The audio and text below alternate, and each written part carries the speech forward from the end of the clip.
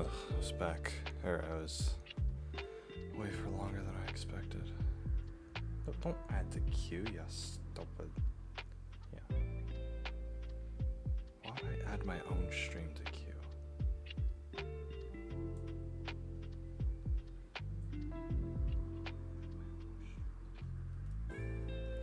Alright. Oh my god. Text.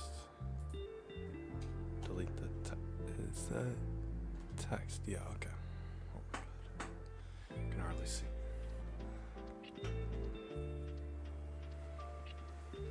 浮かり合わせた姿君の方に手を伸ばす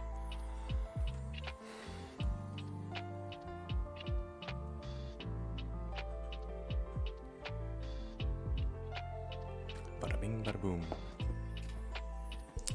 My mic is too quiet. Cute.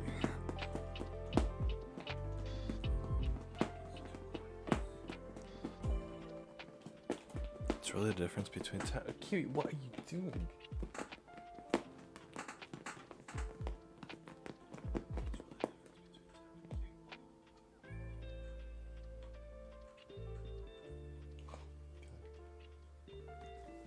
She's just like destroying my chair.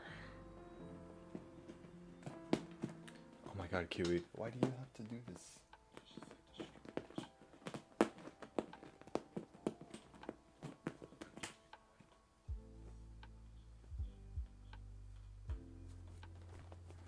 Oh my god, it's so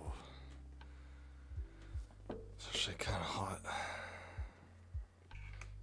The temperature.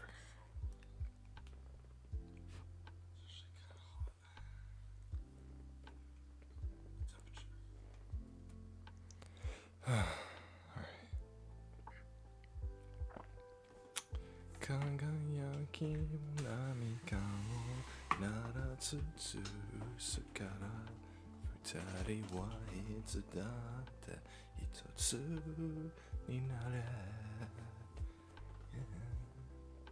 曇りのないはしも遮るものは何もないから近くにいるよいつも私だけ届く声鏡の細い込んだ君の Okay, I need to set up my flea trap.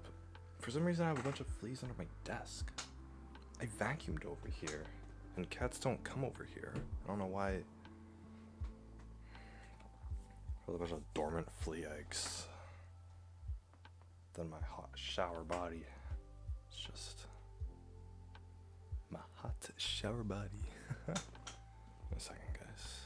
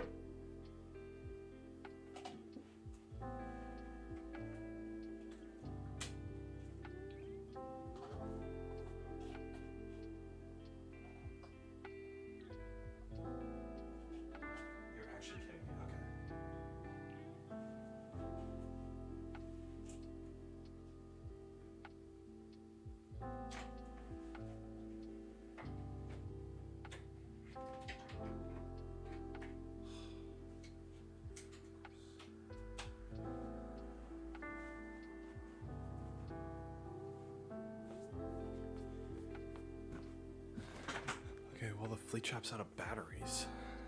Or not batteries. The bulb doesn't work. God damn it. I don't have any more light bulbs for this.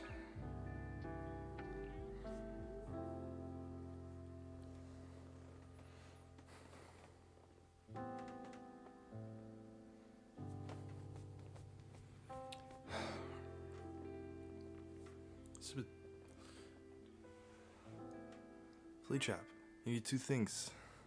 The sticker and the light bulb. And the light bulb doesn't... The light bulb keeps breaking. This is like the third time that it's broken this year. So okay. This stick.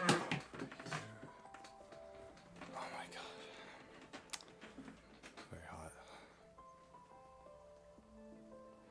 Shower took me a little longer than I expected.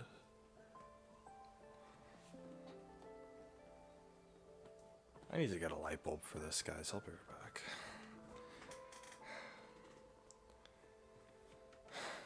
Hey, let's get some water. I'll be right back, guys.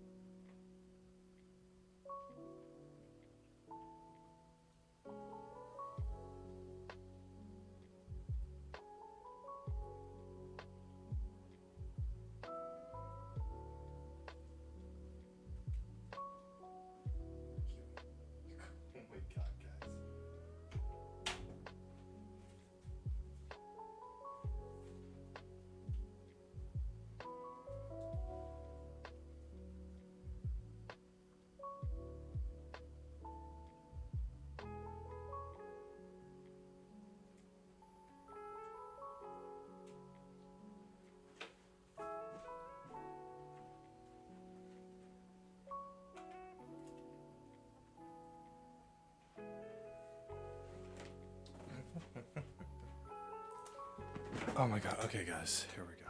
So,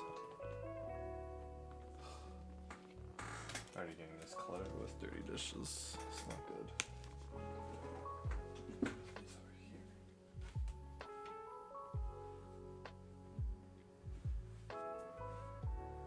Bang it. You better not. Oh my god, you're destroying yourself.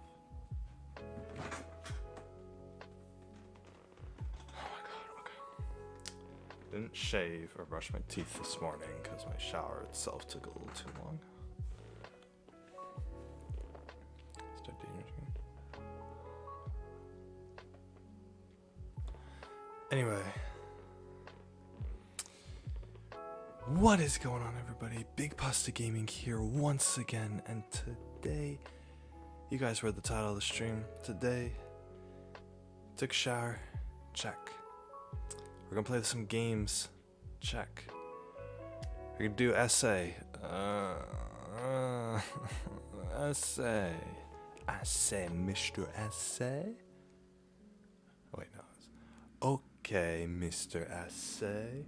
I say, prepare to be written.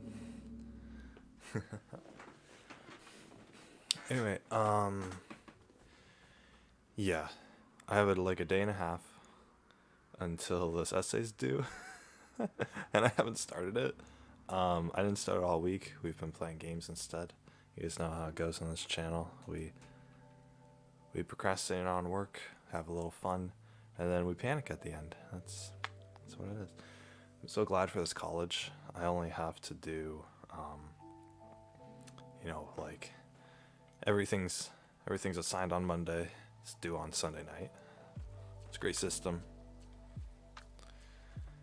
I'm not going to get an assignment today and then have it be due tomorrow and have to panic because I saved my week-long assignments for the last day. You're not getting on my lap. No, you're not getting on my lap. You're going to have to go over there, on the table, on this table. You're going to have to go on this table. There you go. There you go.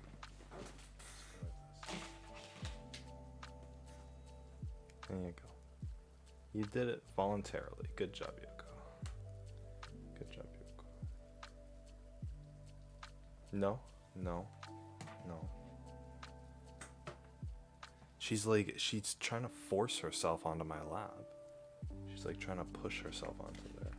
It's not happening, Yoko. You stay on the table. It's your spot. I don't want her on my lap. She's really hot.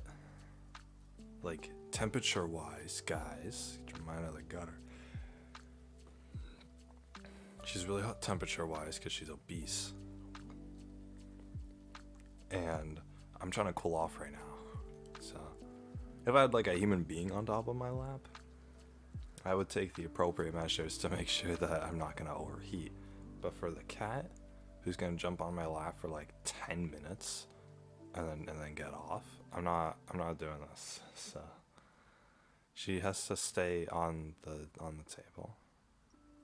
Plus, whenever she jumps on my lap, she like tries to claw her way onto my lap. She'll like try to cement herself there. That's not good. Anyway, guys, like the stream says, we're gonna start off with some games. I've been really wanting to play Dismantle. I've been really wanting to continue it from where we left off yesterday. And yeah, that's what we're gonna do. Oh, actually, I want to check. Gotta first check my Amazon order. I got another Amazon Fresh order yesterday.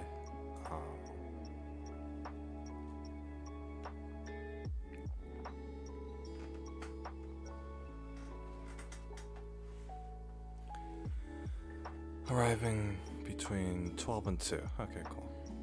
I got it. God. So I complained to you guys I wanted ginger beer last night. Or I wanted ginger beer. So it's it's like root beer, you know, it's not alcoholic. It's not alcoholic, it's just the ginger fruit or the ginger, vegetable, sugar, and water. Basically, it's like a soda. So anyway, I like it. It tastes really good. Normally you mix it with alcohol. I'm not mixing it with alcohol. I don't like alcohol. So I just wanted the ginger beer itself.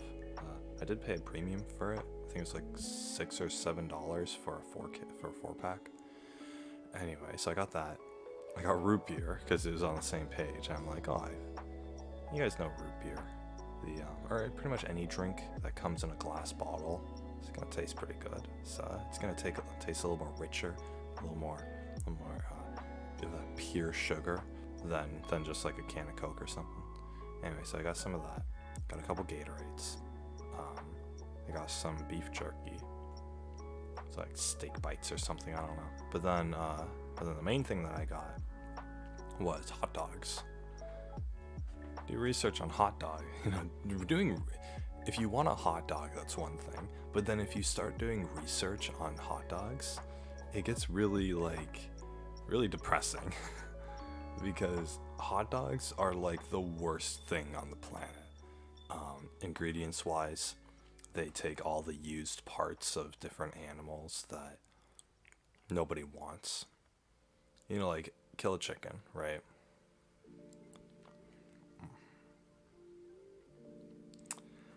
You kill a chicken, so you're gonna eat it.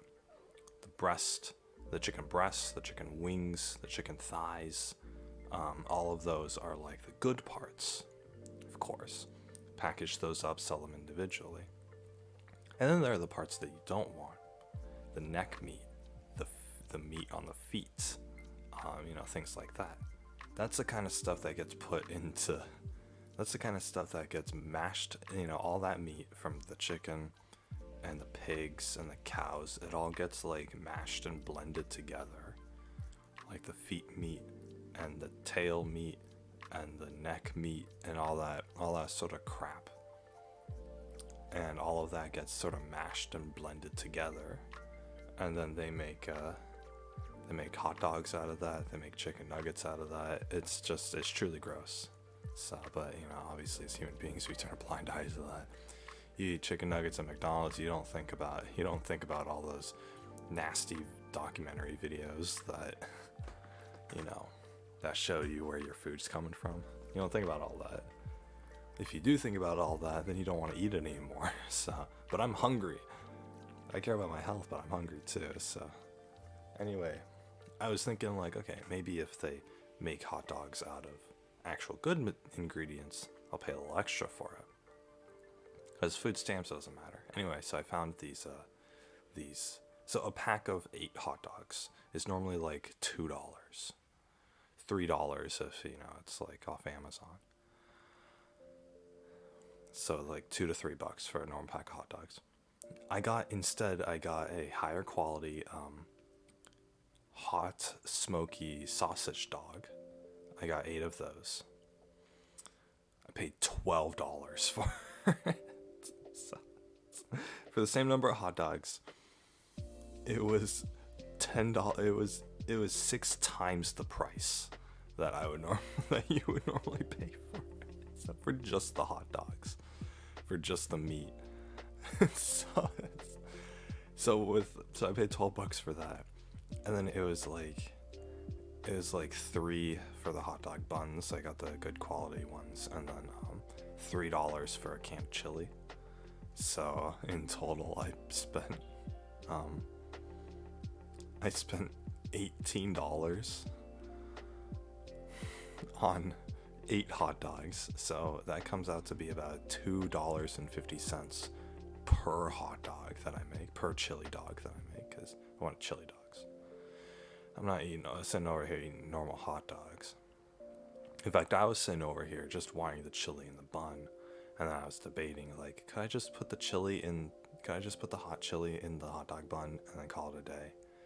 But I figured I want some actual substantial meat, so I did that. I mean, I could have, at this price, I could have bought whole sausage links and then fried them up on the frying pan and then put that into a hot dog. That probably actually would have been better and cost effective, but whatever. Yeah, anyway. So I ended up spending $18 on stupid like hot dogs. $12 on the actual ones, and then the bun and the chili. But yeah, so that's coming in a couple hours here. I'm actually pretty hungry for that. So when that arrives, I'm gonna have to leave for a little bit to go make that. So I'm gonna make myself some hot dogs. I'll make myself a couple.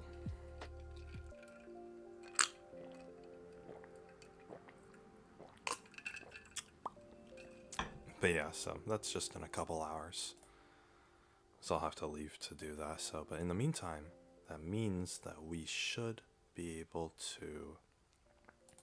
I still have to buy, like, it's annoying because despite that, you know, despite the fact that I did a second Amazon order,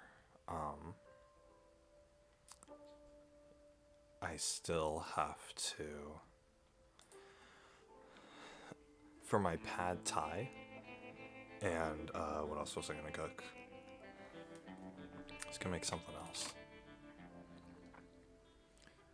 For my pad thai and something else.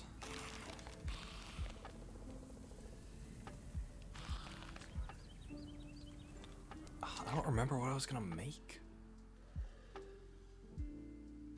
Oh yeah, I was gonna make burgers. But yeah, anyway, for my pad thai and for my chimichurri burgers, I still need to buy like fresh ingredients from the grocery store. I'm not trusting an Amazon warehouse with giving me the freshest ingredients, quote unquote. Because every single thing, I'll look up shrimp, I'll look up codfish, I'll look up meat, I'll look up veggies. Any listing that I get from Amazon of the fresh meat or produce, it's all negative reviews. They they jack up the reviews, they inject the reviews with a bunch of positive reviews. But then all the top reviews are negative. And they're like, oh, there was actual metal, or there was like, I found nuts and bolts in the stuff, and things like that.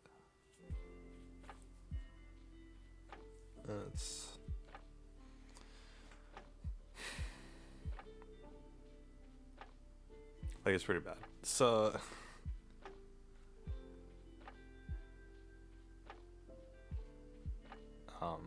they'll be like, oh, this was never fresh, this doesn't taste good at all, it's very fishy, you open the bag and it smells like dead fish, reviews like that. And I'm thinking like, god dang it. So it's gonna be really tough to actually find. So I don't want to chance it. I'm just gonna go to the grocery store, see the fresh fish there, or see the fresh meat there, just get it off the shelf, because I know that I went from the farm to packaging to they have packaging factories on these farms nowadays, so it went from the dead animal to the package to the store. And there's, especially here in California, like, we raise cows and chickens here, so this is where all the farms are. Thank God I'm not in like Alaska or something where they have to airship all this meat across the sea. So I wouldn't be getting anything but frozen. I have to hunt my own animals.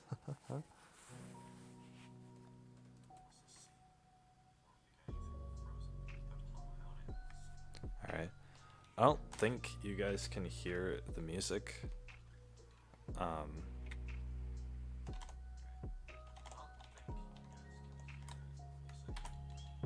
bump up the volume a tad.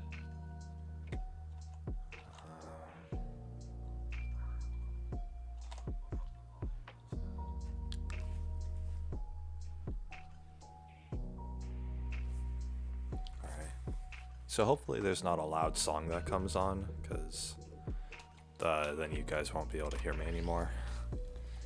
But yeah, this is where we left off yesterday. I didn't play it at all last night, so I wanted to save it for the stream. But yeah, we got past all here. We found the key. we're still listening to audio logs of this king who he's like going insane. It's fantastic. And then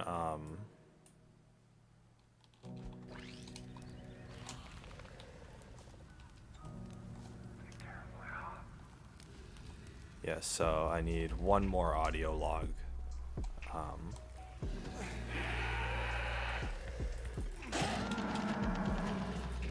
Oh yeah, I forgot there's actual fighting here.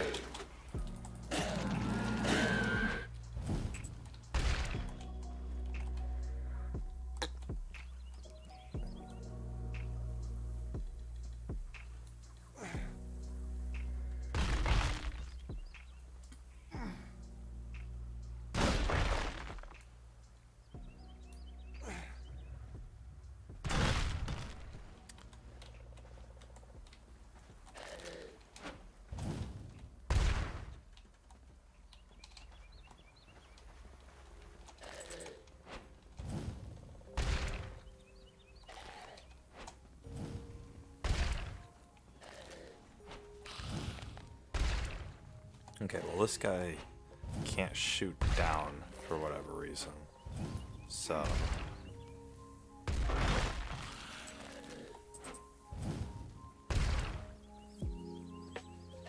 where am I getting all this steel?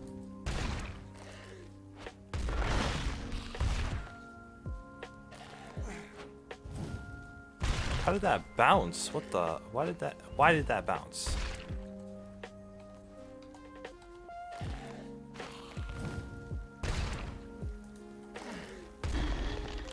There we go. Wasted like all of my materials on that, so gotta save. Frick.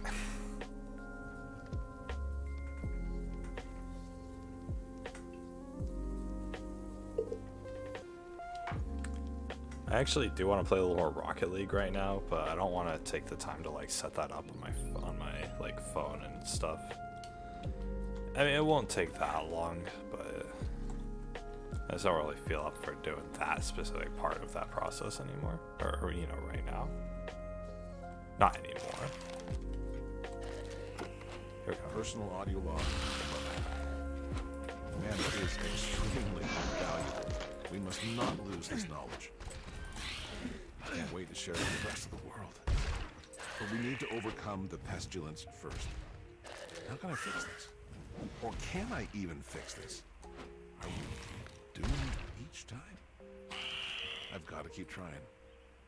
This is frustrating. Makes me want to break things. But I gotta keep trying.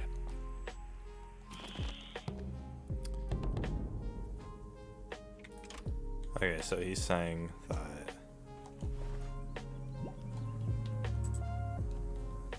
he wants to share mana with the rest of the world, but he's saying that he wants to overcome the pestilence first. But what if it's the pestilence that is there to prevent? That's to prevent mana from being used.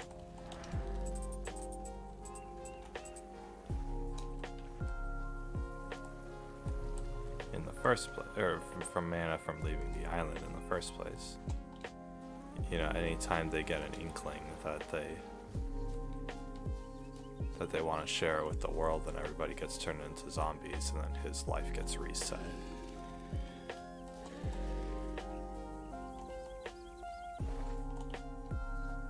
Oh, I thought there was like materials there.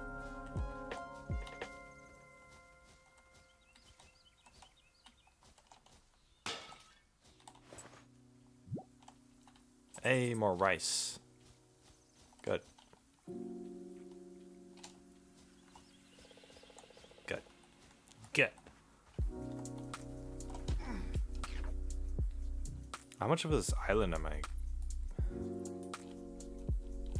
Okay, I kind of don't want to explore it all.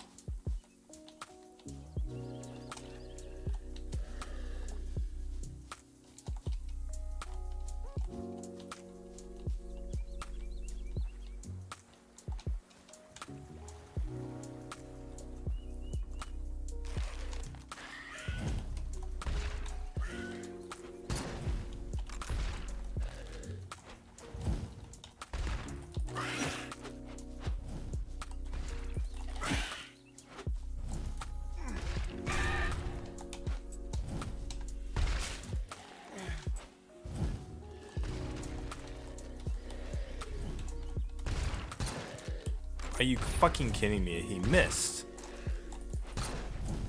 God damn it, this dude doesn't fucking hit. This stupid... Why are you shooting over there, you fucking idiot? That's actually unbelievable. He shot 3 times. He shot in a completely different direction than the one enemy that was attacking him. Ugh. Whatever. I shouldn't complain. It's an indie game. It's not like... This isn't gonna be perfect, you know.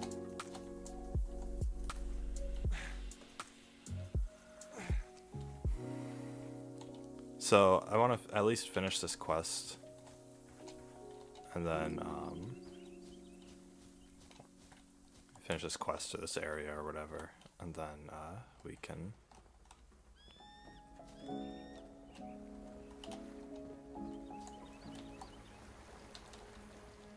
We can, whatchamacallit, shooby-dooby-doo. Then I'll have to go start on that essay. Probably to feed myself and then let's get started on that essay. One thing that's hard about being an adult is making sure you eat correctly. So I have bitch. Are you fucking...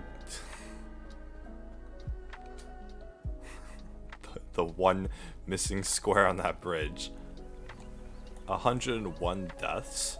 No. Dang it. Personal audio log about mana. Mana is extremely valuable.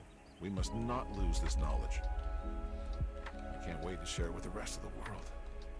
But we need to overcome the pestilence first. How can I fix this? Or can I even fix this? Are we doomed each time? I've got to keep trying. There's the escape pod. This is frustrating. This is almost over. Things, but I gotta keep trying. Is it almost over, man? I shouldn't leave empty-handed though. Man, it's too precious to leave behind. No, no, no.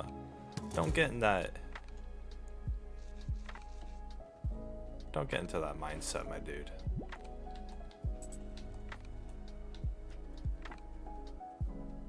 Okay, they want me to load.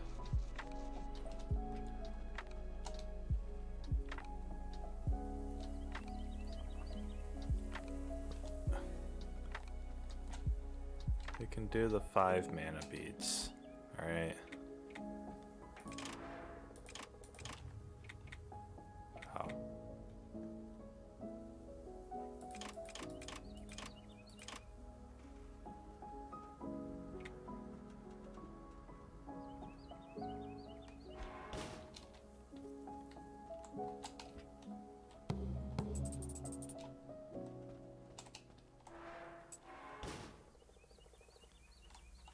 Why are you making me do this? What do you want? 3 eyes and 2 mana shards.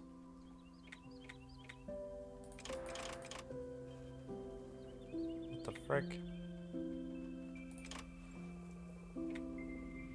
I should hold on to this.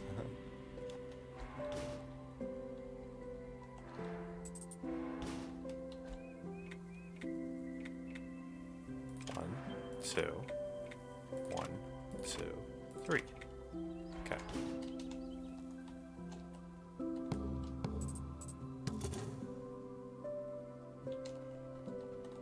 Oh no, warm up the engine.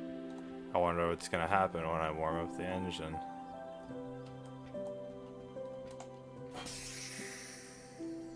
Warming up the engine, we're gonna leave the island, guys.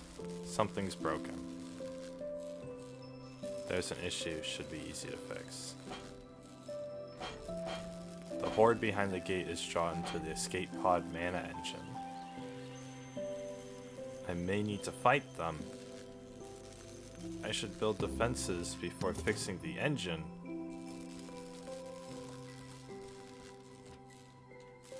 What? What did he mean by this? I don't want to do this right now. It's like, I don't want to do this right now. I really don't want to do this right now.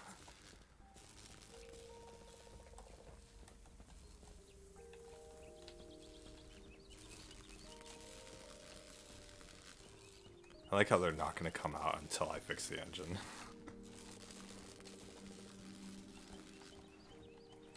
Okay. Alright, fine. Whatever. We're gonna... Bro, how do I get mana gates? Come on, dude. Defenses.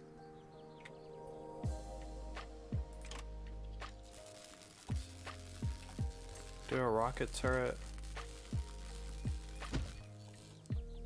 And then...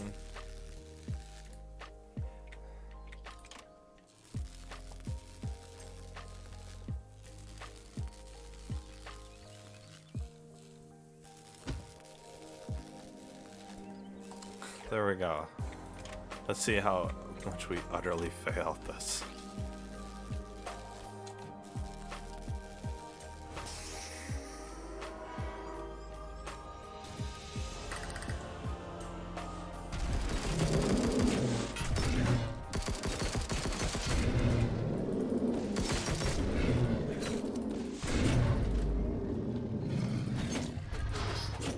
God damn it. Shoot, you stupid fucking... You're kidding me.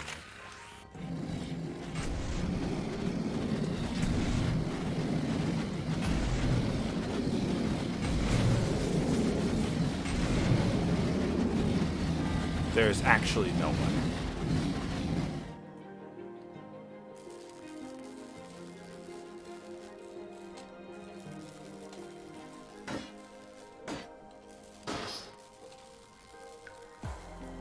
I'm gonna need a lot more defenses than that. God, are they really doing this to me?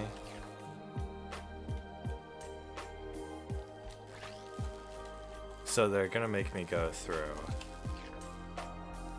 a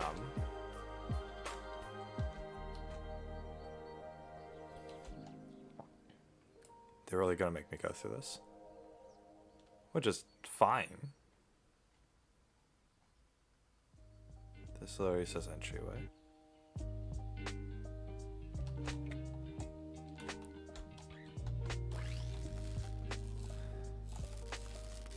Can't really go in the entryway.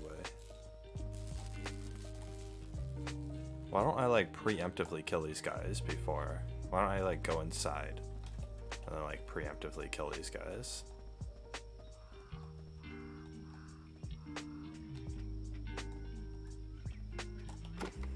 Personal audio log about mana. Mana is extremely valuable. We must not lose this knowledge.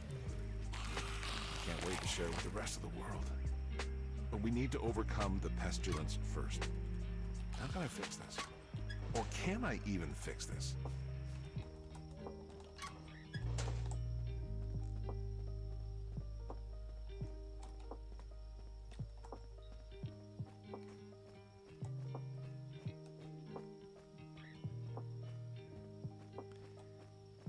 The fact that I'm taking mana with me is actually kind of bad.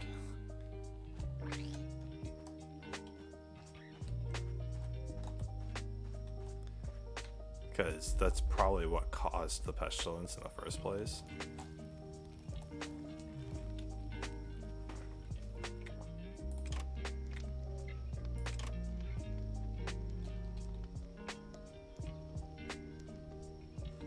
Should be like 5 a.m. Yeah, 5:41. Cool.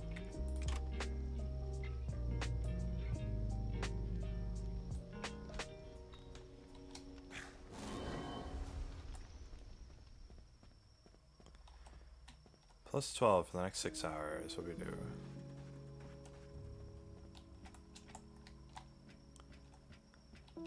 Alright, we'll have to kill these guys again. 4 seconds ago? Are you kidding me? Alright, so that one's like 5 a.m. then.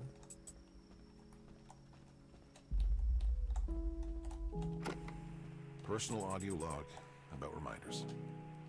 During my refuge, I will lose grip of reality.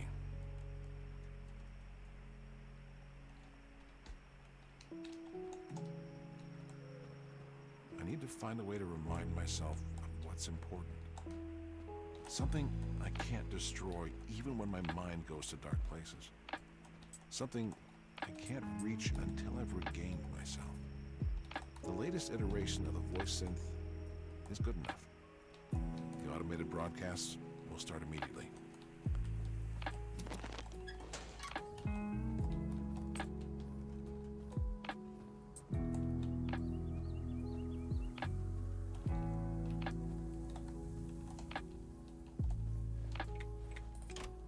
Where are some of the stats? It's only 150 enemies in this area.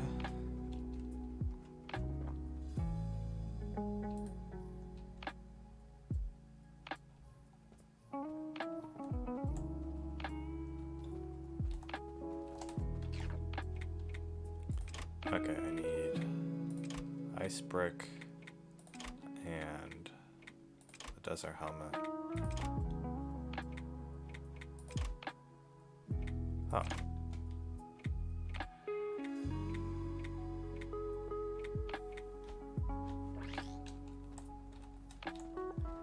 I can just put all this on. Very cool.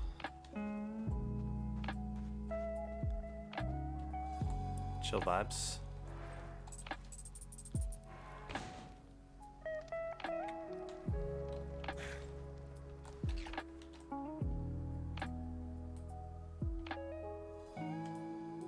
Okay, so I have to go to this area anyway, so I could actually just head straight down to the campfire, and then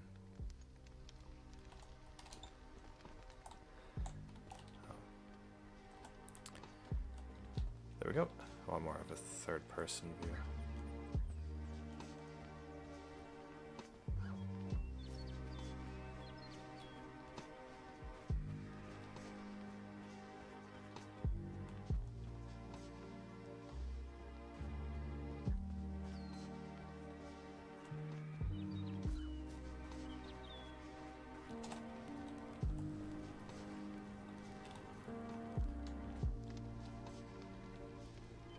Plus 12 health bonus. Really? Okay. It is over there. I'll probably just take the south route, to be frank.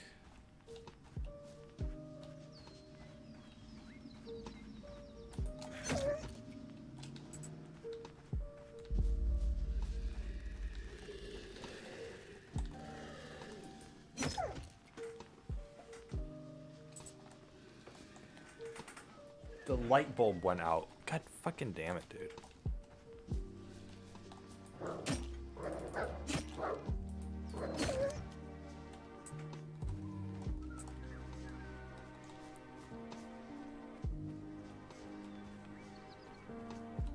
Really hurting from that magnet.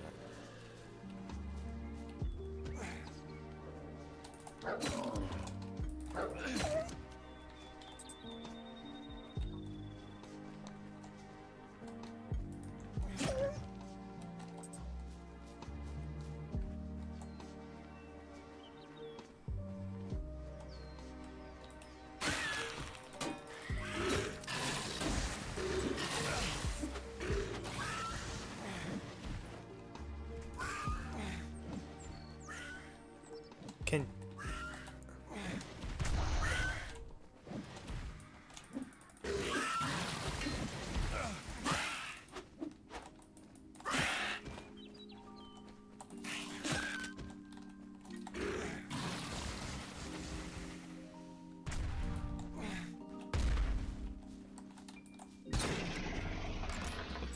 okay, cool.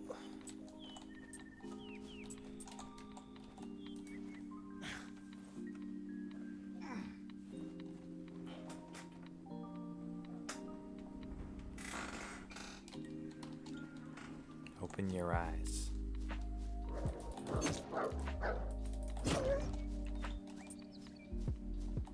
The heck?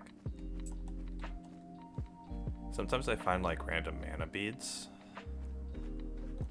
That's so weird. It's so weird.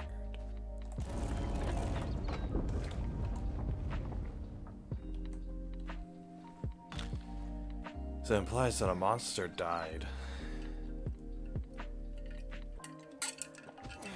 But it was in an area I've never been to before, so it couldn't have been me who killed it.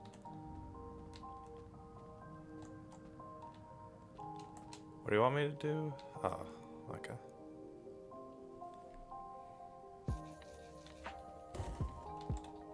So go like that.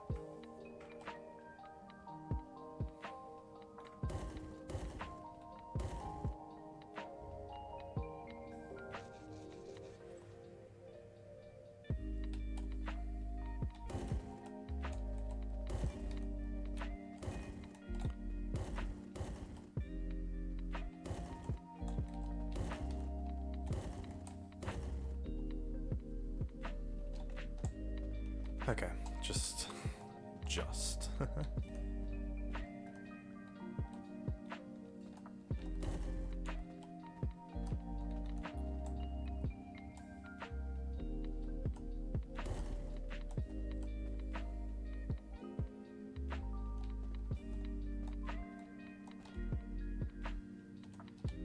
No.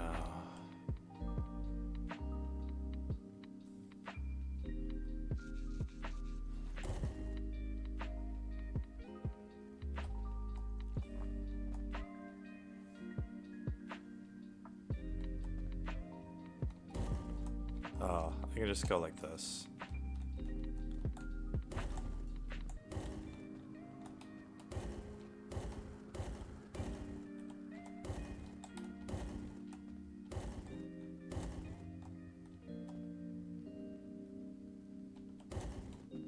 Okay. I have to go like this. No! No, you're fucking kidding me. God damn it, I didn't mean to do that. Whatever.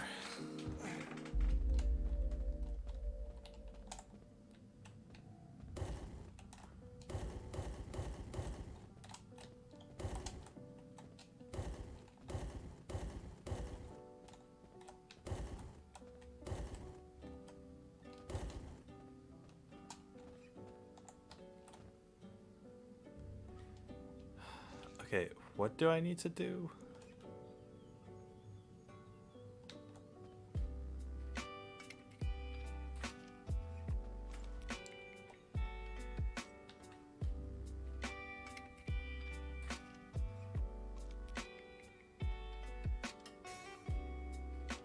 I need to push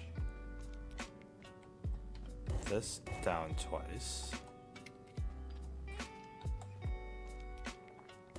That up once. That, like that, and like that. Okay. Now I'll get this over there.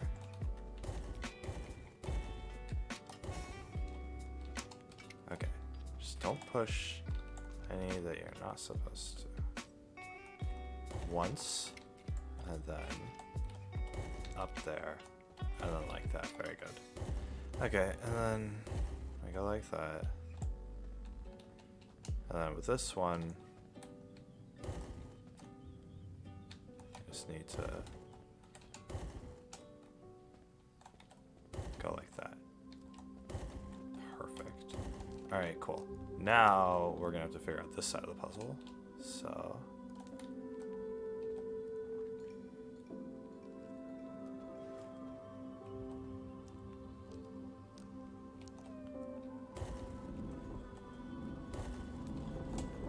I go like that.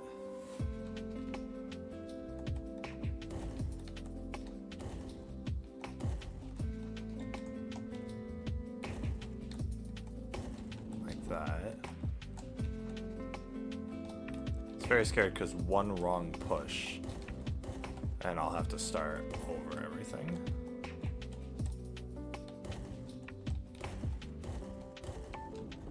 Because then I won't be able to correct it.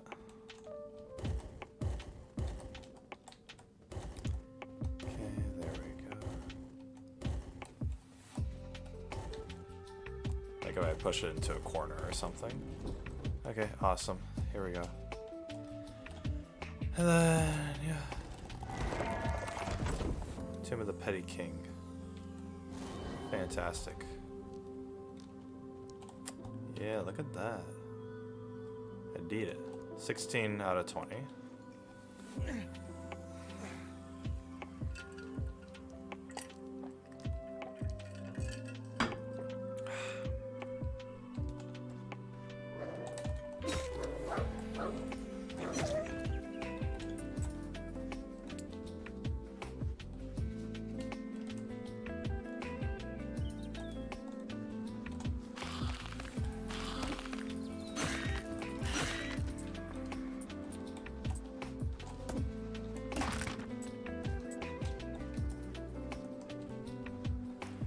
Fishing spot, okay.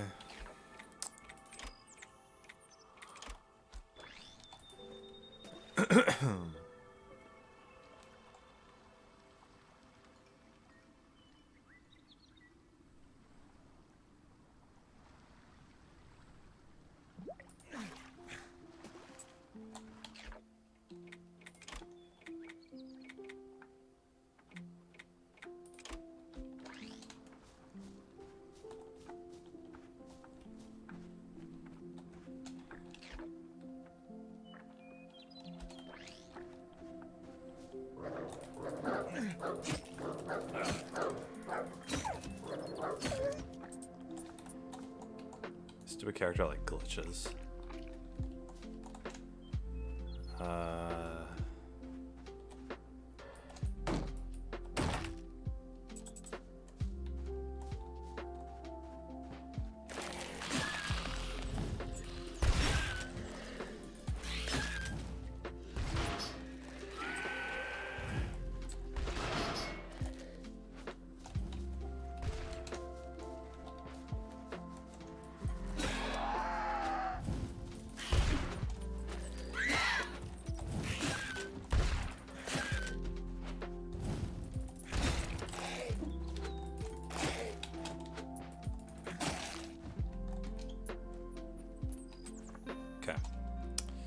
Good. We're tossing the leaf. And we're going up here.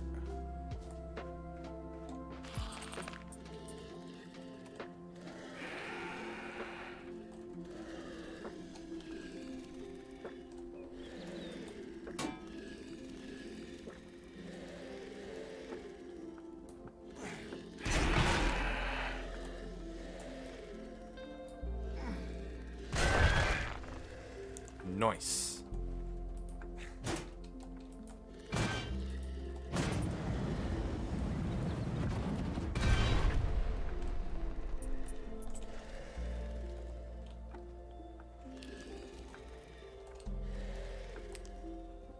I need to put all my stuff away.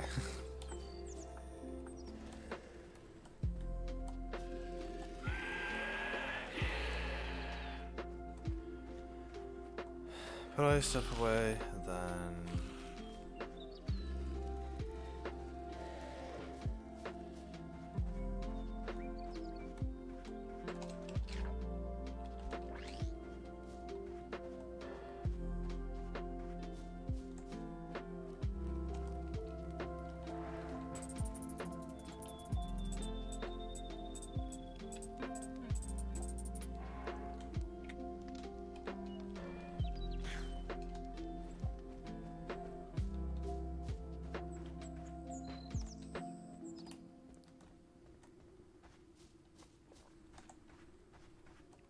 Go check out the place with the unnatural energy.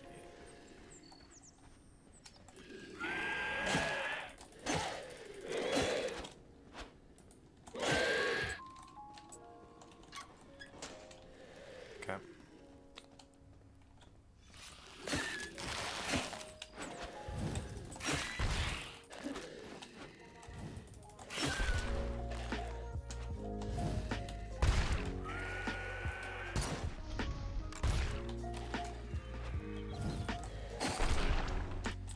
Good.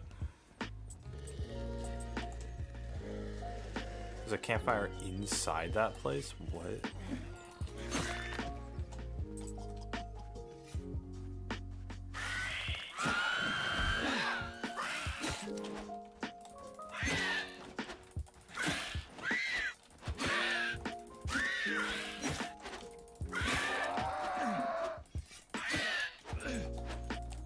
I thought I hit it.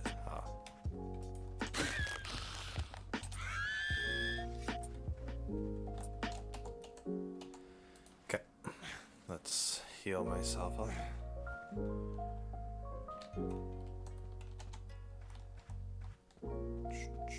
Ah, shit! Oh my god, I did not register that there were turrets there. God dang it. Okay, I'm gonna have to go get those turrets. Which I can.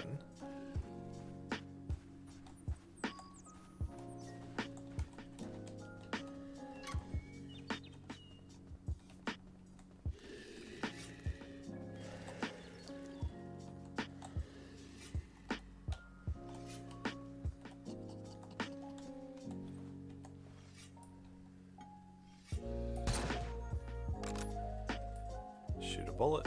Shoot another bullet. There we go. Shoot a bullet. Shoot another bullet.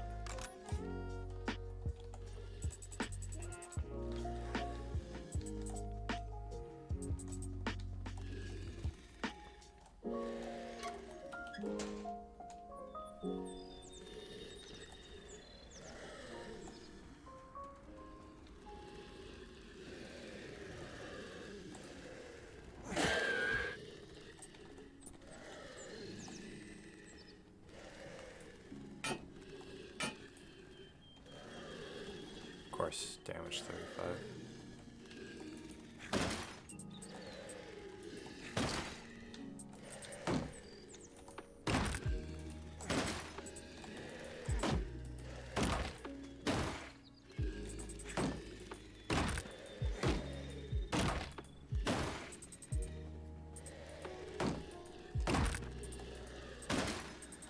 Might as well loot a little bit of this while we're here.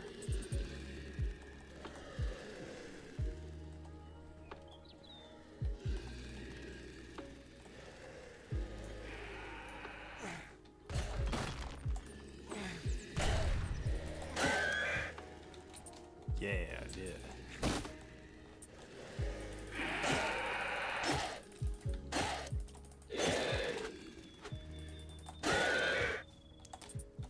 It only takes 5 hits for me to kill them. That's pretty nice.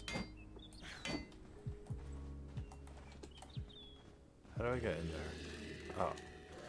No, that's blocked. That's right. We just discussed this.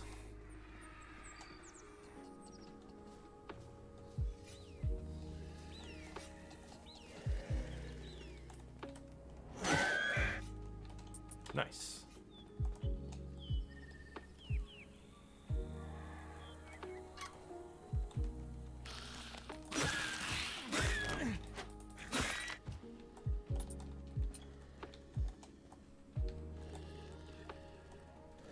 They seriously set it up like that where he can just stay.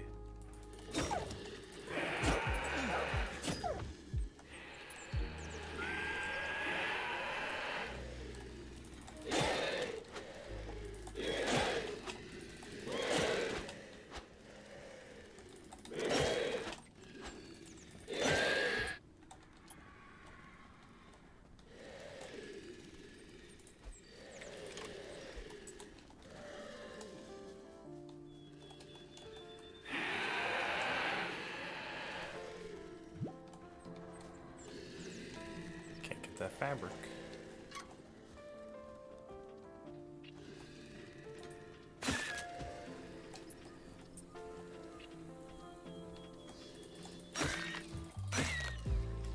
Here we go.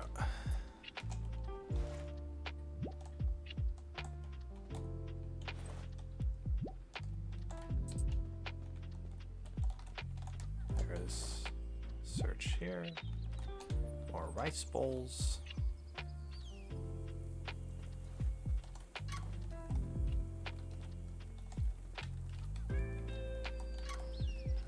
This is the door. What the hell? Wait a second.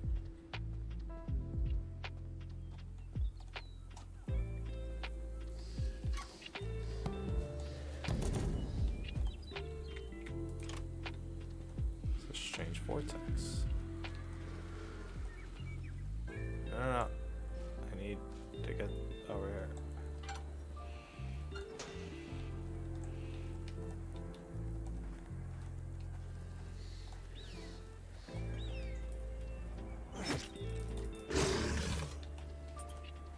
What if I didn't get the deadly transmitter? That guy looking at the bonfire.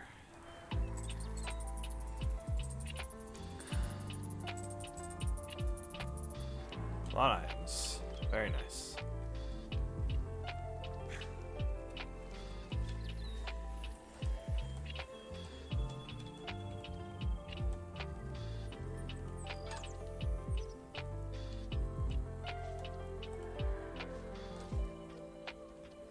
Read.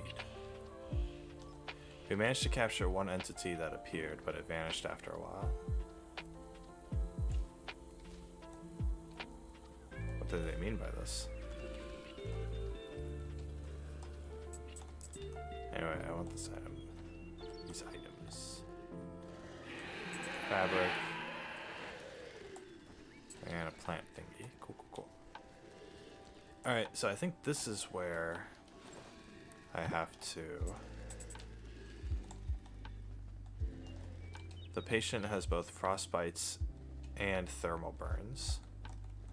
Yeah, they're implying he teleported. Yeah.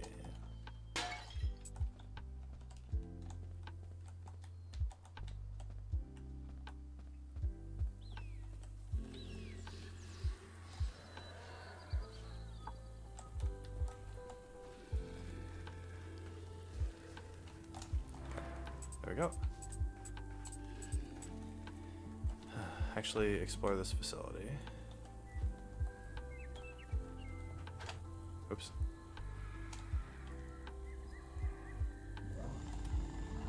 Yay, fabricator. What are you gonna do? Digital wristwatch.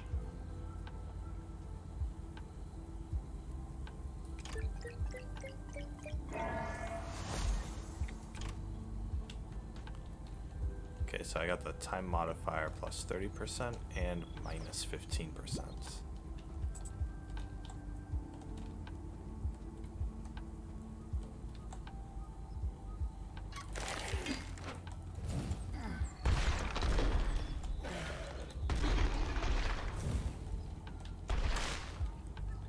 Ooh, alright.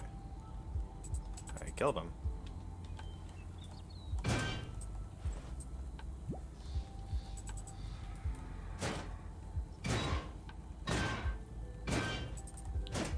So I'll just destroy everything in here, yada yada.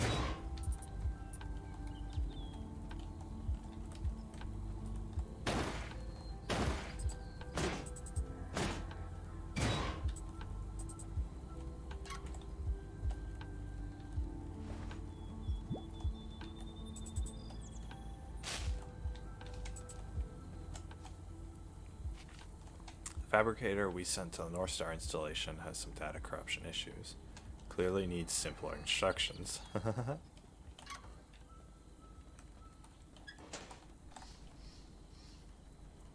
Is it possible to replicate the teleportation effect?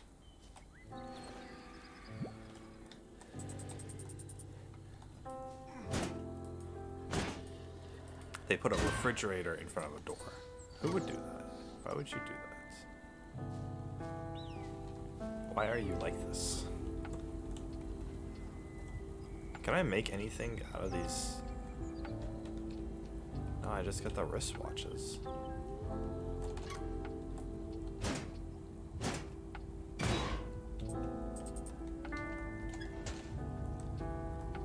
Okay. We're gonna go back.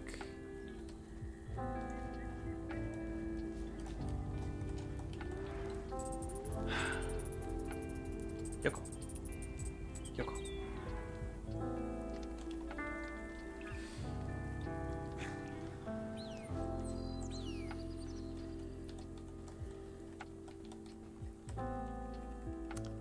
Oh my god, you get too easily excited. Take a chill pill. Hey look. It's a smelter. Can I just destroy the smelter?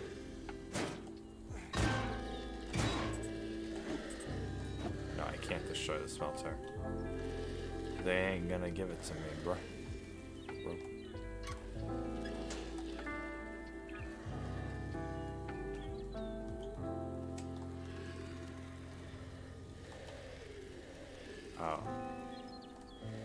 there's a thingy there.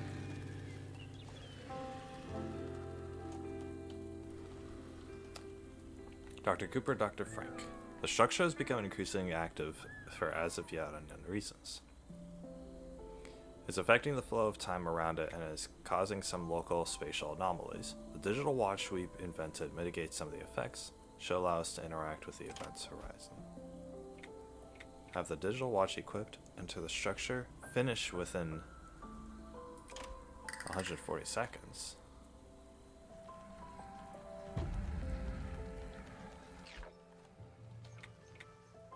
Oh, I'll finish, alright.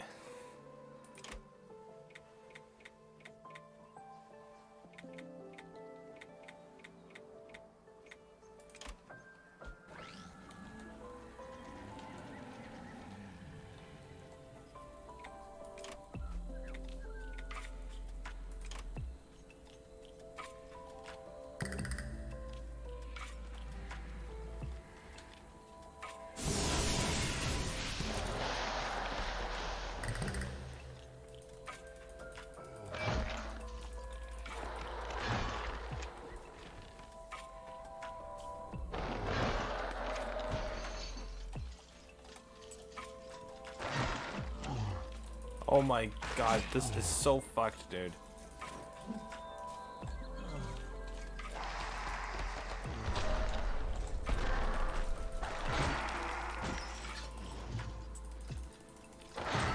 Oh, he rolled.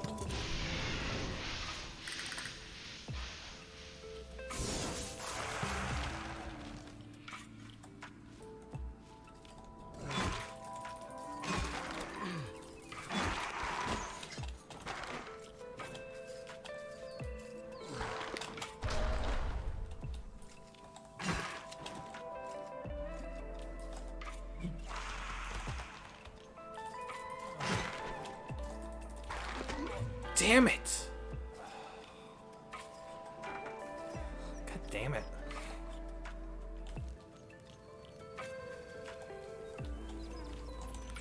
Oh, I didn't lose the one. Holy crap, why am I moving so fast?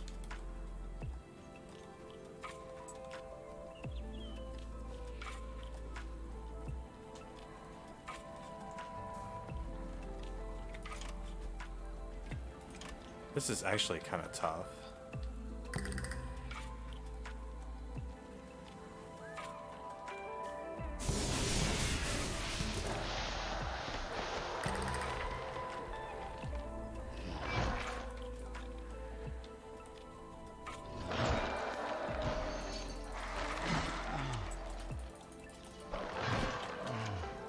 God damn it.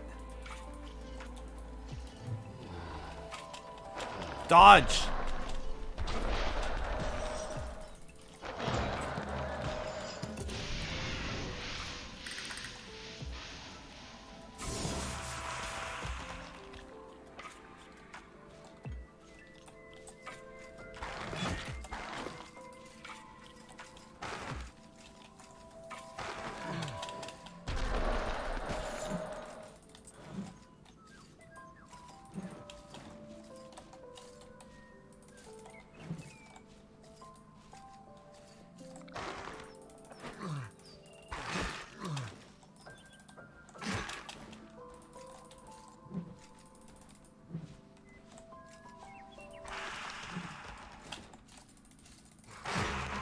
Preemptive, okay. No, don't tell him to bring back. God damn it.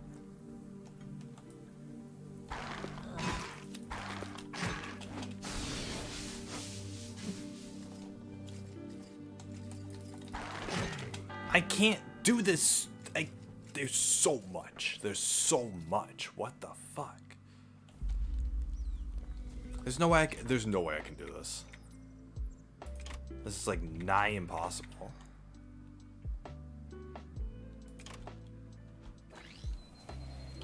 I don't really need sprint speed.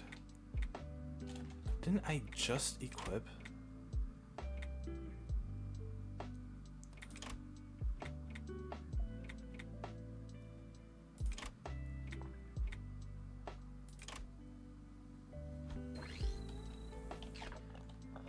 have to keep my stupid safari helmet on.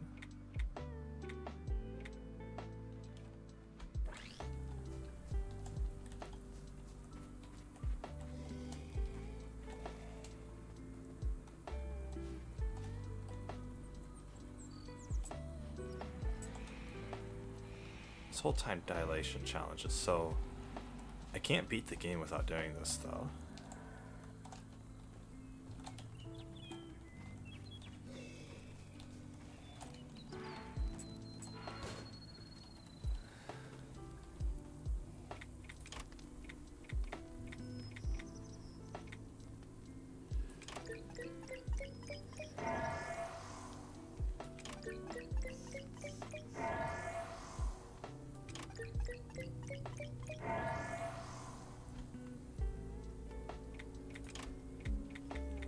Bandolier. I don't need damage reflect, I need something else.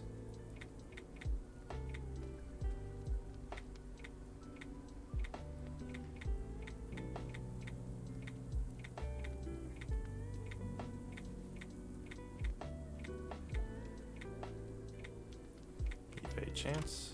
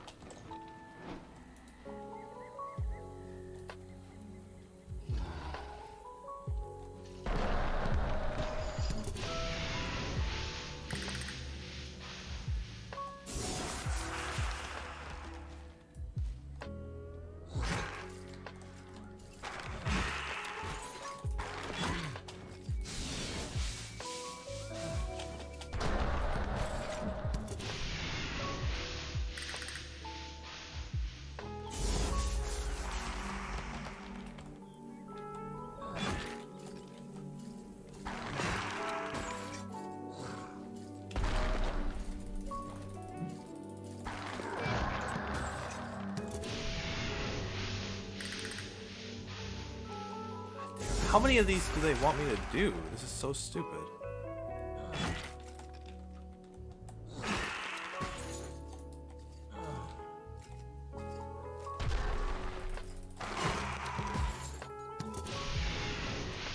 Oh my god. They want me to keep doing this. How many of these do you want me to do, you stupid game?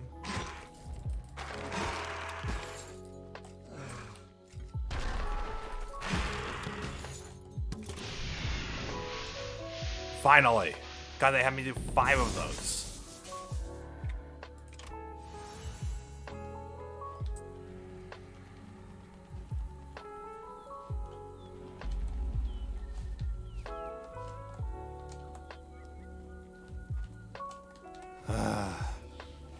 Finally! Jesus Christ.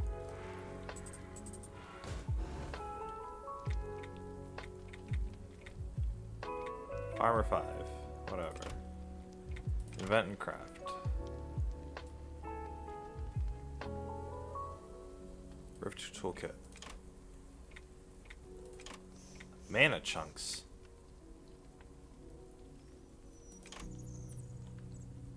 How many mana chunks? 4 of them? Oh yeah, because I dumped a whole bunch into...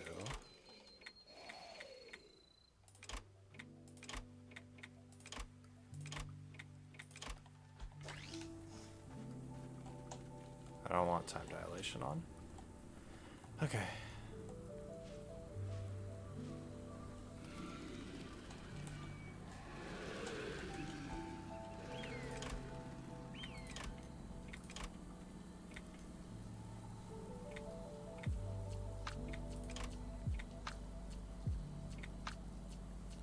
my god, 15 minutes? Really? What the frick?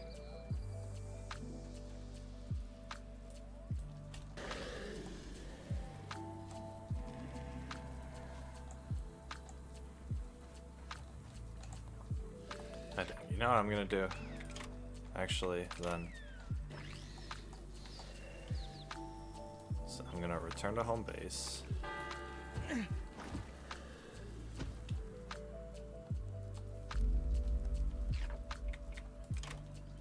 I don't need these anymore. Okay.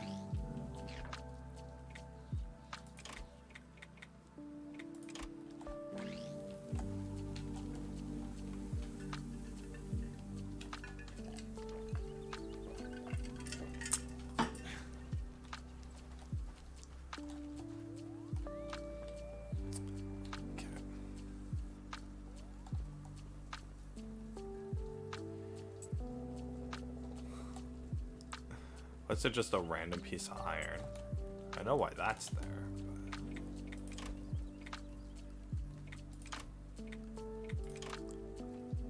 But... Fast travel to... There's a...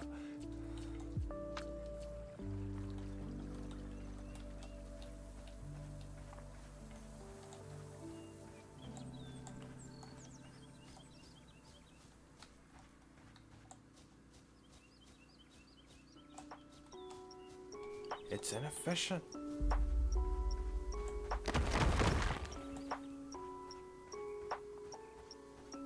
No, ore no mana chunks.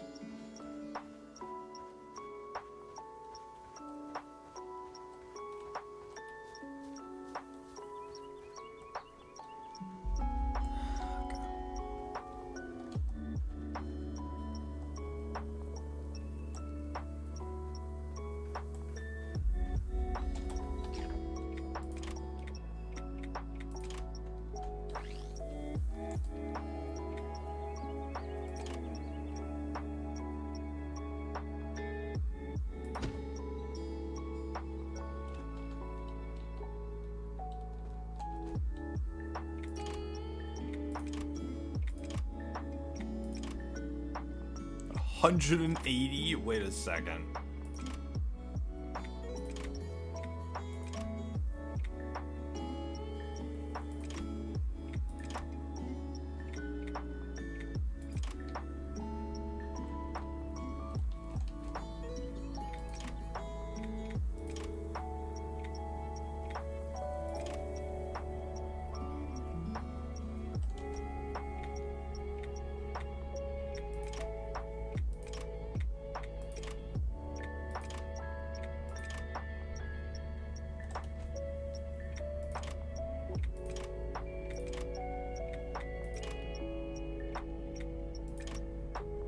Okay, here we go.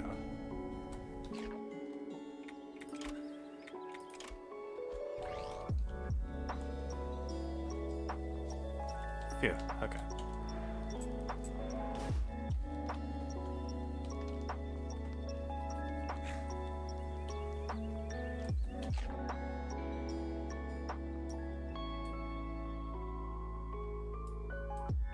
Do I go get all those radios? Might as well, to be honest. I actually want to find more shelter loudspeakers.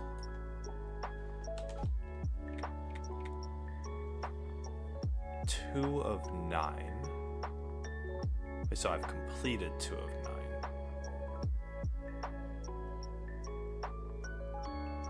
9. 1 of 8. Okay, so I actually did 1 of the 8 challenges here. So.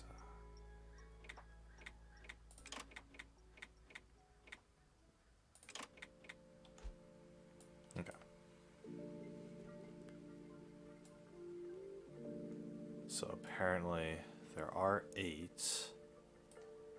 I think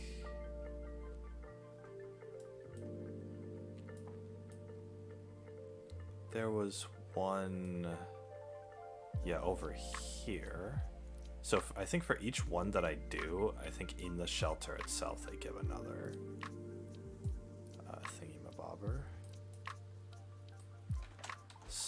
actually showed Link Towers as well.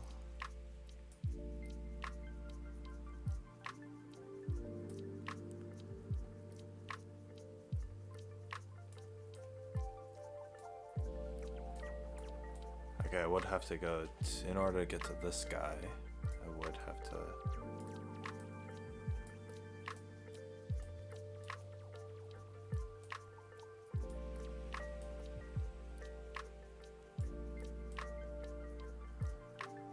I could look it up. Shelter locations.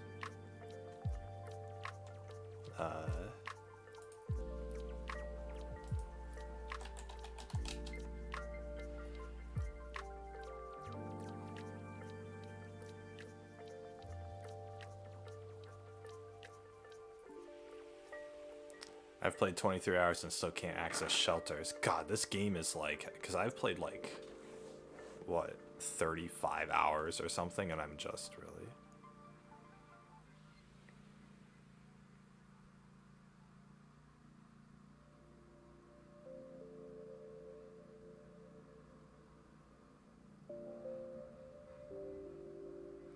I'm afraid you are missing too much of the exploration content to finish the final story.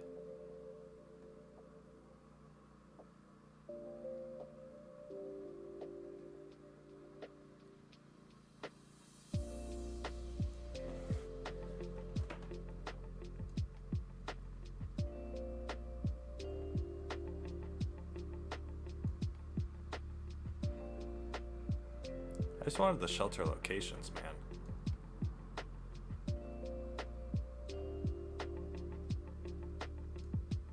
I've built 2 turrets somewhere else and I can't even do that shelter with only 2.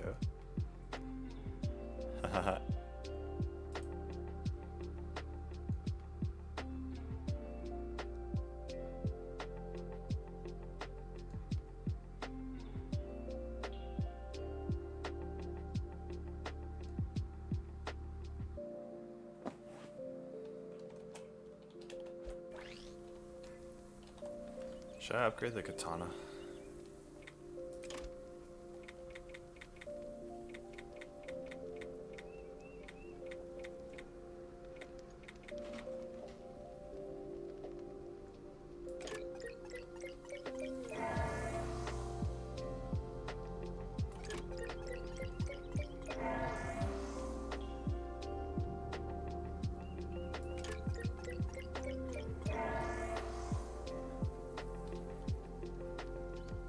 It's only gonna go up to 40, man.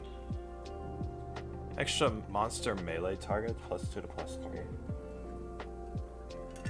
I'm gonna have to make so much crap for this stuff. Whatever, I'll start making lumber. I'm probably gonna need lumber for other things anyways, so gotta get to crafting.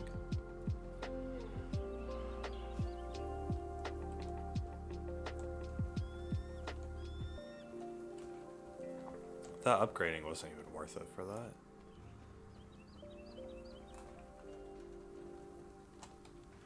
I can technically make... See, I just don't know, like... Okay, so... The shelter loudspeakers, I've done 1 of 8. So, how many have I actually found? I found... 1, 2, 3...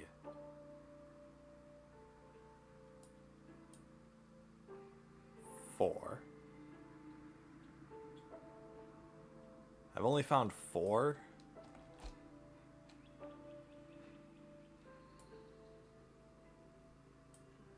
Shelter location.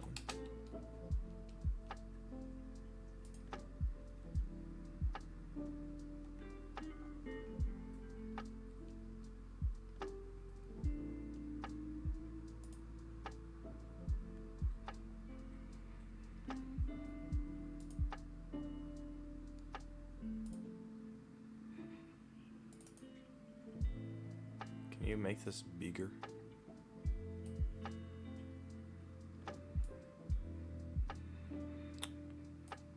Okay, so he has...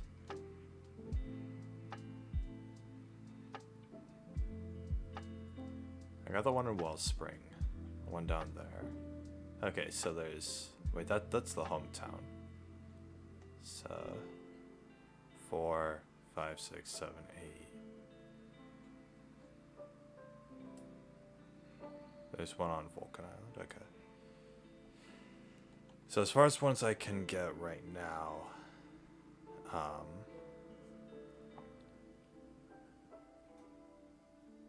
can get the one down here and the one over here. And there's one all the way up here. Did I not get the one all the way up there? I thought I had. Oh yeah, I did. So 1, 2, 3, 4, 5. So I need 3 left. So I need the 2 down here and then the 1 on the island. Okay, cool.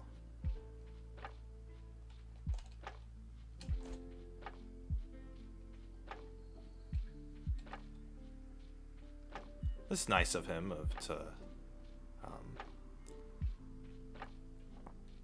this dude explored the vast majority of the map. My god.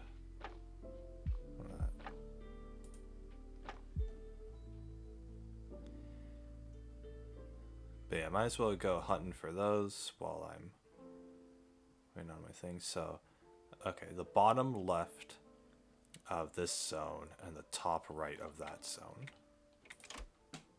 So let's find it on my map. There's one right there. And then there is one right there. That one's a little harder to see.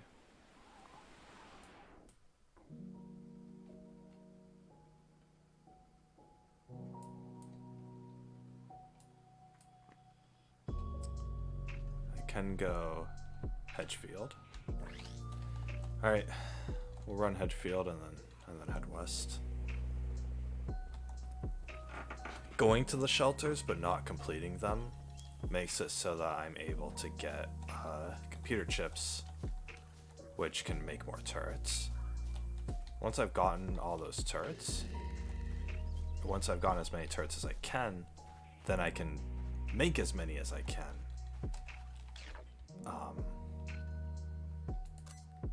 god damn it. Misclicked. I can make as many as I can.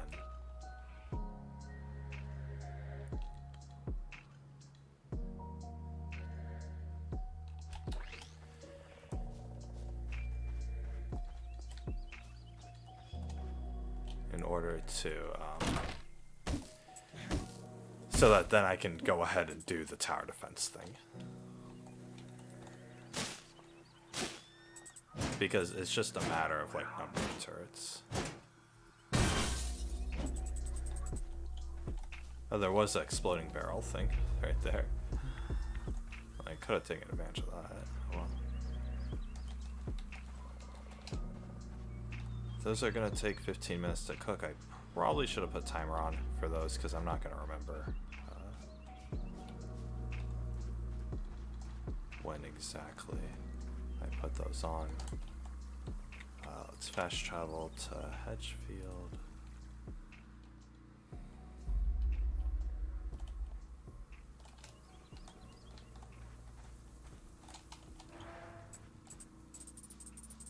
Okay.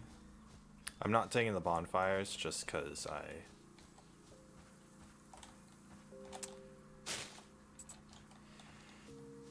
once I use the blue pill, I can teleport to the last bonfire that I've sat at.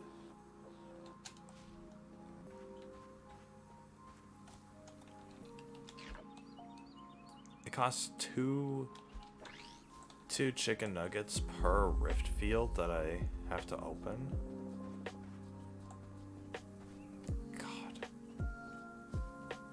I only need to open a few in order to get the tombstones. I don't really need to do any other ones.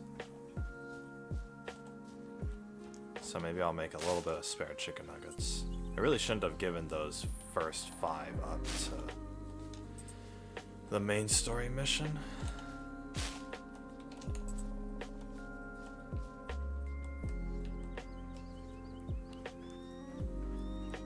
there's a loudspeaker. Okay, cool.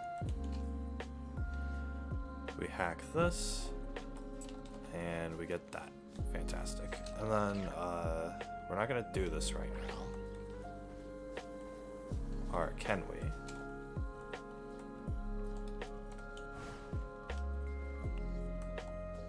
For real? It splits off like that? Oh my god, I'm gonna need a lot of turrets for that. No idea what they expect of me. Alright, and then over here, it's gonna be right there.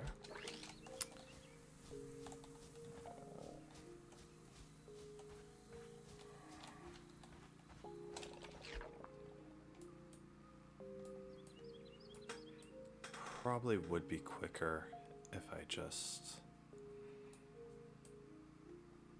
went to the depot and then went like that. I really did not explore any of this at the beginning of the game, but it's totally fine. But that means that because I can just beeline everything because there are only a certain number of things that I need. I don't need to explore everything because I don't need like every recipe. I don't need every, you know, this and that or whatever. I don't need every material, things like that. I'm probably gonna have to grind for materials at a certain point, but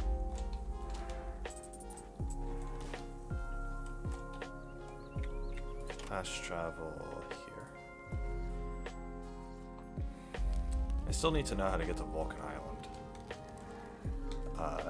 There wasn't any hints about that at Westport, so I'm kind of bummed about that.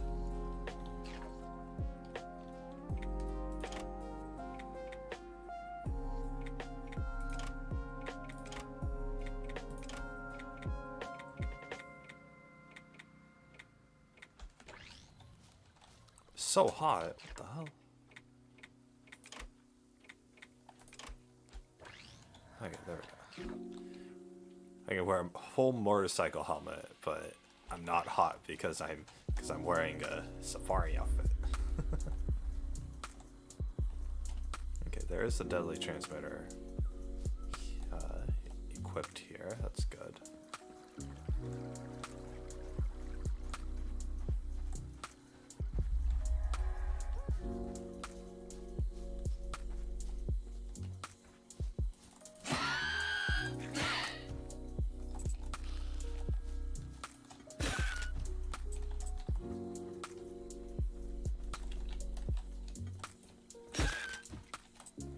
I feel like I wasted a bunch of materials by upgrading the katana. Because I couldn't even upgrade it all the way.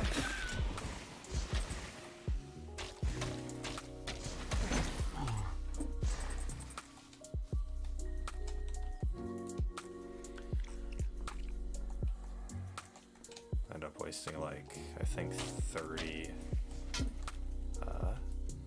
steel, something like that.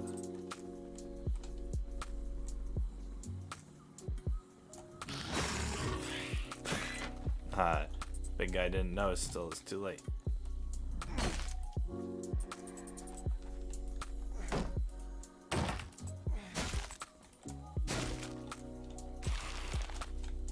What? A boss? Wait, since when?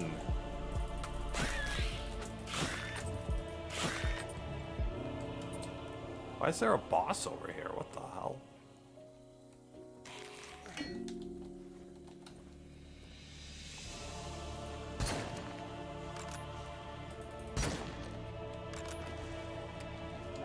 Wait.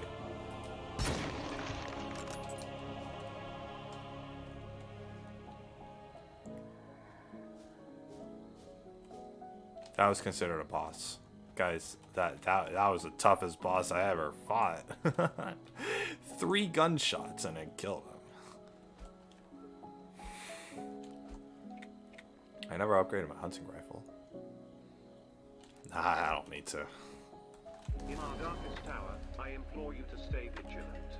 We will emerge from this stronger than ever. This is an automated recording sent from K23, the Crown Station. K23, the Crown Station. It's funny in these kind of stories where there's like an immortal person or whatever. The immortal person tends to be evil, but what happens is that the immortal person ends up falling in love with one of the regular human beings. And like, yeah, sure, that human being is probably like a lot cooler than everybody else that he's encountered. The immortal guy's countered, but the thing is, the dude had already, you know, an immortal guy has probably lived like 1,000 years before the girl he falls in love with was even born. So it really makes you think, you know, a guy who's 1,000 years old falls in love with a girl who's like 30. Is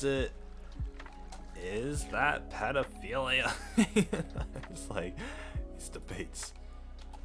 Oh, you should get with someone your own age, you pervert. But then it's like the immortal dude, it's like he doesn't have any other choice. There's no other immortal people on the planet.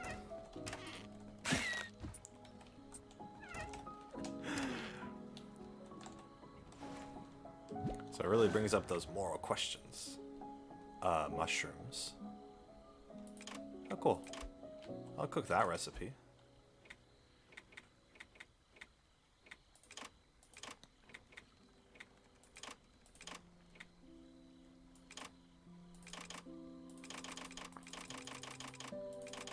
I can't just automatically make it. That's so good.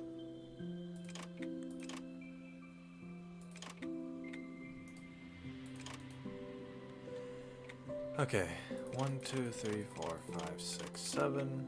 1, 2. 1, 2, 3, 4, 5. Cook and eat.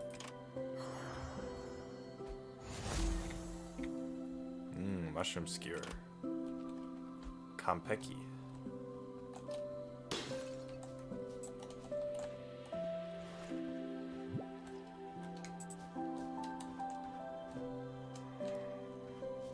Okay, well now I have as many processing chips as I really can get at this moment.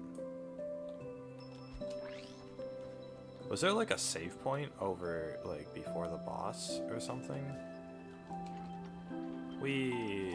Spinny spin spin. St. Armadillo Park.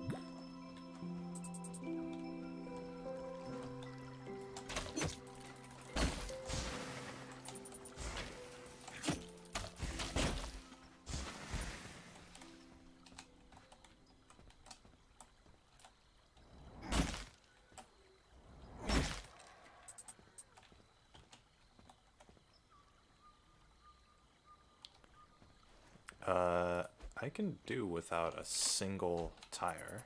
No. No. There.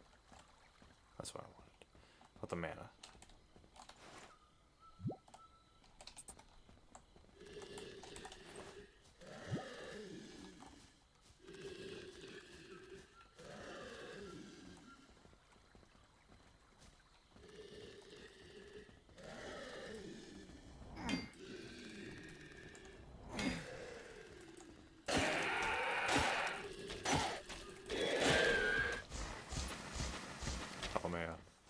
Alright.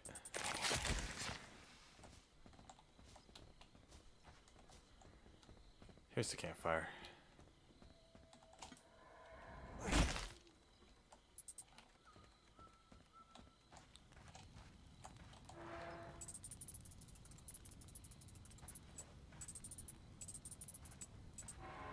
Perfect. Alright, cool. Let's see here.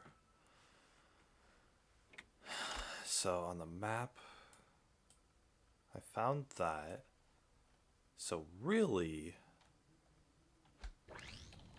if I go to build,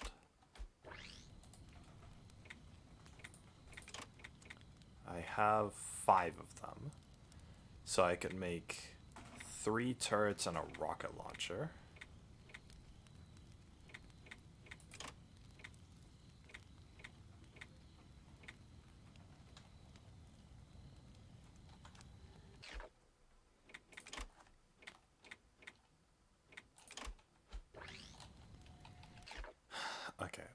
Now I gotta figure out how to make it to Vulcan Island. I don't know how to do this. And I didn't even explore the dock over there. What the frick? Wait, it looks like there's a completely functional ship over there. It also looks like over here I can just jump to it. How do I get to Vulcan Island? It's kind of...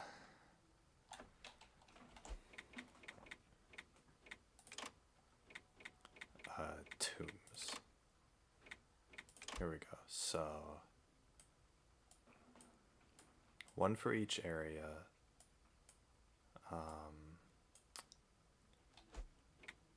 It says I've done 16 of 21, which means I need 4. I need these 4.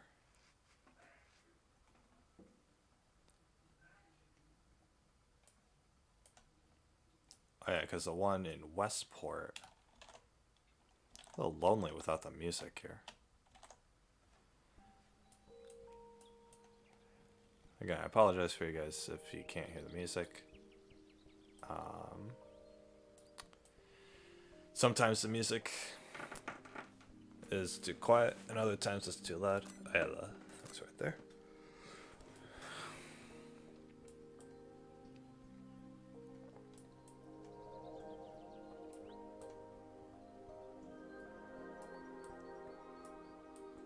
I want to find the second tomb in Frosthorn here, so that I kind of know where to go conceptually, even if it's like above or whatever. There's something here.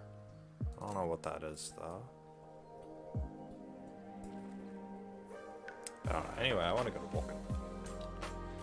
I might need mana gates in order to go to Vulcan, though. Mana Rift. There's 32 mana rifts. Are you for real?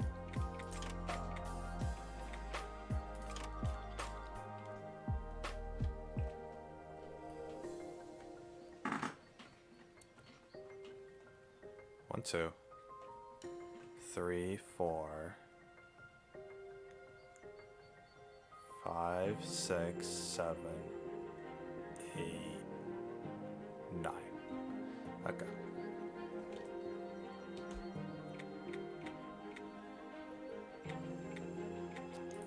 I don't know which ones are going to be like easy and which ones aren't. Oh, this one actually seemed like it would have been easy, to be honest. I should probably actually just do it.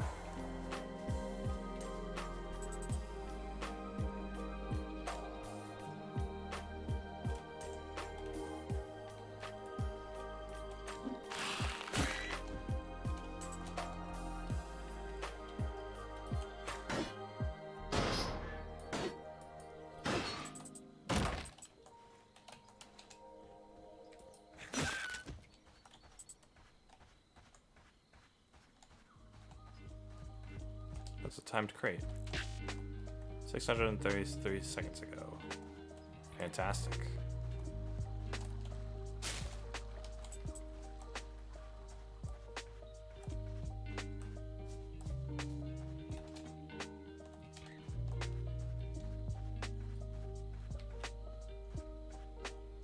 They saw me looking at it and raising my hand menacingly. And I was like, nope, good to go. In our darkest tower, I implore you to stay vigilant. We will emerge from this stronger than ever. This is an automated recording sent from K23, the Crown Station. This dude's such a liar. He didn't know whether or not they'd emerge from it, like at all.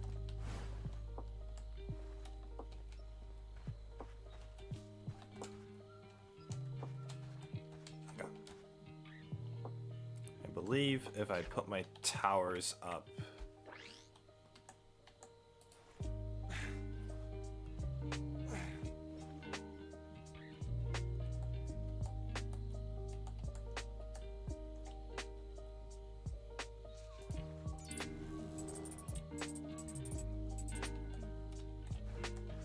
think if I put my towers up here, then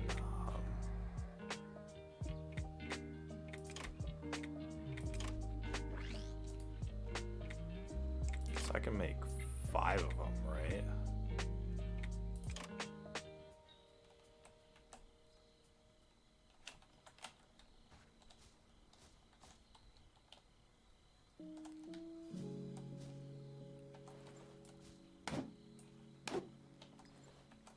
Take a whole sledgehammer to this tree. It can't even.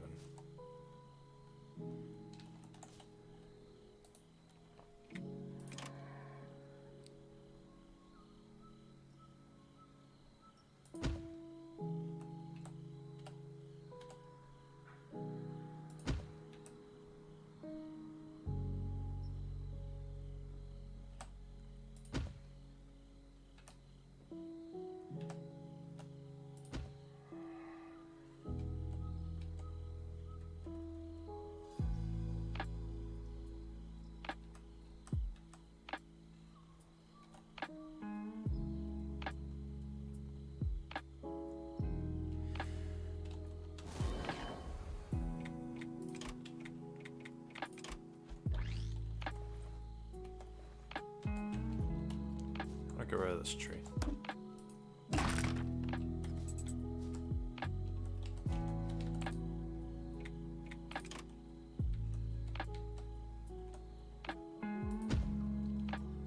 Okay.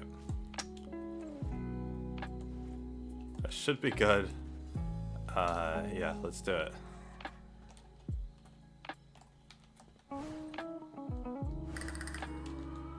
Three waves? Let's see how they do. Do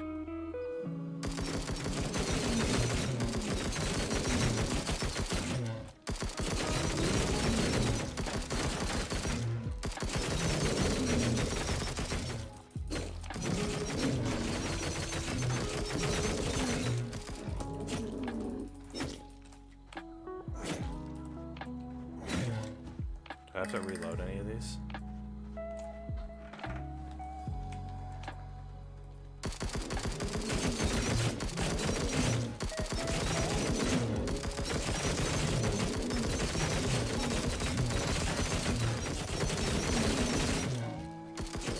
I place this along block.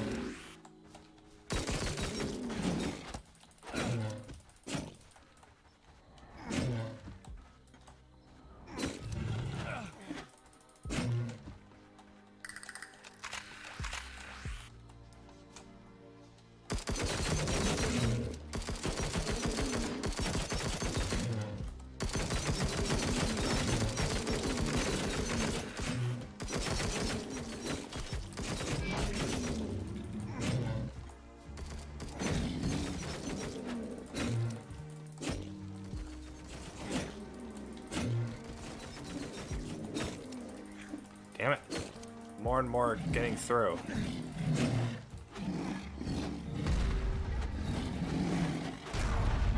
I killed myself.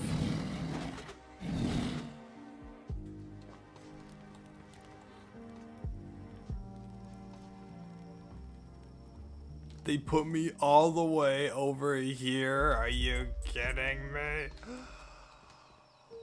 Oh no.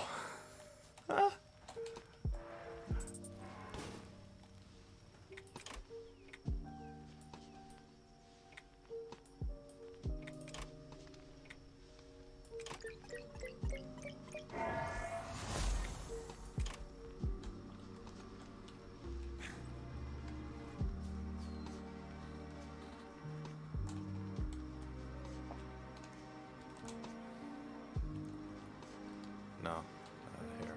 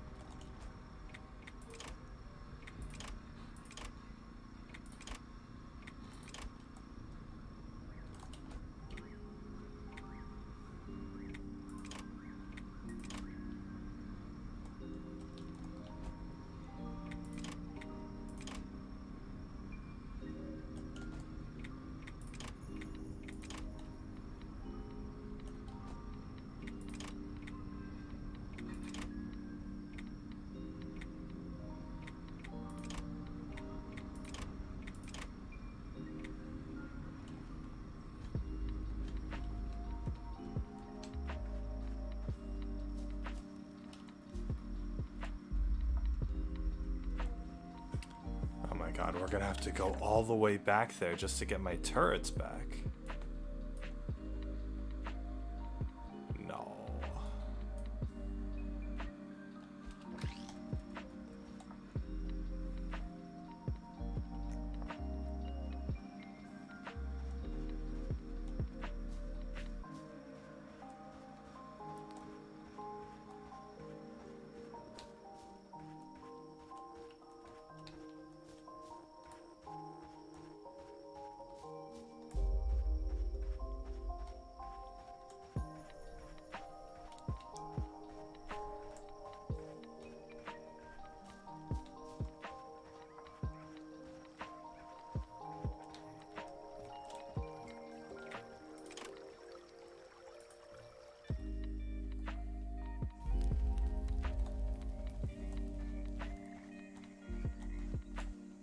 Do, do, do, do, do.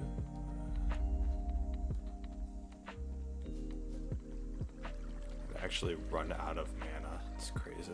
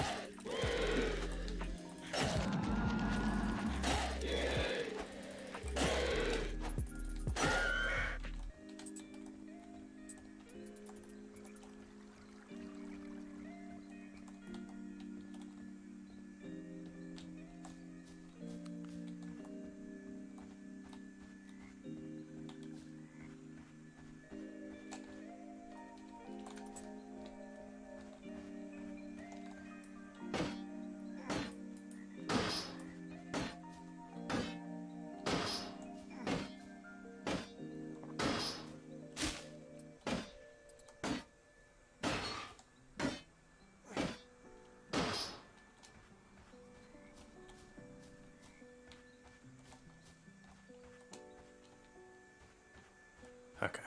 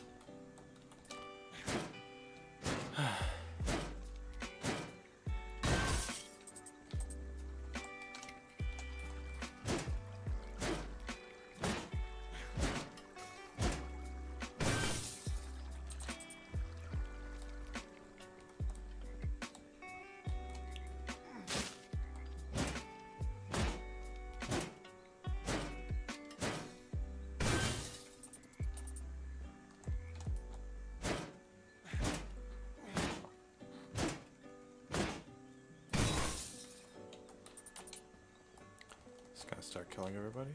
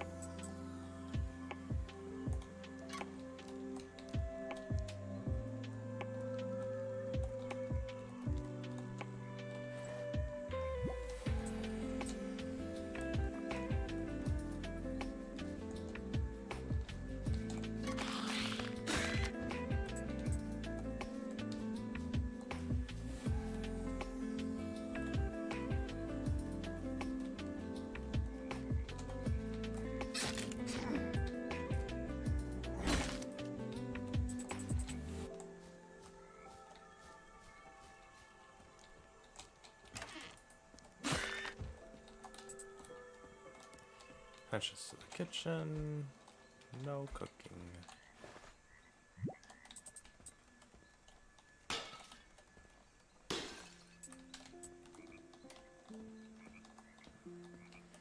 Alright. Perfect day for my essay.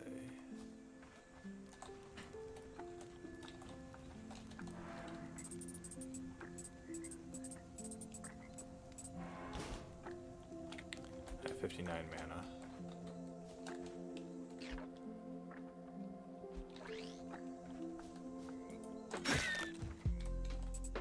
Just need to find whatever enemies I can and kill them for their mana.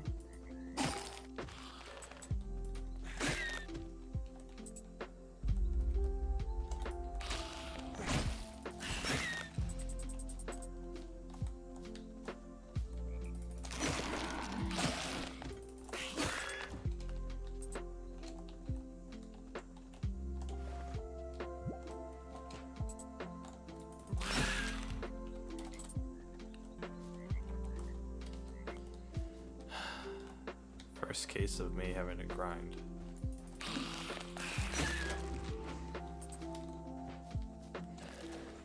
It's me doing this.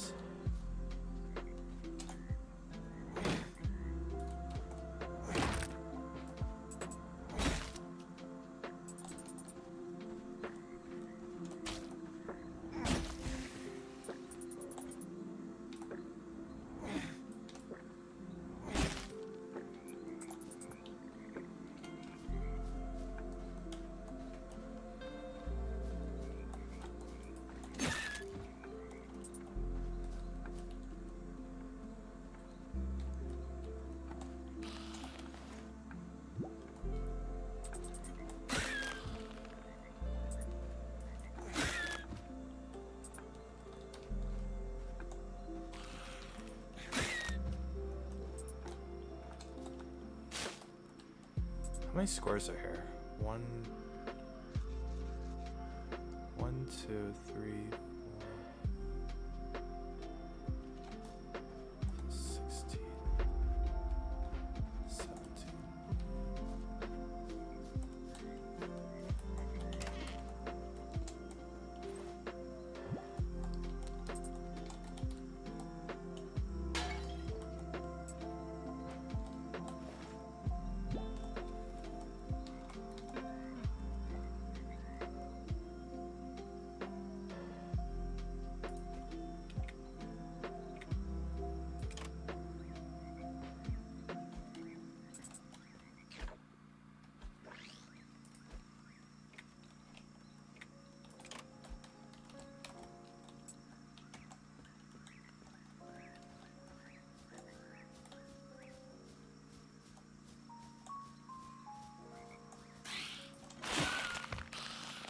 Defend the wildlife.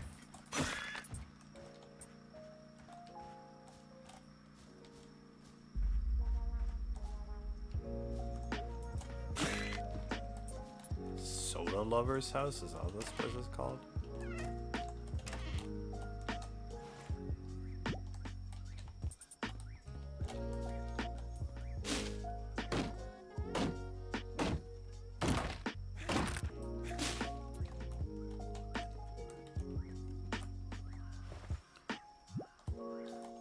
Onions.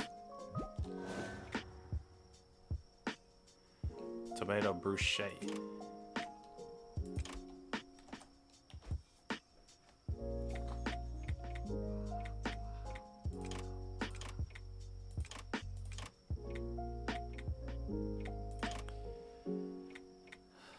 One, two, three. 1, 2, 3, 4.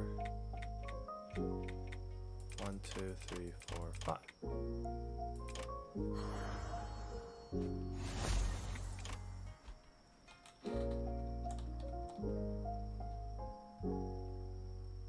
I think I can give up. What can I give up here?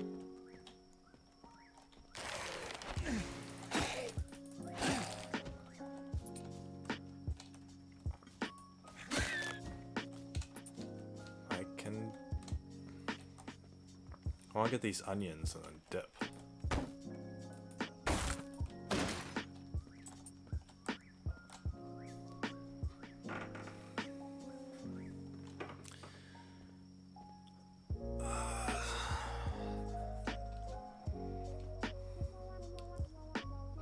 Wow, wow, wow, wow.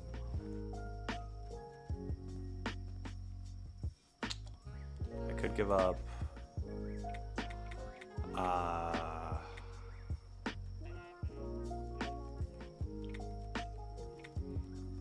Nature's candy.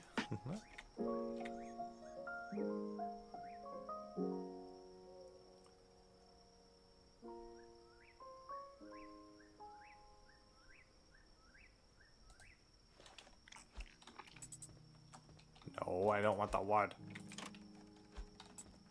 No, I don't want the leather. Good. Alright. Now if I just do this and take a chill pill.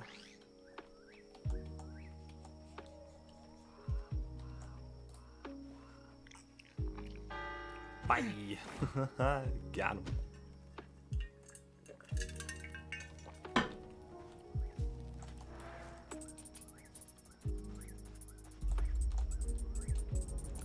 These are all almost done. Oh, can I see like estimated time on it? No.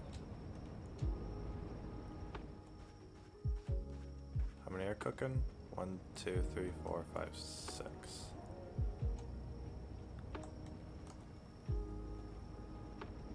Wait, no.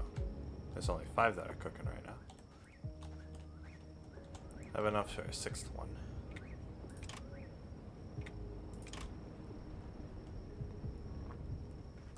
There we go. Be a little uneven, but whatever.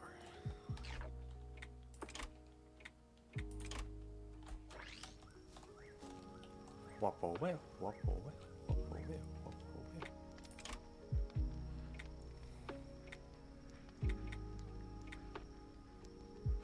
Good turn.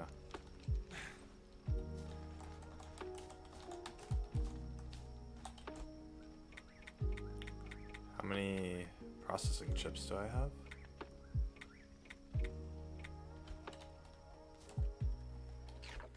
How many processing chips do I have? I should have 5. Yeah, I have 5. Okay, I would prefer if I did this and then if I went up here.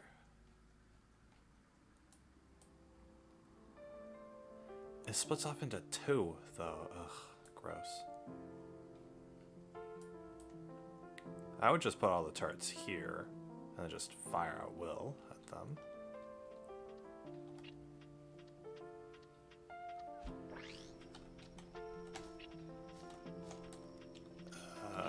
Yeah, I might just do that. Or well, God, I gotta finish one of them. At least.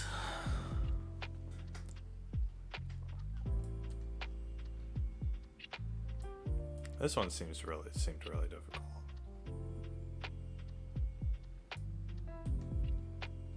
Was this one gonna be a little easier? Not really. These tower defense quests are really difficult.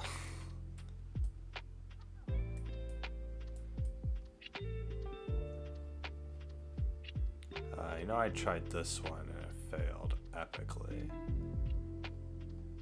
Well, I mean, I didn't really have enough turrets for this one. That one actually might be a little easier. Now, we'll try it again. We'll go to Borealis.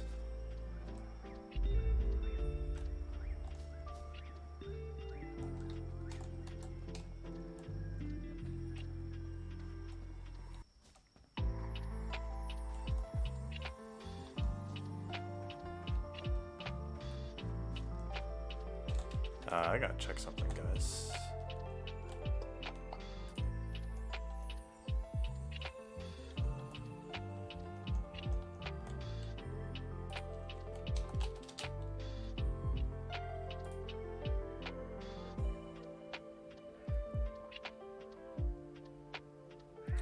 Oh, it's already delivered?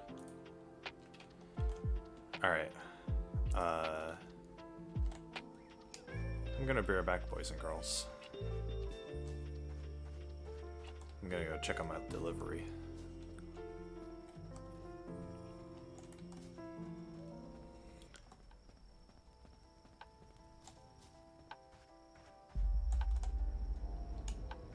Yeah, be right back, guys.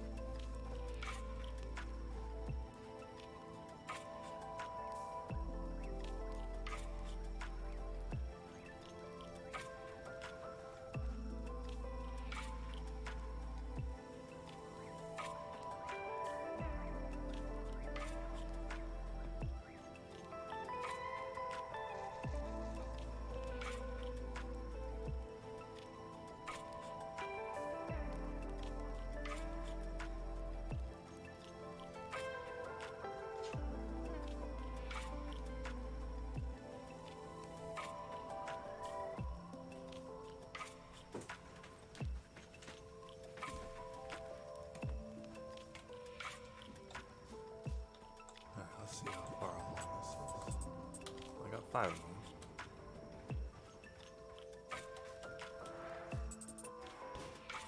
I want to make more titanium rods.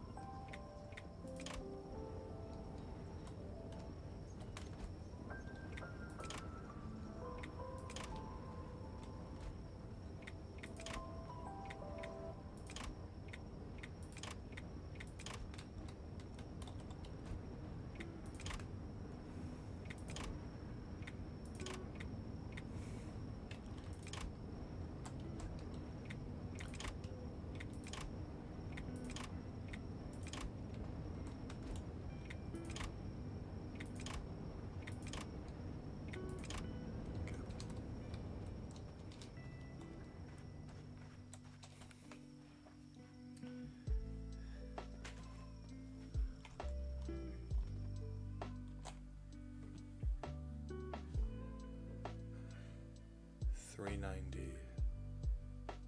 for 4 minutes. Oh wait, no, 5 minutes. Okay. I'm gonna go cook some hot dogs. Couple hot dogs. We're back, guys.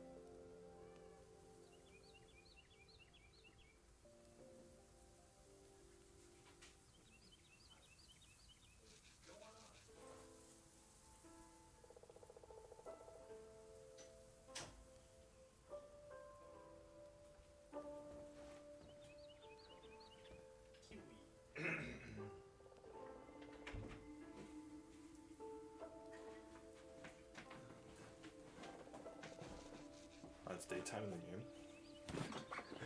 Vask-Tech! Yeah, Vask-Tech!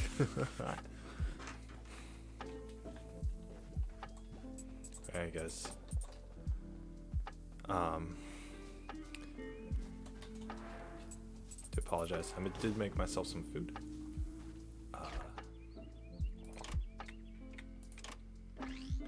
So, I think that's it for the game for now.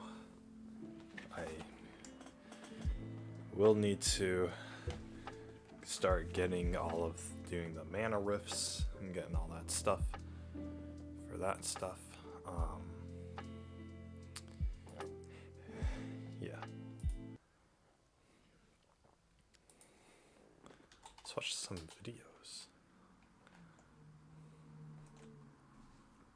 Oh yeah.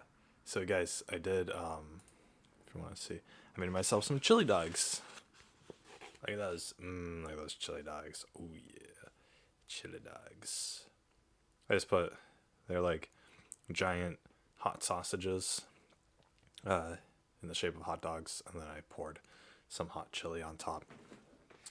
Let's take a bite, let's see how this turned out.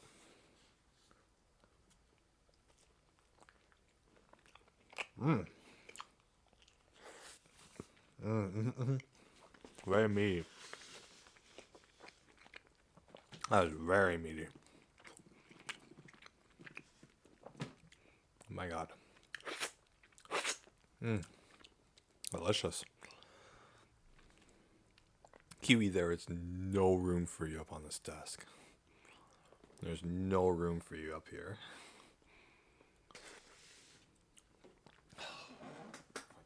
Move my laptop so you can have a space. Here you go. Yeah.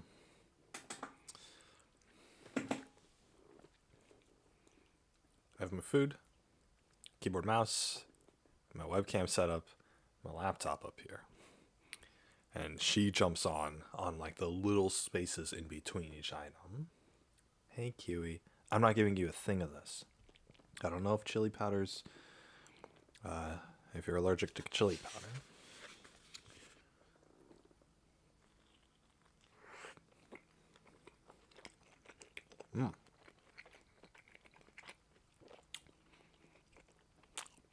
She can hear it. The way that I bite into my food sounds like I'm biting into meat, and she likes meat.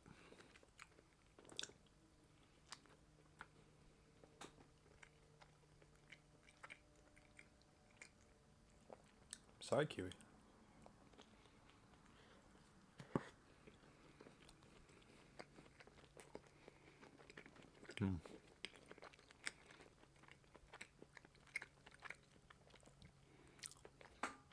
But I got chili with no beans.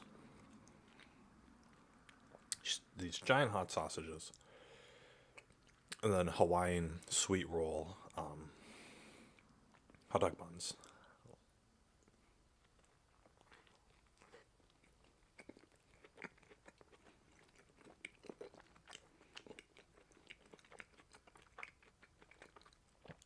It all tastes fantastic. It's really spicy. The sausage is actually pretty spicy. And then the chili's actually containing that spice. So,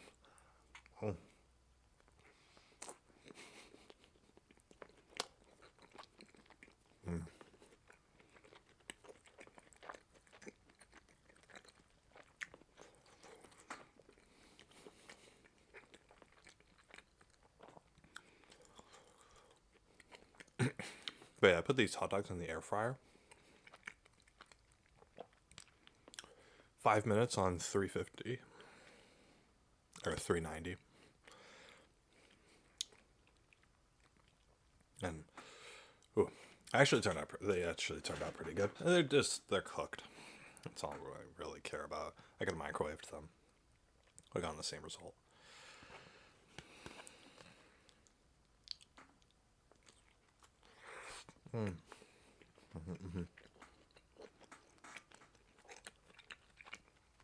Let's watch a YouTube video.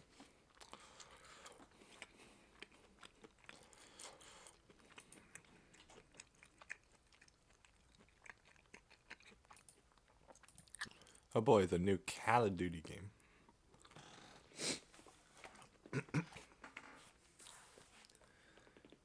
Hey, you guys ready for this?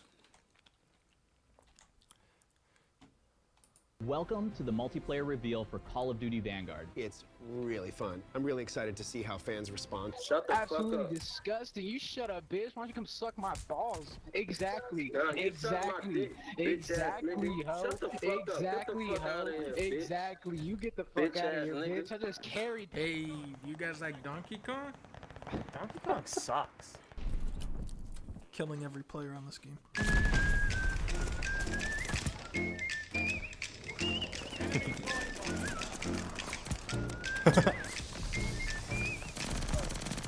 Fucking bitch.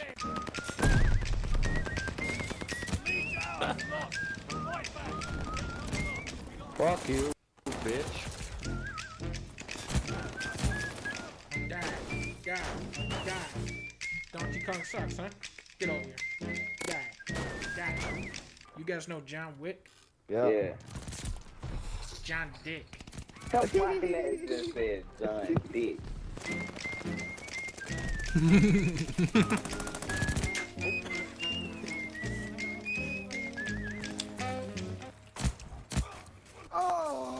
Fucking camp. All these fucking guys doing this fucking game. Call of Duty's not the same anymore. All these fucking kids just do is camp, bro. New strategy. Redo. RPG. RPG! You know what? There's a guy up here. Fuck. Boom. Oh my god, dude. You're a Double kill. dude. I'm fucking. Triple kill. May I ask why you chose an RPG? Funny. It's not funny to us. Alright, I won't use RPG. Fuck you. Do you guys like Donkey Kong? Fuck you and Donkey Kong. Coming through. Bullshit! How did he shoot me through? Wait. Care package stocked and ready. Alright.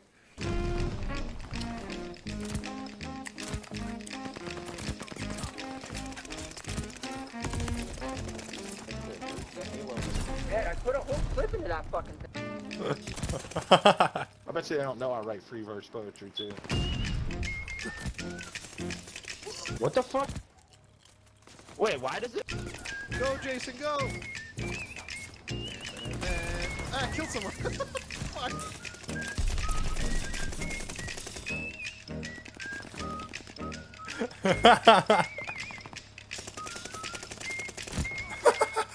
We're fucking live!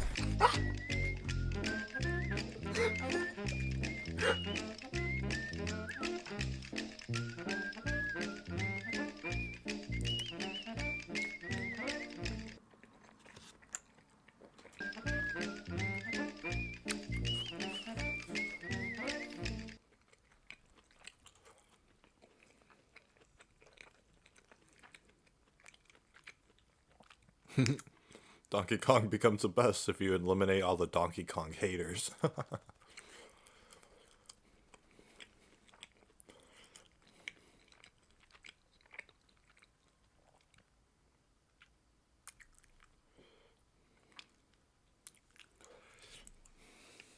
Oh god, this is so spicy. I loved it. But my face is like on fire right now.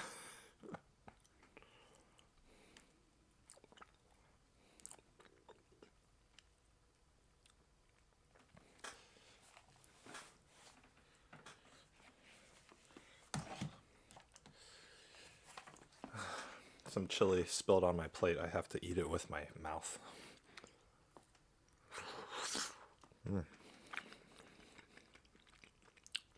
It's better that way.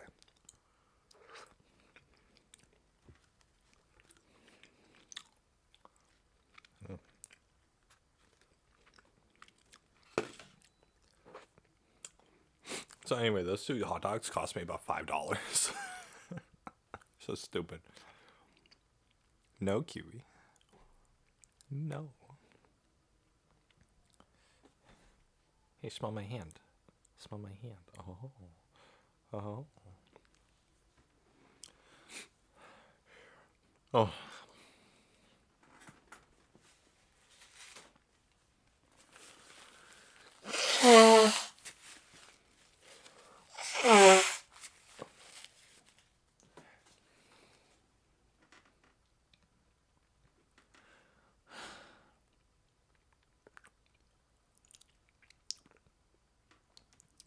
Alrighty, here we go. Looks like you. Oh, yeah, YouTube disabling dislikes. Hell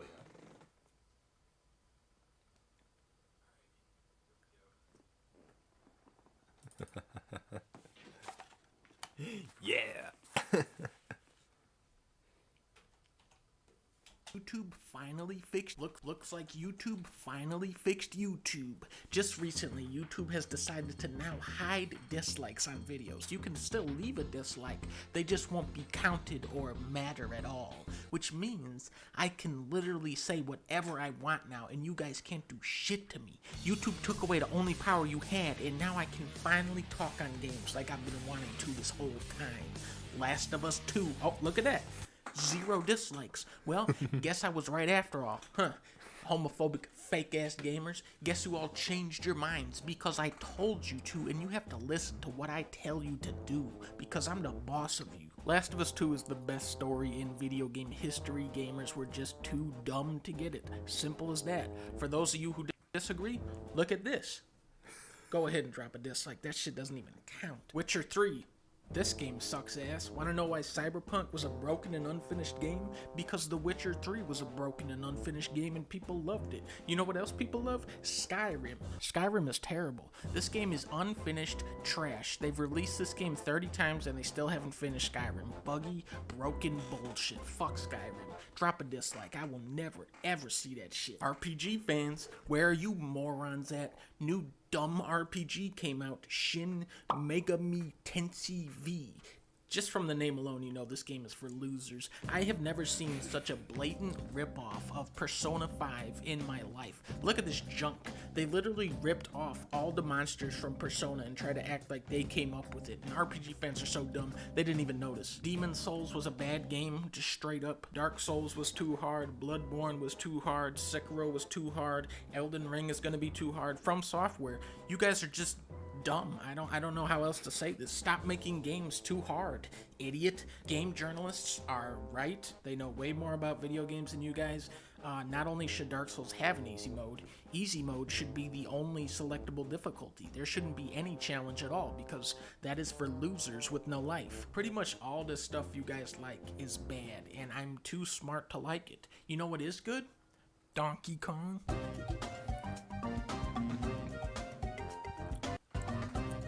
Dang, Donkey Kong December is really ramping up.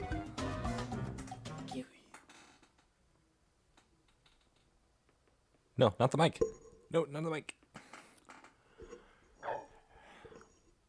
Wow, this video has 0 dislikes. Just goes to show how agreeable and smart Donkey is. I can't believe Donkey is the most right person on YouTube. 0 dislikes proves this.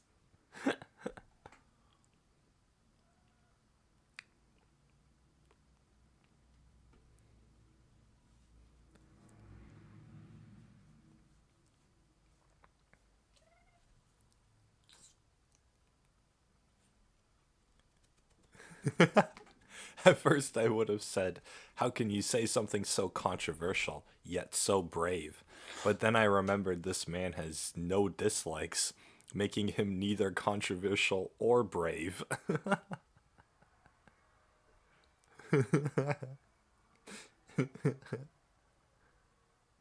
Kiwi. High five. High five. Kiwi high five.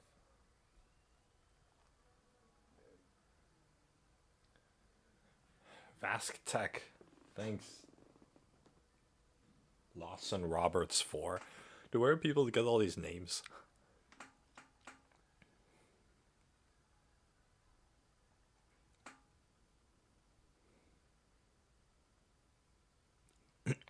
Little did YouTube realize that removing the dislikes was the 6th and final Infinity Stone in Donkey's Gauntlet.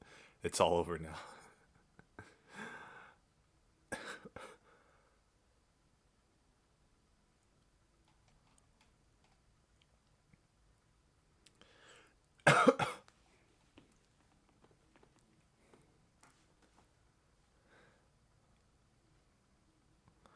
God, why does he keep putting out hour-long videos that freaking...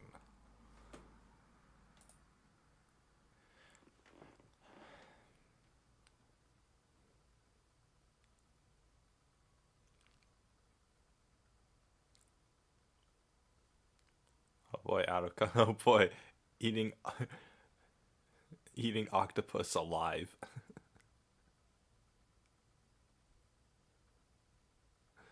She grew really old in the course. This Asian girl grew like really old in the course of like a year.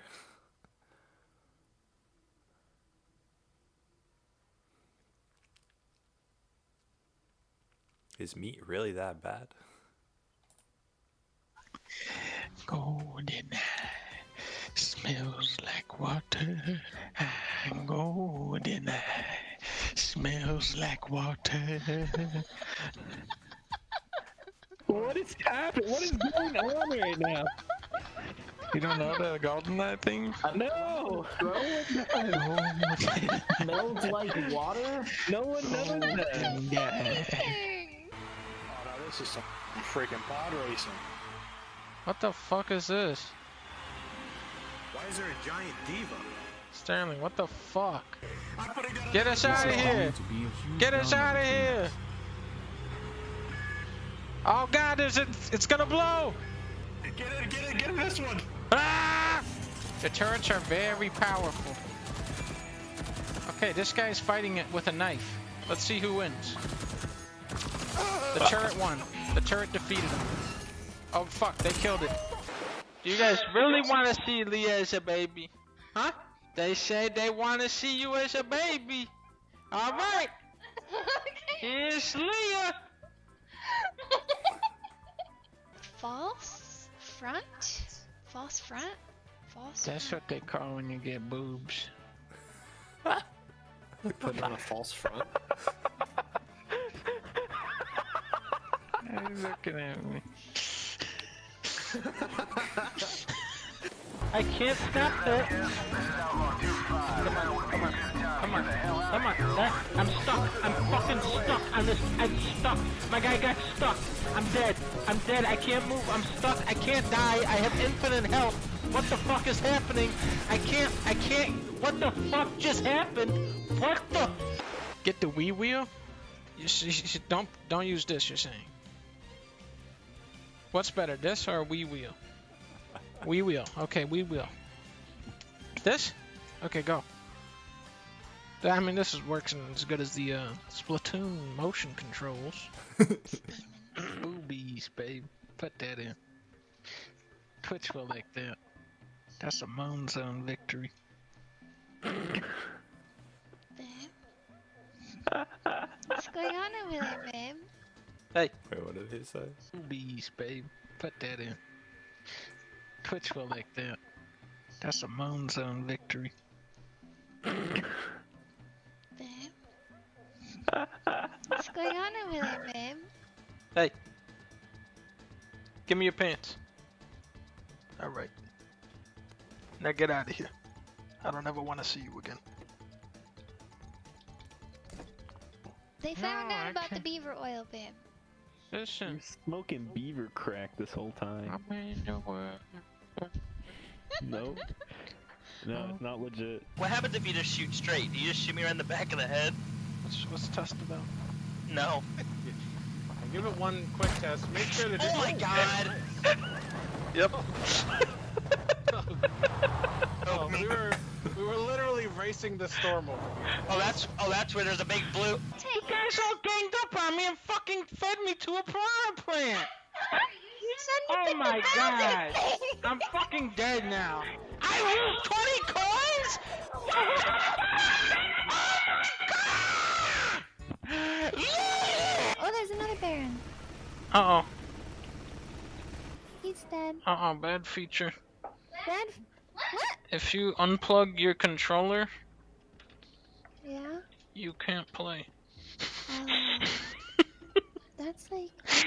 This tea I ordered... Penis! Penis? 122 is penis! Final answer.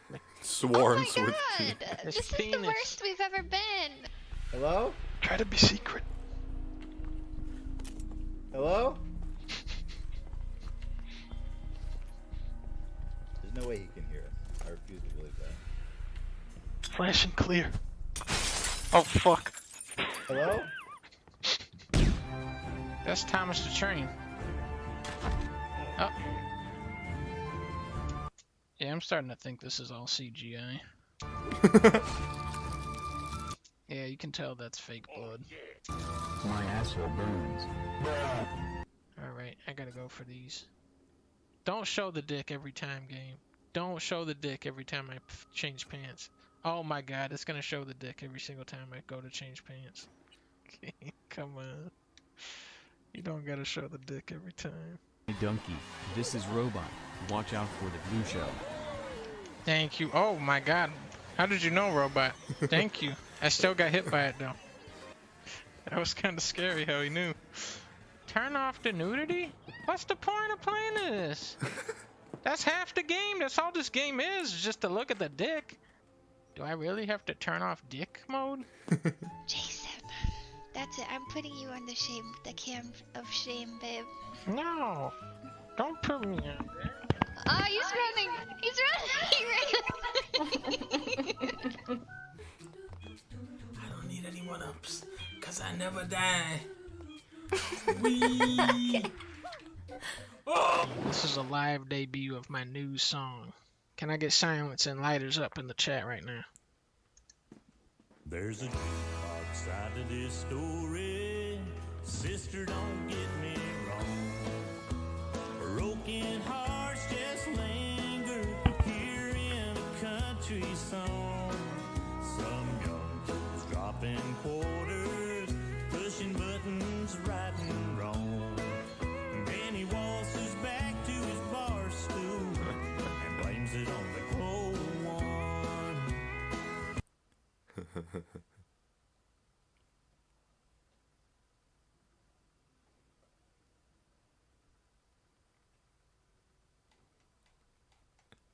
Hilarious.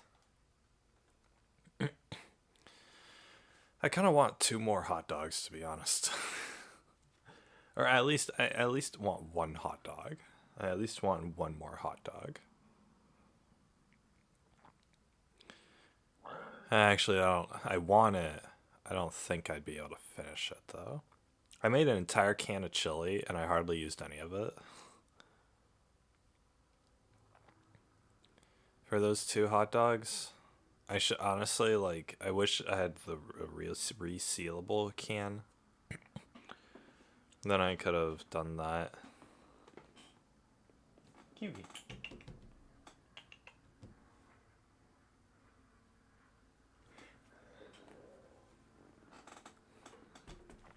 If I had like a resealable can of chili. Chili con carne. Mukbang ASMR. ASMR of her friggin' fighting crabs. Mommy, where do we go when we sleep? Well, you stay right here, sweetie. No, I mean, when we close our eyes and have dreams. I'm not sure where we go, Jeremiah. There will be a night when there are no more dreams. When you gasp for air.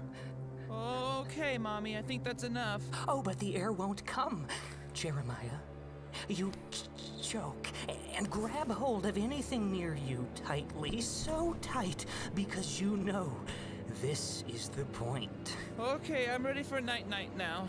This is the point where the roller coaster goes over that hill, and you're afraid, aren't you? Very.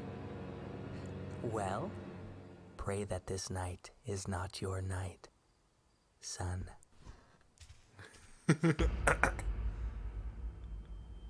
Oh, but Jeremiah, don't ever forget.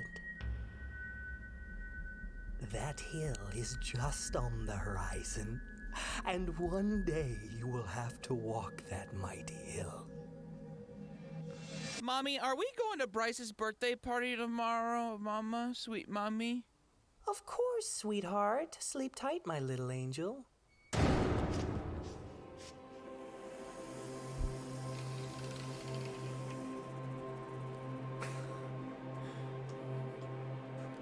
What?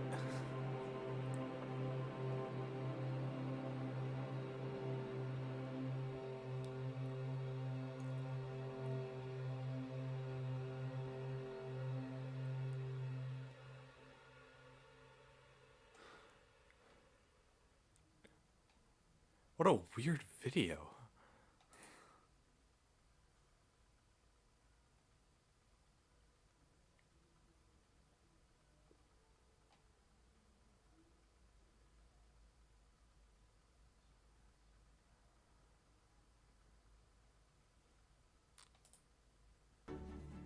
Let's see how ketchup is made.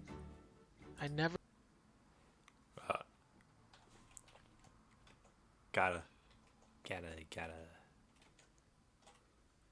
Gotta move myself over here so we can see how ketchup's made. Or wait, I gotta move myself up here so we can see how ketchup's made. Here we go.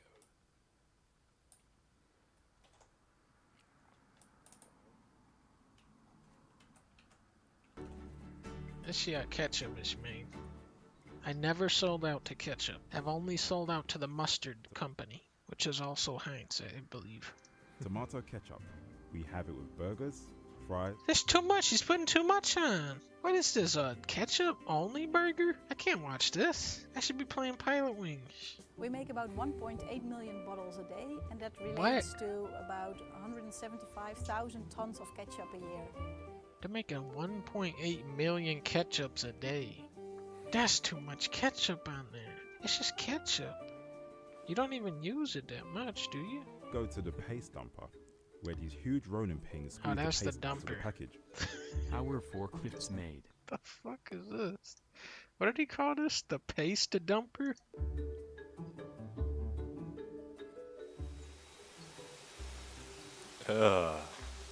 What the hell just happened? The hell? This is what you guys are eating out here. Yeah. Every time you guys put on the whole bottle of ketchup, like at the start of the video, somewhere there's one burger under that. After the paste has been extracted, You gotta hose now. This says the ketchup hoser. He's gotta hose that ketchup now. this makes it easier to transport to the storage tank, where it will sit until Pasta too. This is for making pasta. This is such a sham corporation. All their equipment is to make pasta. moving. It says pasta on to too. the ketchup. What's in there? Old ketchup from last week. Ketchup is made of 5 ingredients: sugar, vinegar, tomato paste, brine, and the secret spices. Does anybody know what the secret spices are? Only cinnamon. It's just pure cinnamon. They just dump a shit ton of cinnamon into ketchup.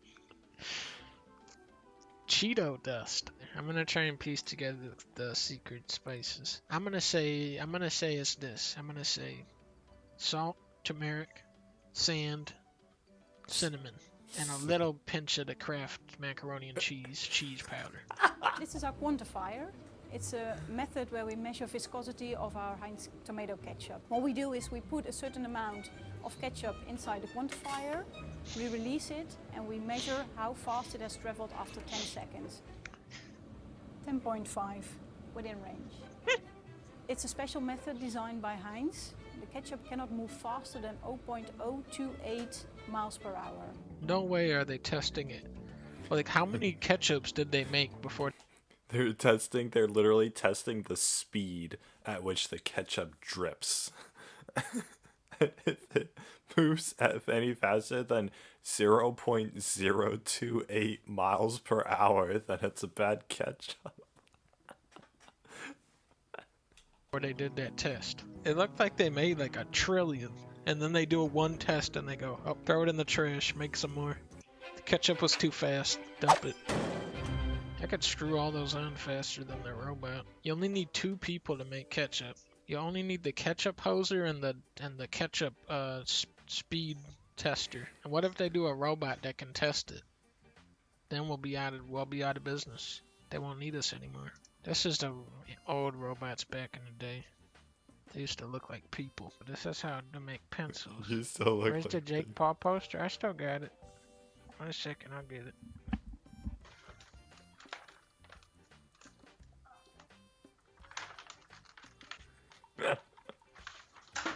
I got it back.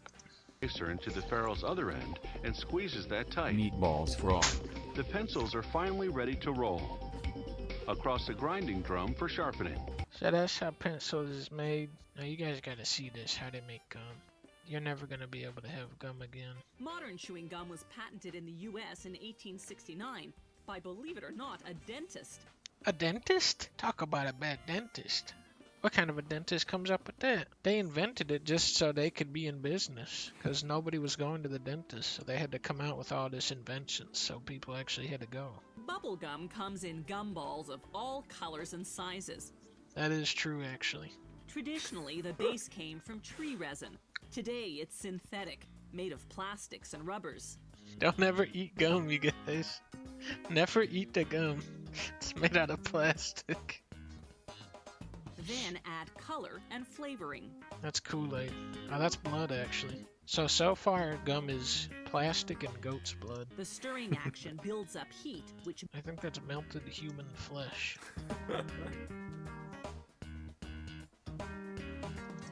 This is the Pilot Wings soundtrack, by the way. Somebody go and chomp on that. What if somebody falls in there? They'll be stuck in there for life. The machine cuts it into bite-sized pieces, pushes each piece into a wax paper wrapper, then twists both ends of the wrapper closed. They're putting us out of business, you guys. This robot's making everything you guys like. Ketchup is robots. Gum is robots. Cereal is still people. Don't worry. I'd love to see a cereal robot. Wouldn't be possible. I guarantee you can't do cereal with robots. This is our one zone where we can be in charge. The operator locks the lid and the system pipes See? You need the cereal operator. You can't do robots on this. water and flavorings directly into the cooker. The mill has 2 big heavy rollers. The kernels fall between these rollers. The wheat flakes turn whiter and the corn turn more yellow. See? You need to be human to pet the food. You need a cereal petter. At this point,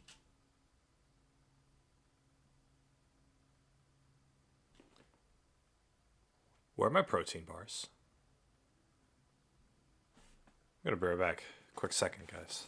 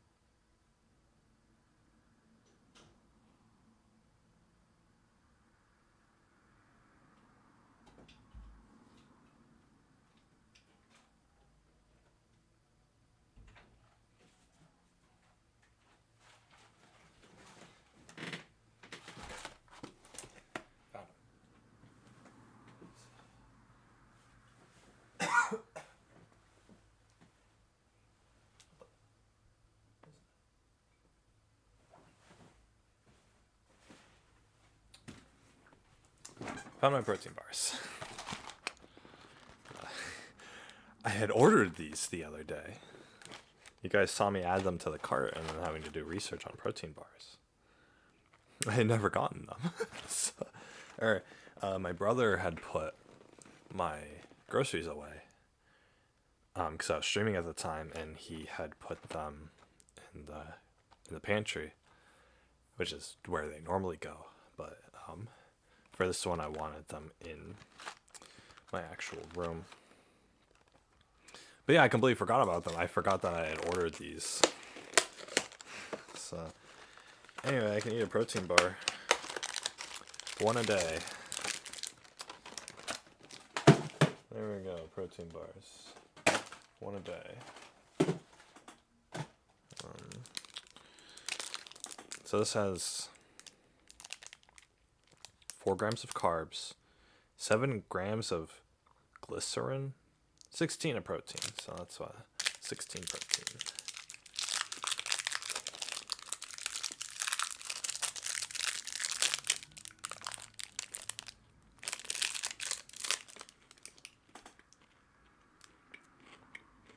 Alright. I could see how like a full one of those would substitute a meal. Whenever I eat like 3 people's worth of food. So if I could just make that all protein, then I'll gain muscle and not weight. Or I'll gain muscle instead of gaining fat. So if you guys get hungry but don't want to gain weight, then protein is where it is. Not necessarily protein bars. I mean, you could eat protein bars, but yeah, just like meats or beans or brown rice or things like that. Things that nuts, things that have protein in it. Of course, along with your fruits and veggies and all that other stuff. The flakes are still quite soft and not at all tasty. Okay, actually, I think that was not actually a job. Food. You need a cereal petter. At this point, the flakes are still quite soft and not at all tasty. Okay, actually, I think that was not actually a job. I don't think a guy actually picks it up for no reason. But there is still that one guy. Remember that first guy? The drum revolves to gently toss the cereal. Oh no. Oh no. Look what they did. They eliminated the hoser job. It's just a robot hosing it down. How the fuck did they get a robot to be able to hose it down? Push rods guide the bags of cereal into the boxes. The best before date and other information have been printed on the outside. Where's the box liquor? This is actually less people than the last thing. It was just the one guy at the start. That's all they needed. I thought cereal was too advanced, but that was actually the most automated one yet. Now olive oil, they could never make olive oil. It's gonna be like a ton of people have to go and pick all the olives off. That's why it's so expensive. What the fuck is that shake thing? the olives off the branch with vibrating rakes. Robot shakes all the olives off a tree. That's one human down. The olives who? It's people doing it. The robot's really doing all the work. They're just holding the robot. So this is only counts as one person. Who is that? Now is this a job? Because this could bump us up to 2. They picked it up and they dumped it back in. They literally did nothing. I'm feeling like this is not a job. The stirrer. The tester. The tester is gonna see how fast that olive oil goes. A sample of every batch goes to the testing room. There's a man who has a nose for the job. 2. We're up to 2 people. There's a testing man. He smells it. The process is entirely automated. That's crazy. That was 2 people. Olive oil really was one of the hardest ones to make. Now if this was cereal, then you would only need 1 person. You gotta be careful when you do these bets, you guys. Because you never know what's gonna happen in a world like this. How are bananas made? That's a good question. Alright, how many bananas are in this video? Are you saying it's 1 to 40 bananas? Or even more than 40? Wait, how are bananas made? Is that what he's doing?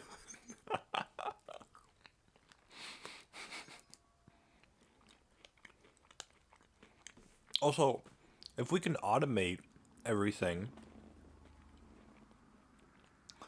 and like create our own food, like there are machines that can plant the seeds, there are machines that can water the plants and spread the pesticides, and then there are machines that can pick the fruits and vegetables. We don't need farmers anymore.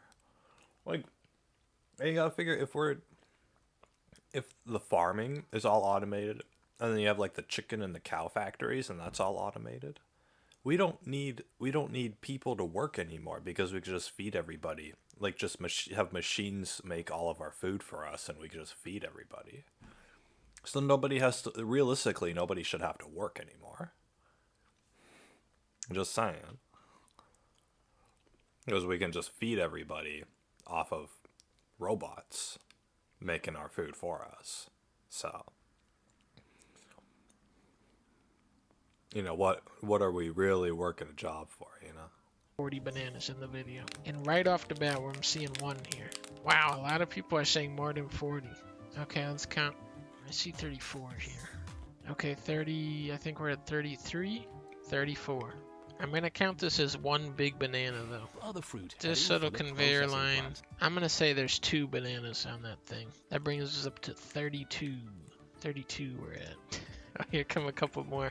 34 bananas. Bananas is the most people of any food so far. Bananas is like the cheapest food. We're paying these robots more than we're paying the people that make these bananas. This is like 3 bananas in there. So that brings us up to 39.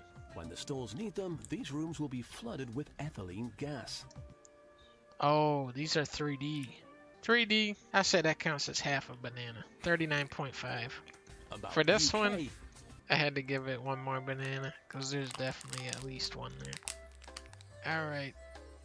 I guess that was probably more than 40. Slightly more than 40.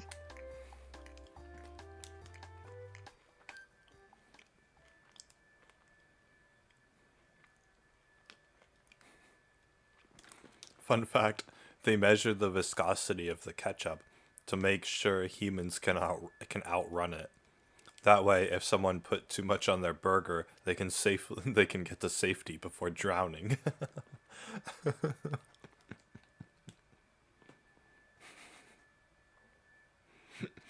Wow, they finally made a sequel to Pasta. Pasta 2.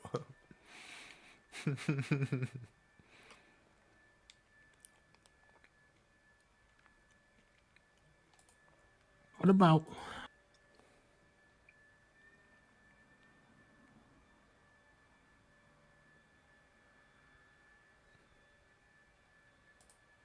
Today, I also wanted to reveal our key cast members who will be voicing Mario and his friends in the movie. First, of course, is Mario, who will be played by Chris Pratt. What? He's so cool. Mario will be talking a lot in the movie. He's Please so look forward cool. to Mario as performed by the very talented He's so Chris cool. Next, Princess Peach will be played by Anya Taylor-Joy. I can't wait to see a very spirited Princess Peach. He's so cool. Mario's little brother, What the Luigi, fuck? will be played by Charlie Day. What? I'm excited for you to see this timid He's sibling so appear funny. on screen. What the Bowser fuck? will be played by the one and only Jack Black. I'm expecting a monster performance by Jackson.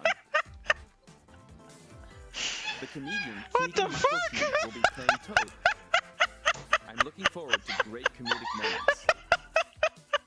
Even though this is a Mario movie, Donkey Kong will also be making an appearance. He will be played by Seth.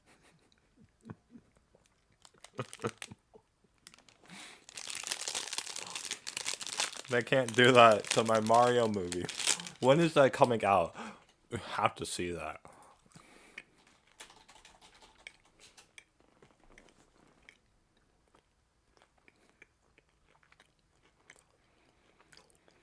Not the 1993 version. No, we don't talk about that.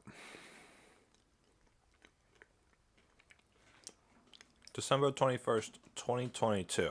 Alright, we gotta wait a year for this magic.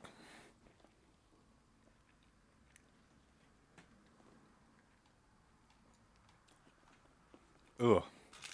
That protein bar, like towards the end.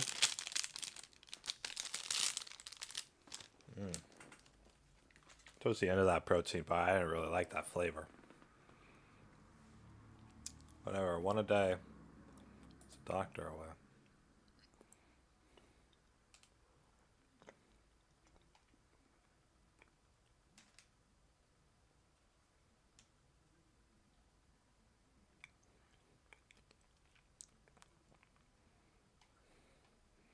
Yeah, I don't know about that protein bar.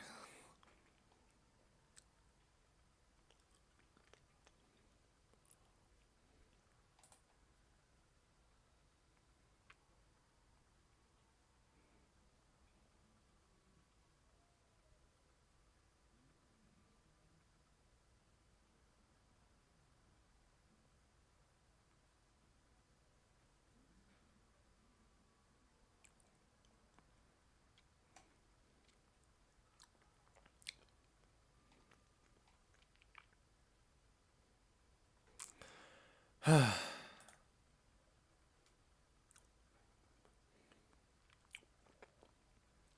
want to watch Nathan For You skits, but I don't know if it's allowed. I think Comedy Central will copy strike my stream if I watch them on stream here.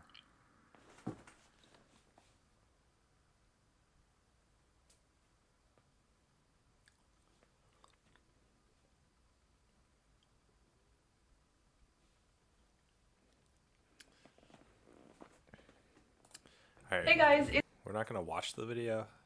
Comments are turned off. Damn it, I just wanted to do the comments. No, get that out of there.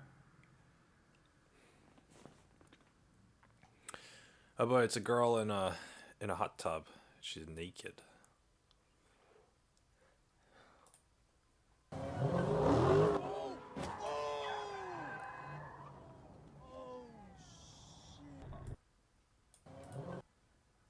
Oh my god.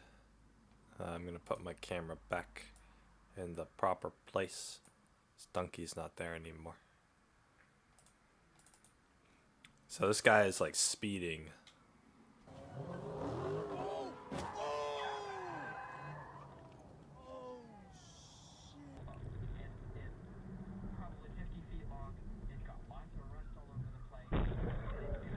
What the heck?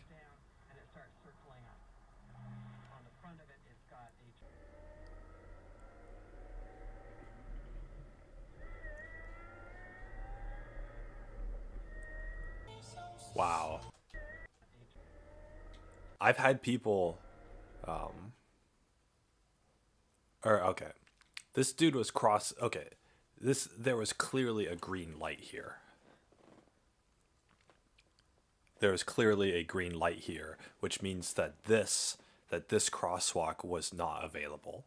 You have to understand that, because even though you don't see the green man or the red man to tell you to cross, you can tell, like, traffic's flowing this way, you know, vertically, so you can't go horizontal. You can't, as a pedestrian, cross horizontally. I've been in both situations where I'm the one crossing on a bad light, or I almost cross and I gotta stop myself. But you know, it's happened once. But then a lot of the time, it's that, you know, I'll be crossing here at this crosswalk, and then I'm crossing with the flow of traffic, but then a car like this will come and turn right and turn into me, and he won't even look to see if there's anyone at the crosswalk, even though legally I'm allowed to go. So, but in this situation, the pedestrian was at fault. He's not allowed to cross here because because the green light means that there's going to be oncoming traffic that's going to intercept him. So he was technically jaywalking. Looked like the red car was speeding, but what the hell? Dude, what a fake out. That guy went into the right lane to turn right and then turned left without turning on any of his blinkers.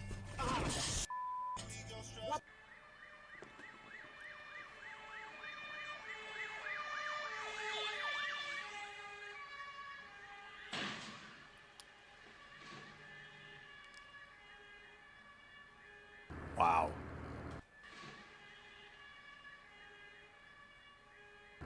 It. Oh, the fire's in the background. Well, clearly the fire trucks get the right of way.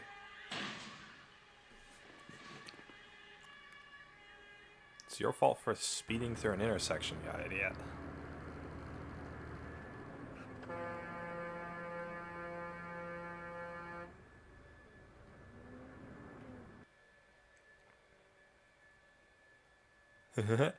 Cute little car. Oh my god, are you serious? That minivan just sideswiped him. And of course, the cute little car tips over because it doesn't have much weight. God, I hope that guy's okay. Yeah, just trying to mind your own business, but oh, your vehicle's a little smaller than standard, so everyone just pretends you're not there.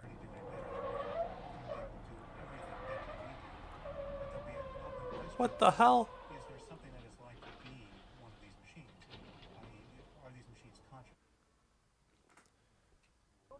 Well, good. Well, good for this guy in the perspective car here, for actually like slowing down and stopping in time. What was he doing? He's trying to like the truck was trying to like Mario Kart drift, like into other lanes. Like, dude, you can't do that, especially with a trailer on your back.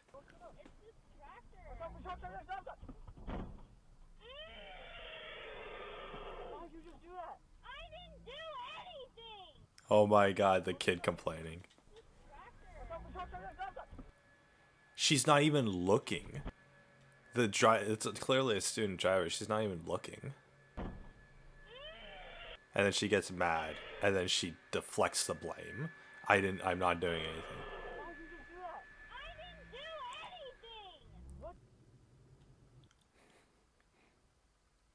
I wonder if people are commenting on that.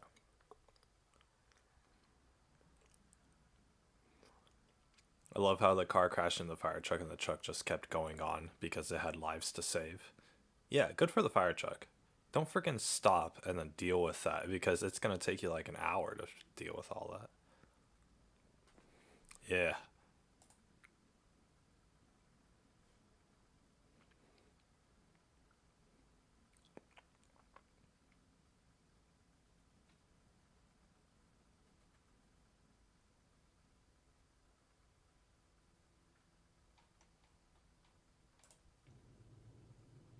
Sometimes when you're a spy, you gotta die. That comes in the job description. I guess so. You don't sign up to be a spy. What the hell? Job description. I guess so. You don't sign up to be a spy. He just... This truck just like speeds into this guy. I guess so. You don't sign up to be a... The lady clearly sees... Like, she's not even paying attention. She looks like she's blind. Oh my god.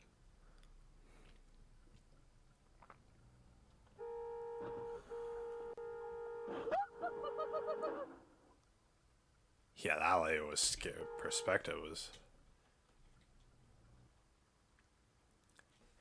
For the life of me, I don't understand why they have these intersections where they don't just have a left green arrow and that's it.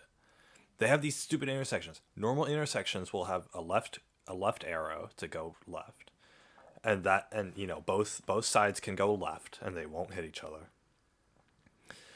And then they also have the regular green so that people going straight can go straight, or people making right can go right, so nobody hits each other. But some intersections have this where they have 5 lights and there's no left turn signal. There's a left turn signal, but then there's a green signal so that you can make a left turn if there are no people coming straight to block you. It doesn't make any sense. Why wouldn't you do that? Why can't we just wait our turn at a normal left arrow It doesn't make any sense. So you have this dynamic. And so the thing is, I've been in this situation when I was learning how to drive. I was in this situation where I was supposed to turn left, but it's not a green arrow, it's just green. But I'm supposed to turn left at the closest opportunity. But it was night and it was raining. And so I couldn't really see any oncoming traffic, and I almost hit somebody in this same fashion because a guy was coming straight. I was supposed to go left.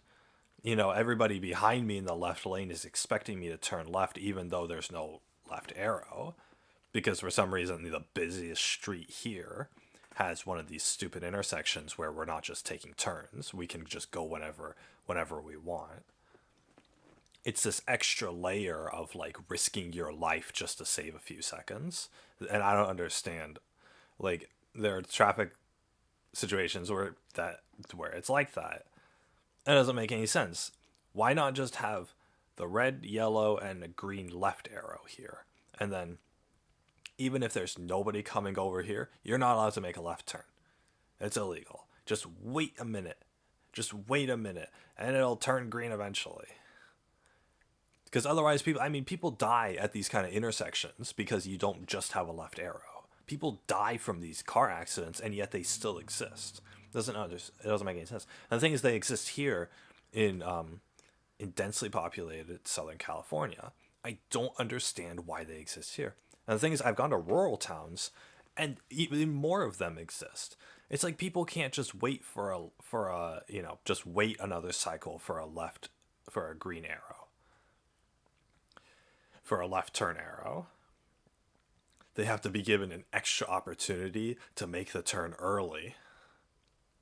If I was in the middle of the night, if I'm driving and I get to an intersection and there's nobody else at that intersection, I am still going to put on my brakes and wait for the traffic light to change.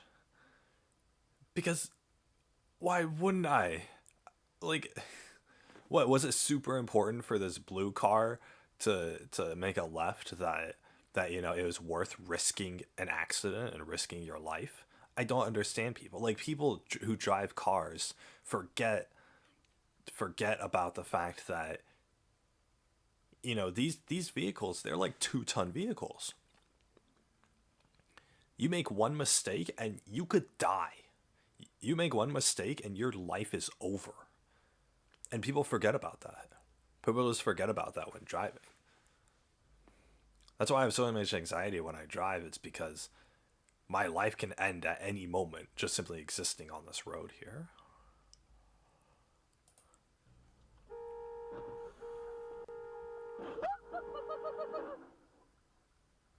And then, both this white truck speeding and the blue car trying to turn left, they're both trying to save like 10 seconds. Because they're trying to go like 10 seconds early, and they're trying to beat the light. Now they gotta sit here for the next hour, trying, telling the police what happened and exchanging insurance and all that sort of stuff. Was it worth it? Is it worth the risk?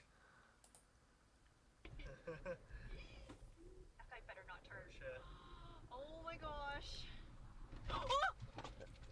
Holy shit. What the hell? See, they're turning left. There's oncoming traffic, and they're turning left. Is this? I think I know this intersection. Oh my god, I used to come up this intersection every day for work. Wait a second.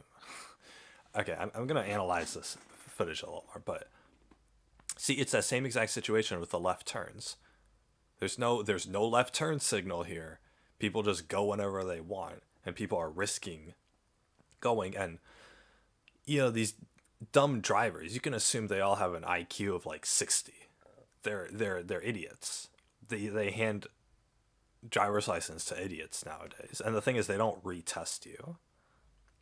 People should need to get their license retested every 5 years or whatever, just to keep it, but it's beside the point. So there are idiots on the road, and they're going to be turning.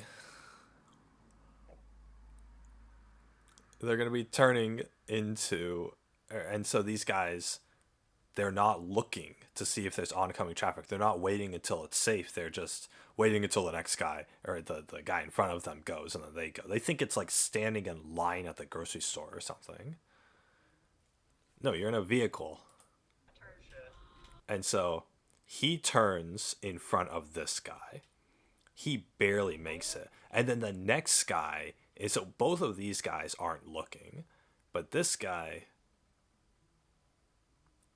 starts turning. Oh my god.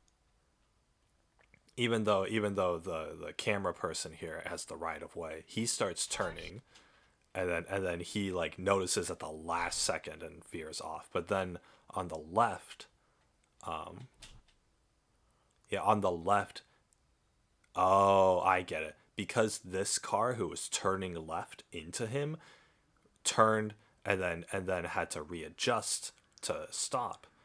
The car in the lane next to the camera guy had to go into his lane in order to avoid crashing into this car, and that's when they got sideswiped. That makes a lot of sense.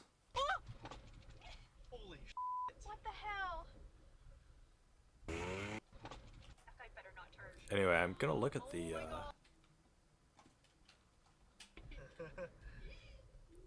better not turn. Oh my god. Magnolia and Magnolia and Ellis. I know exactly where this is. Yeah, Magnolia and Ellis and the Award Estates. I know exactly where this is. This is in Southern California. That's crazy. You see, look at that. And the street light here, completely, there's no left turn signal here. So accidents like this are prone to happen. There's no left turn signal at all. There's one of these stupid 5 lights where sometimes they'll show you a left turn. So, you see, if I was waiting here, I don't care if there's a whole queue of cars behind me. I'm not turning until the next cycle when a left arrow pops up. They're all gonna, if they all start honking at me to go, I'm gonna get out of my car and start arguing with them. Like, there's no, I'm not gonna make the risk of doing a left turn when you have oncoming traffic. That's the thing, when the light is green, when the street light is green, that's oncoming traffic. I'm not making a left turn into that. I don't care what the road rules are. I'm going to sit there and I'm going to wait, and everybody behind me is going to wait too, because I'm not risking my life just so that me and everyone else can get to our destination 2 minutes faster. I do not care. Because those 2 idiots who turned in front of this guy were literally risking their life just to save a few seconds. Holy shit. What the hell?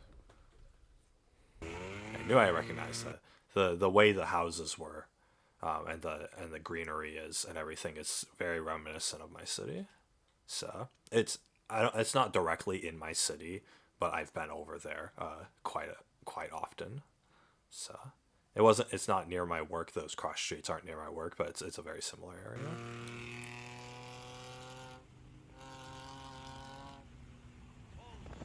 Oh my god.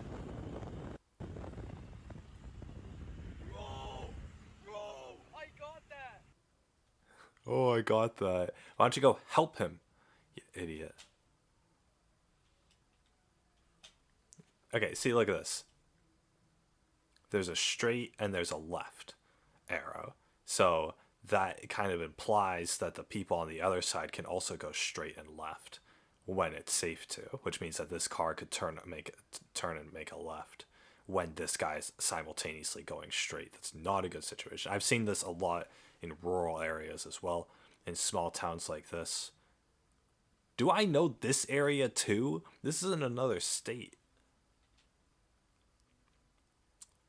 I don't think I know this specific area. I've been to a rural town though that was designed in a similar fashion to this. But anyway, this guy on the left is gonna speed through this is running a red light.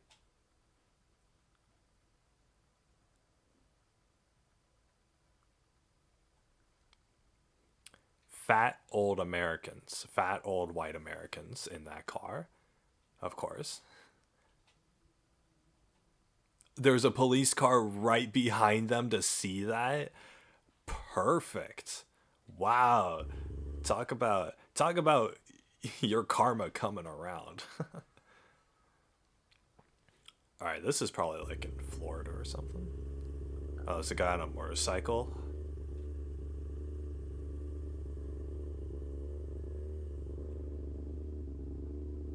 Are you serious? This car is literally like inches away from the tail of this guy's motorcycle.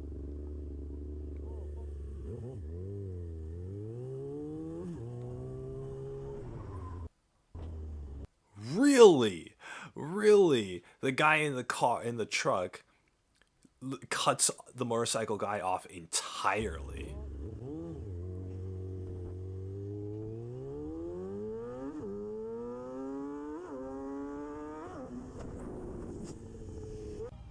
He just completely turns the other way. Props to the dude in the motorcycle just turning around and avoiding an altercation. So many of these crashes could be avoided if people just drop their egos and let things go. That motorcycle guy was completely... The guy just pretends he's not even there. Lot of scuffs on the front of this dude's truck. I wonder why. Probably very similar situations where the truck just where the guy in the truck just comes up. It's bad drivers like the people in the blue truck here who like risk the lives of everybody else who's driving.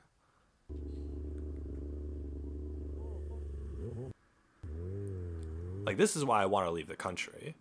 Not because of the existence of bad drivers, but because of the fact that America's car-centric society, our car-centered society, makes these kind of situations prevalent. You can't travel anywhere without a car, but every time you get in a car, you're risking your life. You're crossing your fingers hoping that some dumbass who also gets to be in a car doesn't kill you today. It's ridiculous. And that's not even to speak to your own ability to drive. I'm not the best driver. So, but the thing is, I'm like the only one out here who's voluntarily not driving, because I don't, if I get in a car accident, I could ruin somebody's day or I could ruin somebody's life. So,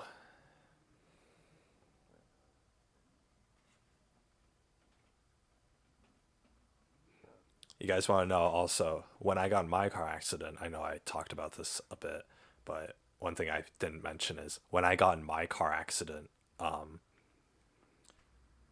my car spun out of control. I lost the entire front end of my car. And the dude who ran into me ran into a telephone pole.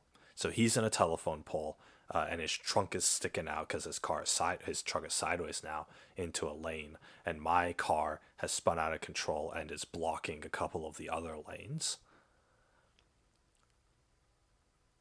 You want to know what people did? Everybody who was behind us in their cars, they were honking at us to move out of the way. I just got in a car accident. This other dude who ran into a telephone could have died on impact. And everybody behind me, what's their reaction? Get out of the way. I gotta go.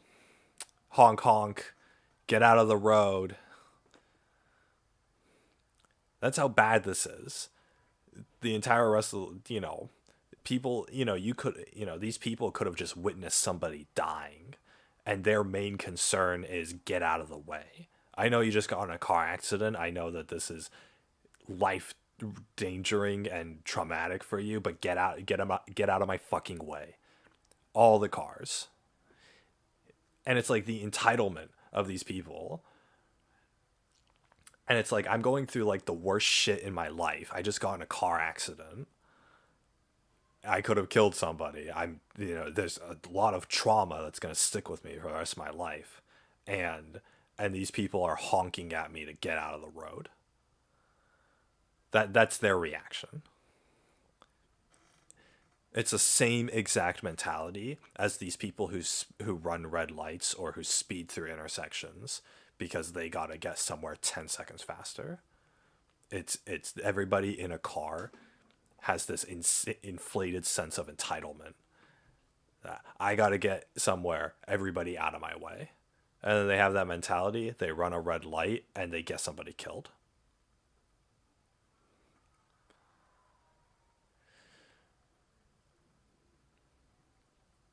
And there's no regulation on this.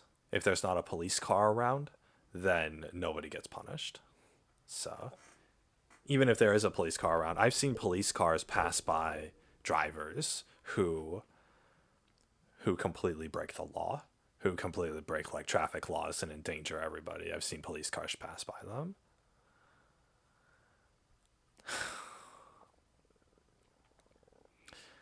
It's insane.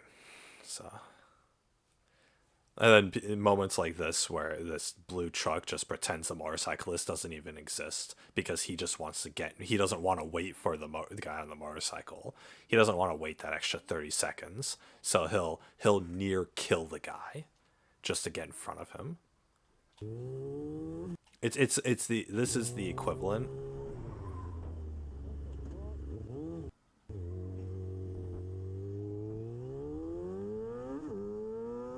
This is the equivalent of like, there's a line for like a store or something. There's a line.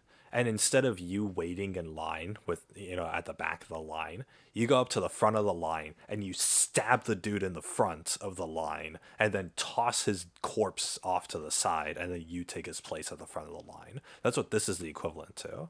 And the thing is, people have that mentality where if they could kill somebody just to take their place and get something a little more convenient, then they'll do it. People have that mentality, and it's absolutely insane. It's absolutely insane that we even give them the privilege of getting into a car which gives them the ability to kill other people. It's insane. I could complain about this forever. What the hell? Why is this guy going on the sidewalk? Why would you upload that?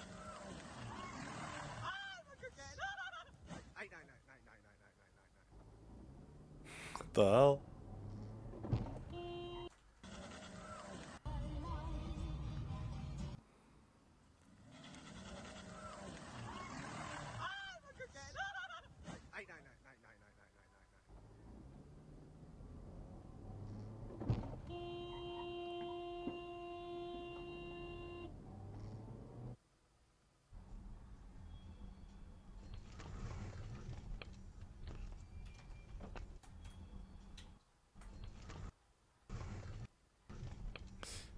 This guy started to speed up because he thought that truck was, because he saw the truck was going.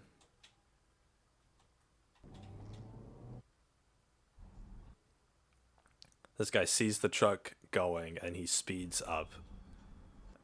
And then there's a bunch of cars stopped. Or there's one car stopped. Reno is 57 Adalco. This is KUNR.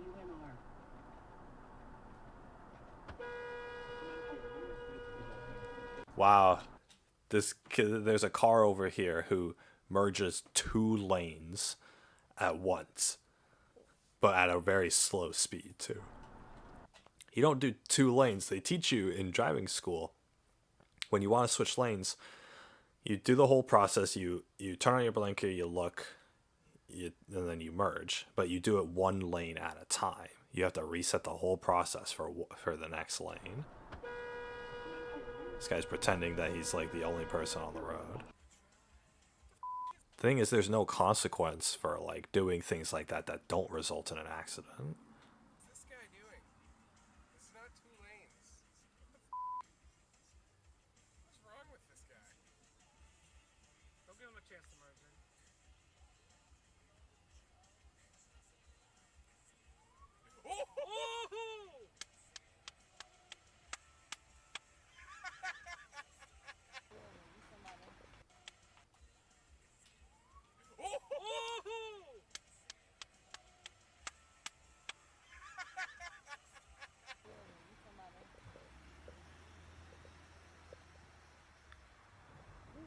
What's emergency lane?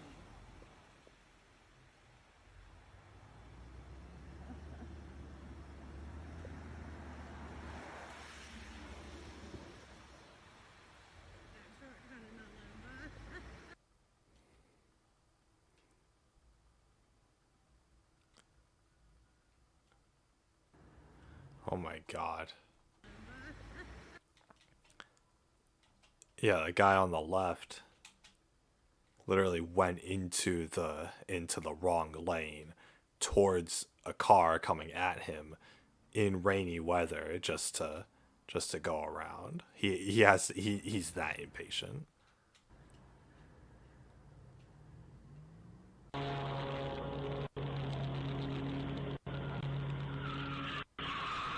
Holy what?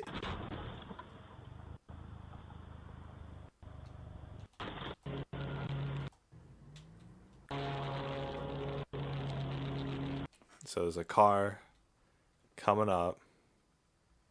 Is this showing on here? And they collide there, and this guy veers off to the left.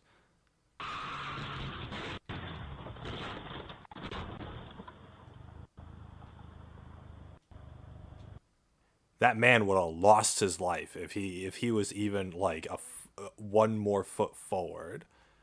Like, great reflexes by that dude. He was clearly looking. Yeah, insane reflexes on that guy's part. The car is right there on the sidewalk, coming towards him, and he jumps off of his lawnmower setup and runs. And the car hits the lawnmower. A second later, and this dude would have been right in the car's path.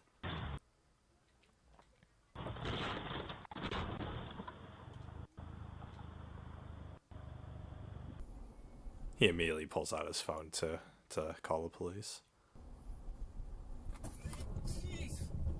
Oh my god. Oncoming traffic, and they just dub.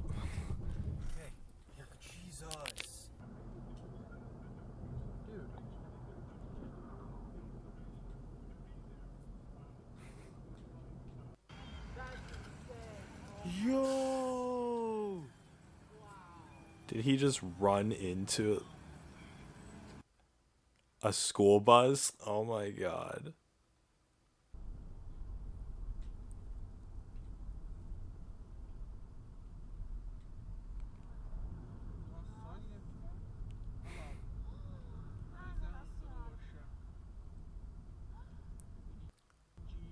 Well, that guy gets what he deserves. You're not supposed to go in this yellow area. This is a one-lane road. And the dude goes into the illegal part to try to pass the guy. You know, it's that extra 10 seconds, guys. Gotta get to my destination 10 seconds faster. We can't wait behind someone who's slightly slower than we want to be.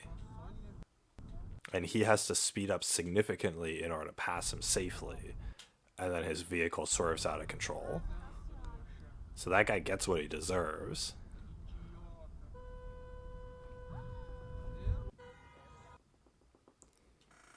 But that guy is probably going to blame the dude that he passed for being too slow to where he had to do that. That's what it is. That's that human entitlement there. What the hell? That truck is just... that truck is trying to freaking force his way through. There are people in those cars.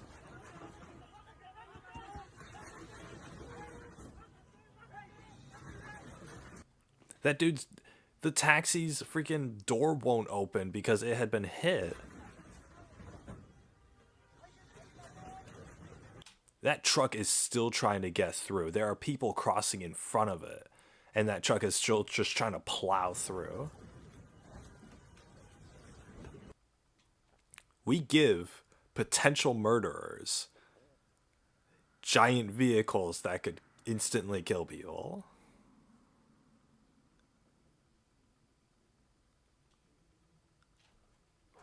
What was the situation?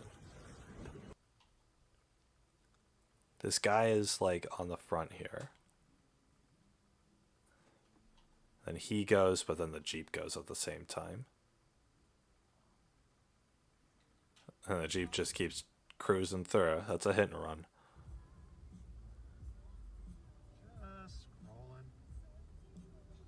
This guy is literally just browsing his phone on his dashboard.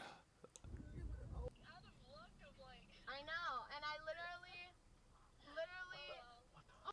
Oh my god, what is that lady doing? Oh, she's. What the heck? Why is she so mad? She has so much space. What the She. fuck is she doing? We're literally on North, and this lady. What the?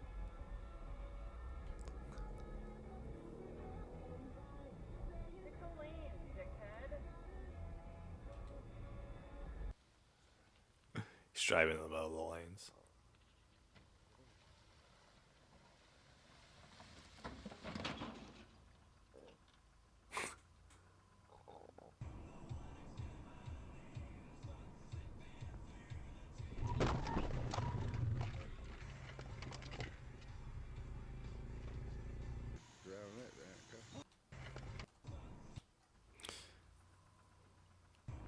So it's clearly a green light. It's been a green light for a while. And that guy on the left just runs. He runs he runs not only a red light, but a red light that's been red for a while. But the camera person here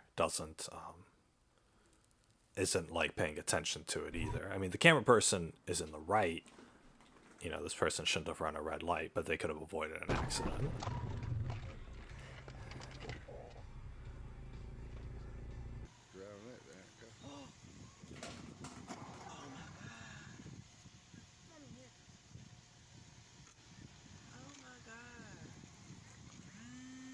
And they're just gonna drive away like it's Grand Theft Auto.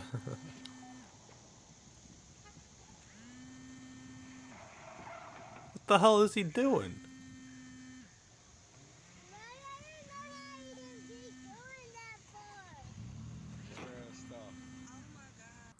He's like, that guy had to be doing that intentionally. There's no way that he would have hit the guy 3 times. This is why I skip lipstick and show up with a strap on.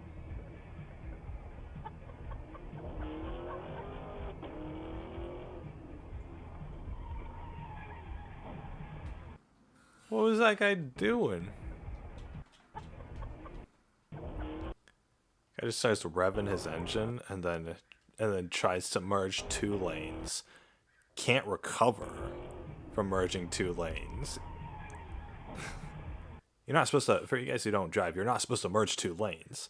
You're supposed to merge 1 lane when it's 100% safe, and then you stop, and then you keep that lane, and then in a minute you then repeat the process to go to the next lane. You got to go through this whole checklist in your mind of like turning on your blinker, checking, making sure nobody's there, and then slowly moving into the next lane, but only 1 lane over, and then you straighten out and then keep going, and then a minute later, if you want to get to the next lane over, you do the same thing. You do the whole process all over again. You're not supposed to just cut 2 lanes, even if the road's empty. You're not supposed to cut 2 lanes, but these people are doing it when there's other traffic around.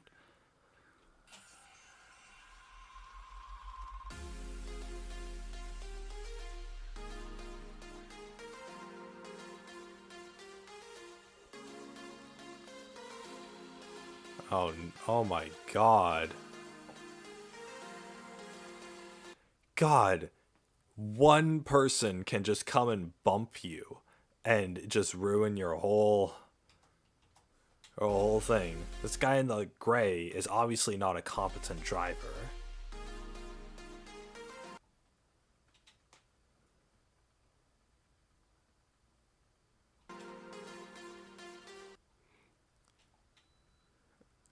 And yet he freaking like runs into he's trying to change lanes, and he runs into that truck, and the truck just spirals out of control.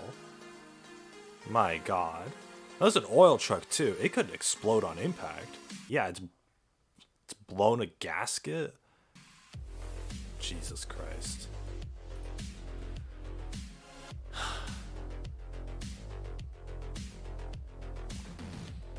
Oh yeah, I was gonna get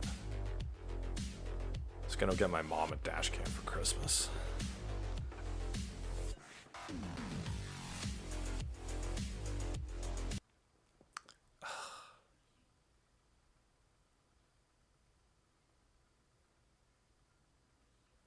I should probably write that down somewhere.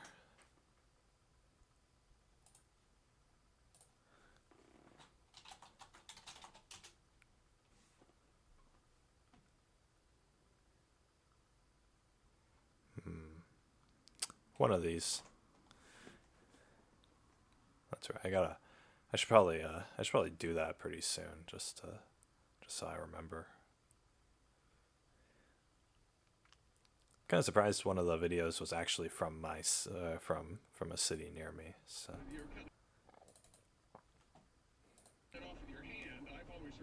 really? Yes, a classic cutoff. No, it's a classic cutoff. I know, I'm not doing it. You know what you do is you kind of do a cutoff and a pivot step. Oh, there goes his lawnmower. At least there's no one over there. What the? There's a tree that's like growing out of the roof of this house. That's so weird.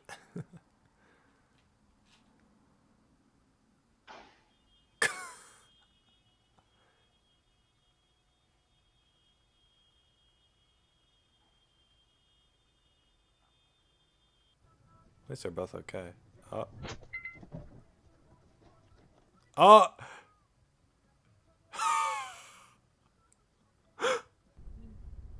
What? See, but okay, with this that's another thing. If you don't calculate your turn good enough, you need that spatial awareness. If you can't calculate your turn good enough, then you're gonna, when you turn, you're gonna go, you want to go in the right lane, which you got to make a wide turn for that. If you don't calculate enough, you're gonna make a narrow turn and go like that. So you need like really good control of the car as well. See, this guy made a narrow turn when he needed to make a wide one.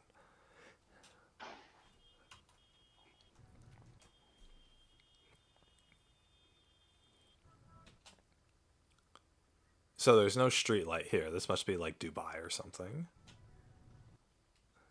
Neither person slows down, which means both people weren't paying attention. And then that happens. And the fact that the car's still going means that the guy didn't put on the brakes. Which means that the guy wasn't paying attention even even after the crash. He still wasn't paying attention. Like, you know, when you're about to hit somebody, like you've done something wrong or they've done something wrong, but you notice it. And so you slam on the brakes, and even if you slam on the brakes, it's not going to stop your car completely. You'll still run into them, but your foot is going to be on the brakes, and so you're not going to go that far. So,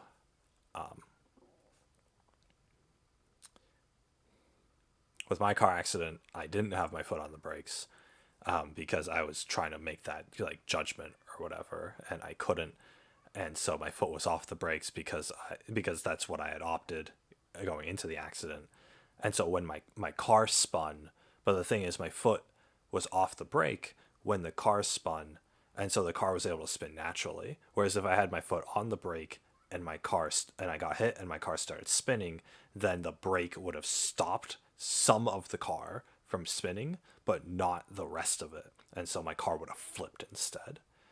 You guys know how like when you're going really fast and you put on the brakes, then the rest of the vehicle, like the momentum catches up to the car and to the vehicle and it makes it flip over. That's what it does. So, but the thing is, in a kind of a mild accident like this, where it's just two cars like kind of bump into each other, if you put on the brake, that's going to be your best thing, because this car only veered off just a little bit. But he didn't have his foot on the brake, and then when which means that he didn't notice the guy at all, and then after the hit, he was in shock, which would also cause him not to be, or which would cause him not to put on the brake even after getting hit. So if you're about to get hit, normally you're supposed to understand that and like consciously, you know, slam on the brake as a defense mechanism, and you're still gonna get hit, but your foot is already on the brake, and so even after the shock of getting hit, your foot is still on the brake. You're not taking it off during the accident. So you either have it on before the collision or you have it off, you know, during the collision. So and this guy, obviously neither person was paying attention, but then the camera guy looks like he actually applied his brake once the collision hit, which means that he actually was aware, whereas the white car, which just the guy in the driver's seat was probably spacing out in the white car, which is why the brake was never applied this whole time. And so a small accident can turn into a major one depending on if you're reacting or not. So even if something's not your fault, you always have to be paying attention, because you have to assume when you're driving that everybody else isn't paying attention. You're the only one who is, and you have to act as if everyone isn't. That's typically like the number one rule in driving. You have to pretend that nobody else is paying attention and you're the only one who's following the rules. So if you do that, then you're going to stay safe, and even if you get in an accident, it won't be your fault, and you're going to be able to, and you're going to have those preventative measures. You're going to stop the car even at an intersection, because somebody's going to run a red light and you're checking. You have a green light at an intersection, you still have to check if anybody's coming through that red light. You have to assume that somebody's going to run a red light, and you know, all this other stuff. So that's what you're supposed to do when you're driving.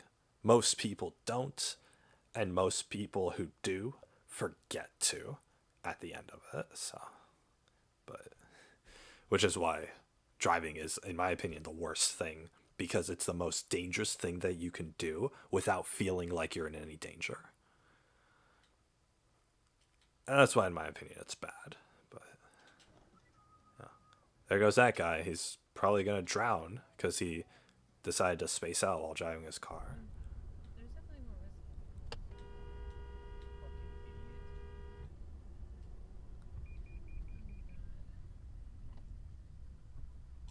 That guy literally swerved around. It looks like he has a kid in the front seat too.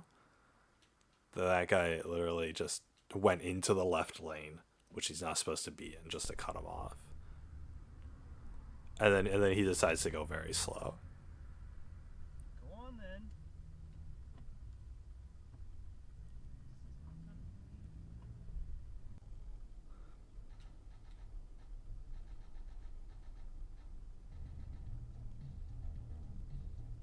Oh my god, they're turning. There's clearly a guy here and he's turning. This is the kind of accident that I got into. I was the guy who was turning left when somebody was coming on. When somebody was coming right towards me. And then he hit. And then he hit and you can't see anything, but the truck here, for me, hit the right corner of my car and made me spin out of control, and the truck actually rammed into a pole like this. So this is probably the best depiction of that. I was in the middle of the city, not on a freeway when this happened, but this is the same situation. So I was clearly at fault, but so whenever I bring up my car accident, that's sort of what it is. That's not a road.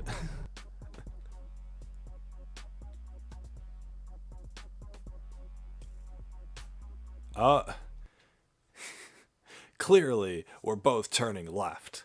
Why are you getting in my lane?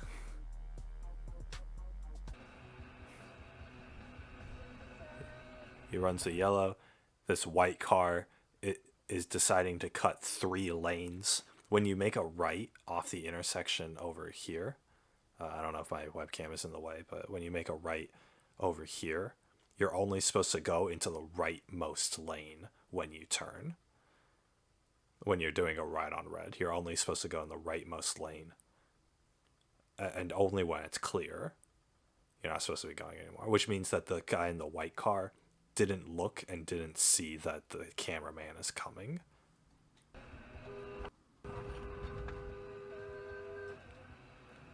But they can do that. They can break the traffic laws, and there's no consequence because there is no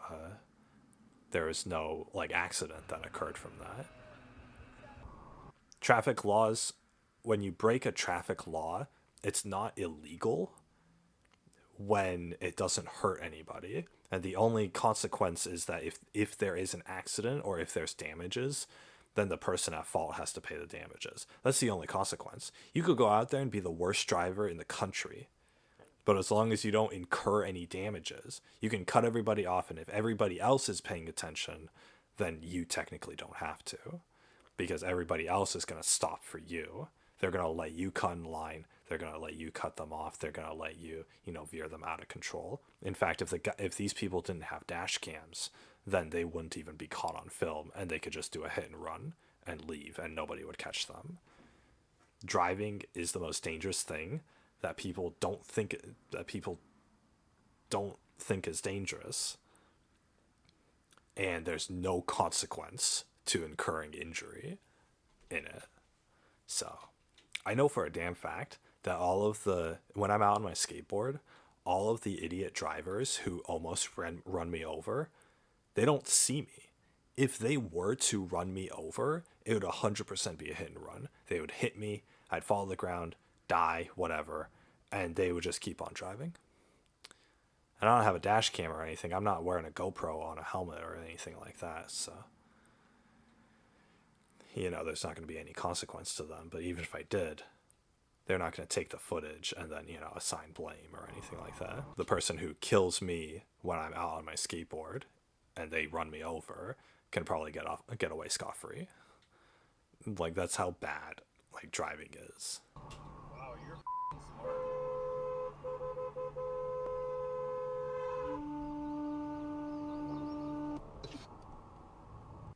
See, that's the thing. If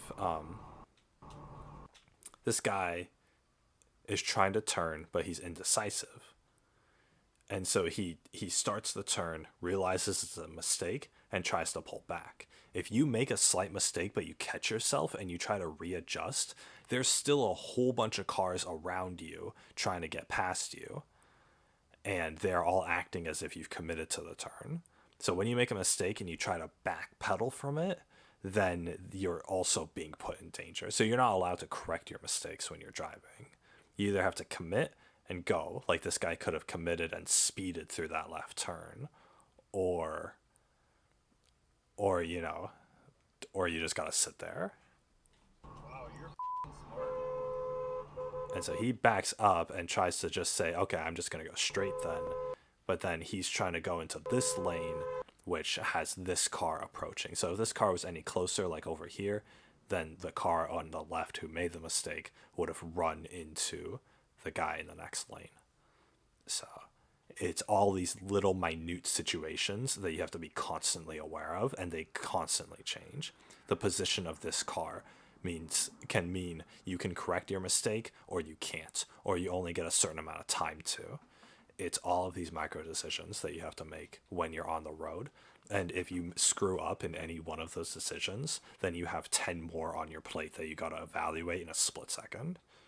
And it's those kind of things that I can't do. Like, my mind I can't wrap my mind around it. And things I could go out there and be, below average driver and just get in a bunch of near accidents all the time, but I really don't want to. I'm not going to, subject myself to that. Or what? I'm not going to inconvenience other people like that,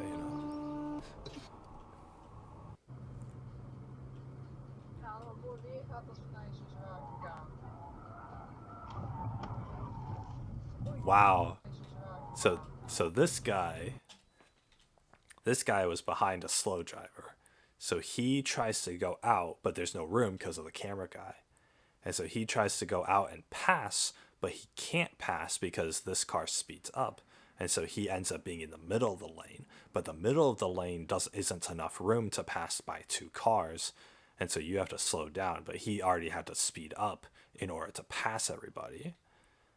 That's another case. This is another case of if you were just patient and if you just said, okay, I'll just stay behind the slow car and I'm gonna lose 2 minutes. You know, it's just gonna take me 2 minutes longer to get to my destination. Then this wouldn't have happened. In every situation, see, the car speeds up. He tries to go around. He can't because the car in front of him decided to speed up, and so he's stuck in the middle between this guy and the cameraman. And so he tries to go back into his place in line, or behind the guy originally, but he's already made a bunch of swerves and he's already speeded up his car. So physically he loses control of the car and he swerves out, and then he crashes just like that. Crash, roll over, could have run into multiple cars if the cameraman wasn't paying attention. Ja, dat gebeurde achter mij.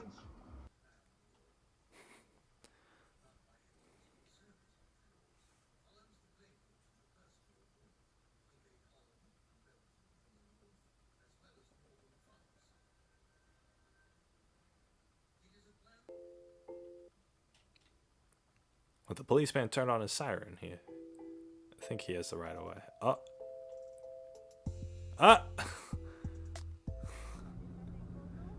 Well, that's just stupidity.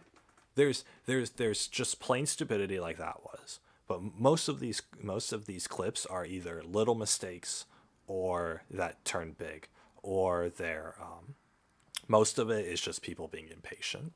People being impatient and they're trying to speed their way through everything. You know, they forget how dangerous it is to actually drive a car, and then they get in an accident. So most of these are like that.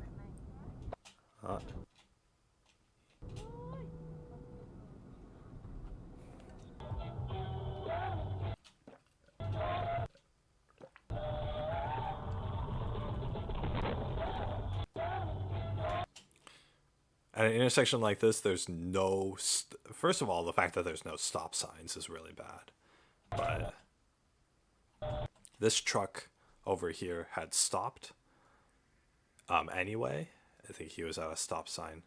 Or if he's at a stop sign, and that looks like a stop sign. So if he's at a stop sign, then he...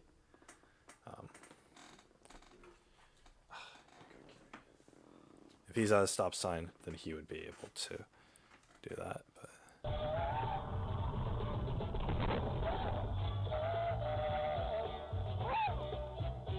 no.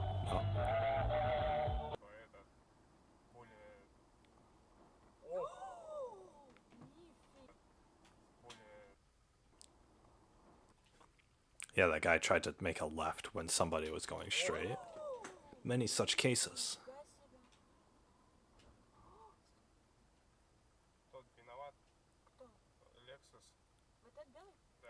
Yeah, you're gonna have to wait it out. There's no moving around that.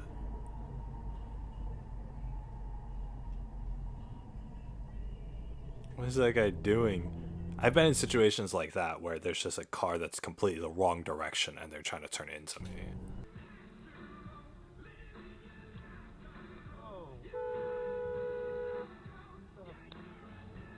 Yeah, just run the red light.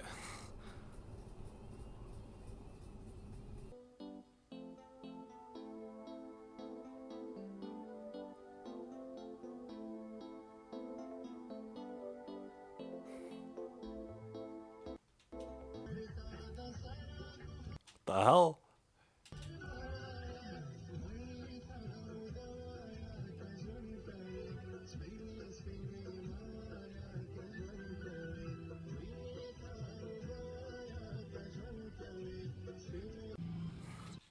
He's just driving the car in the from the passenger seat.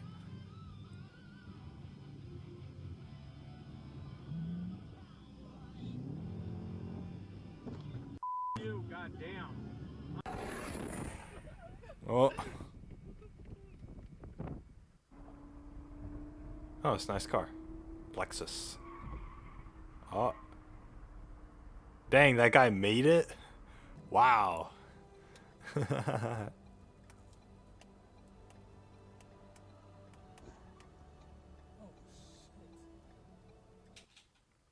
What? See, a green left arrow there, and more, and you know, you have people who have to wait, would just solve everything.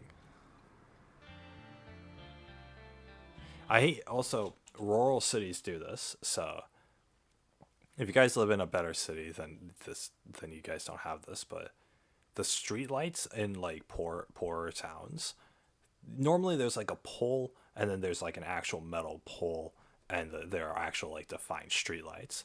Here, they're just all the streetlights are just balancing on a string. There's just one string that's going across the street.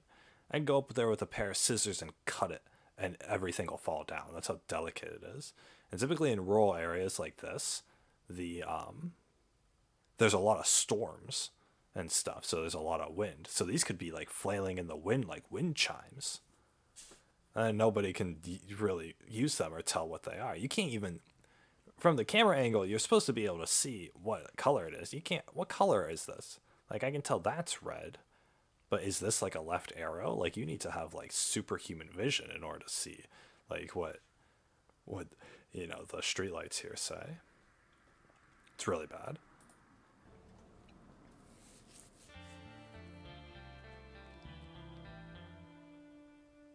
Yeah,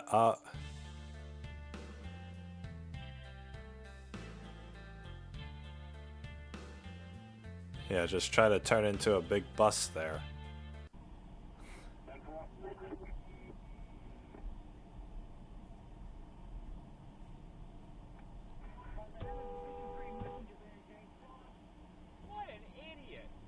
Honking doesn't do anything. If somebody's like, a lot of these clips they've honked. If somebody's doing something like that, so, you know, they're being an idiot on the road. They're not going to respond to honking. In fact, a lot of the time they're not even going to register that you're honking at them. So, honking is more of like a way for you to take out your own anger rather than like it actually accomplishing anything. Oh, that's so cool. Oh my god. Dude, people's minds must have been blown. Yeah, I love how he chucks his bandages at them.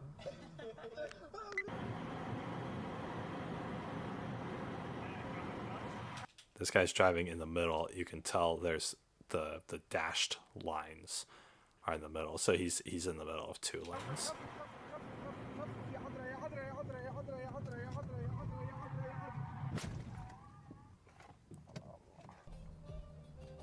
Oh, that guy's going like 1,000,000 miles an hour in the middle of the night. I've had people honk at me. That's a hilarious thing. I've been a pedestrian and I've crossed a crosswalk at, you know, during the legal time for me to do it, and I've had people honk at me for it. They've tried to speed through the crosswalk. Notice I'm there. They have to slam on the brakes and they honk at me. And it's always great because I'll get in front of the car. I'll look, you know, I'll have paid attention, and they'll get in front, and you know, they'll stop for me. They'll stop, and they'll honk at me, and I'll just stand in front of their car and I'll just flip them off. I'll just be like, "Fuck you," and I'll just stand there for a minute, and it's like, what do they expect? Like this person, there's a girl on a bike trying to cross. This guy didn't have his blinker on. Or he did have his blinker on, it looks like. But she's still trying to go. Pedestrians get the right of way. And he honks at her for, you know, how dare you use the sidewalk when I'm trying to drive in. Not like I'm in the big old death machine here or anything. It's her fault, obviously. But he has to stop. That's the one good thing, is that if you're a pedestrian, no matter how much wrong you do, you could be jaywalking through a red light, and if somebody hits you, then it's the car's fault 100% of the time. It doesn't matter how many laws you, the pedestrian, are breaking. You know, you could be some homeless guy who's deranged and drugged up and be in the middle of the busiest intersection in the city, And if anyone even bumps into, even if anybody even bumps into him, then they're getting charged. The driver is getting charged, not the homeless person. Or not the pedestrian.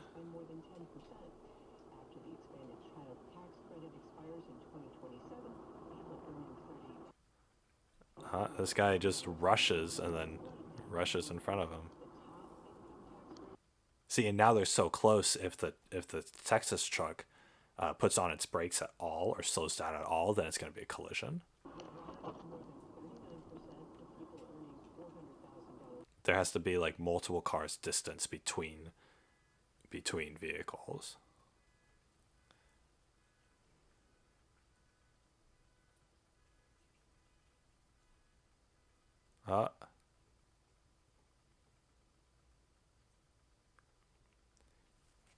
He's trying to make a left. He's trying to make a U-turn.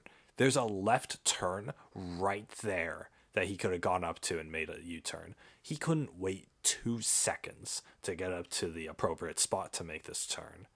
He has to do it in the middle of the street. Here's another. What's up with all these like big truckers who are just trying to plow through? Oh no, this is the same one from the other video, because this is the taxi cab who got hit. Oh cool, we actually get to see this. Yeah, he just rams through that orange one.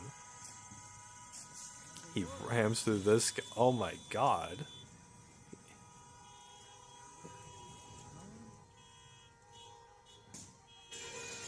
That guy just runs up and tries to hit the guy in the... What the hell?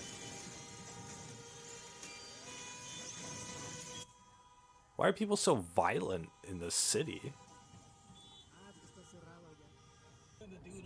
Don't look away from that. That was the most interesting thing ever. He's stepping on his brakes. Oh, they about to, oh! Wait, what? Okay, it's this car. Oh, that guy swerved in. Oh, they about... And then that guy adjusted for him. Oh! He got him! Oh, he drove him directly off the road! Oh!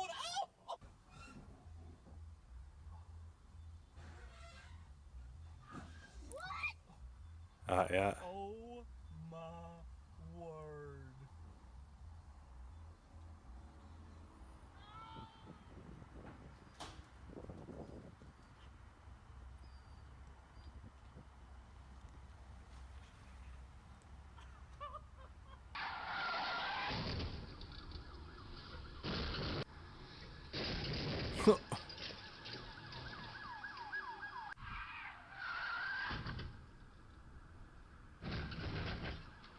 Rams into that guy's car. Oh my god.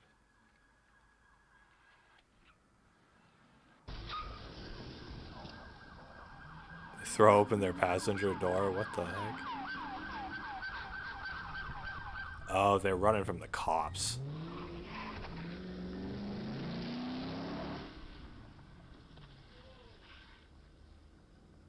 The cops caught up to the car, but the guy had already jumped out.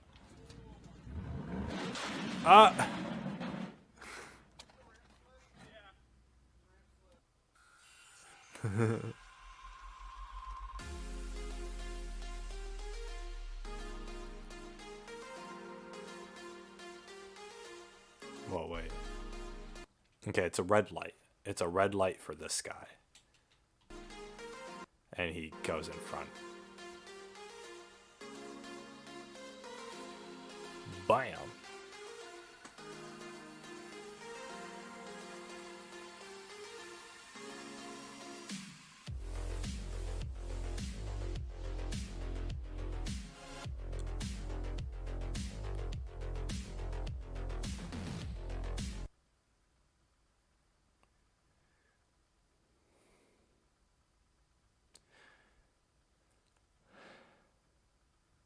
I hate when those large, slow-moving buses just come out of nowhere.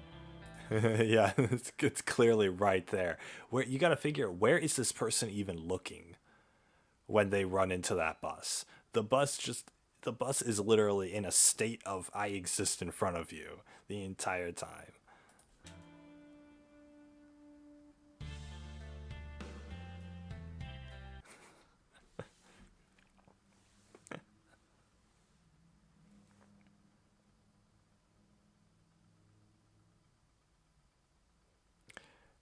I'm in such a hurry to pass you, I'm going to cross a double yellow line. But then I'm going to slow way down because you dare to honk the horn at me.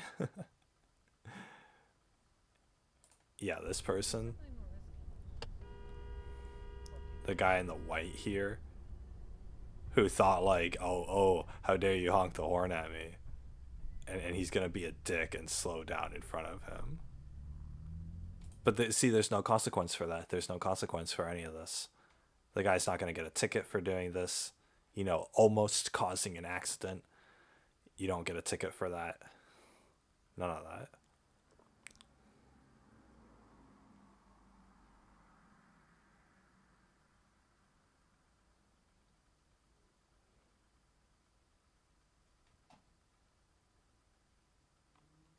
See, all this would be simple if, you know, they just made it so that people had to retest for their license every 5 years. If people had to retest for their license every 5 years, then everybody would be pounded in that reminder. And then the thing is, you could, to enforce that, everybody who's past that 5-year threshold who hasn't gotten tested, all you need to do is have them marked in red, and then so the vehicle that is associated with them, they can't drive that. And then, you know, we already have street lights that detect, that like have cameras on them and that can detect everything. So if they flag that, oh, the car that so-and-so owns, but they haven't renewed their license yet, you know, then they flag that, and then the guy gets like a huge fine or whatever, or we can imprison these people or whatever. But it won't happen. It won't happen because most people won't like that. So.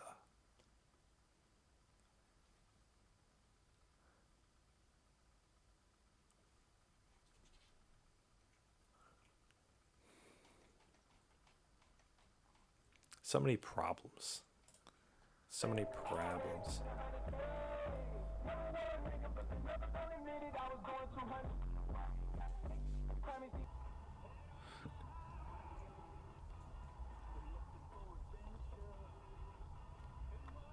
Oh, there he goes. No.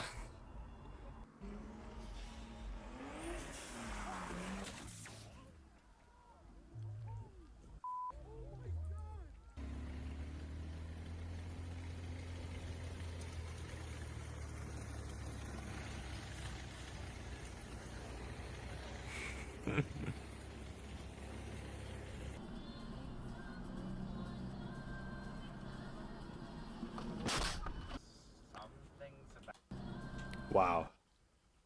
That car turns in front of all those people. Some things about certain elements of road safety. Just from some stuff I did at... Oh, there was a car. Yeah, this guy's not moving at all. This guy assumes that he is, and he gets tailgated. Stuff I did at... Oh, there was a car.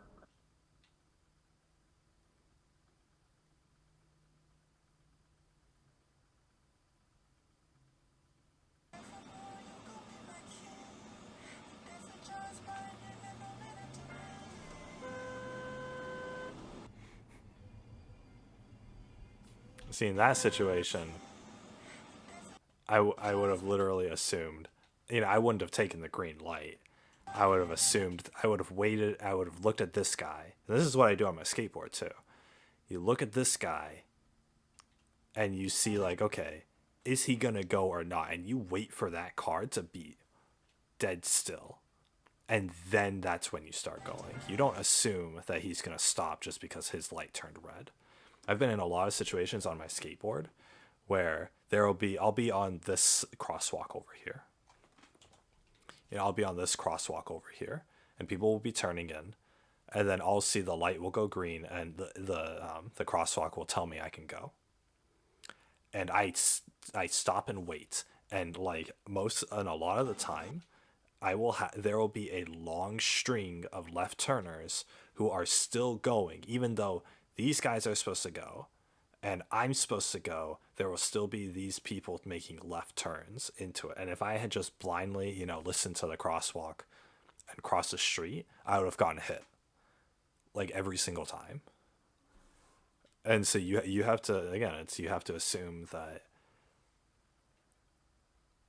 everybody else is going to break the rules. And so you have to look and make sure that everybody's like at a stop. And that's when you go. And I still look both ways because somebody could be coming over here running a red light. And somebody over here could be running a red light. And it's like every time you go outside, you're risking your life because there's so many cars all up and about.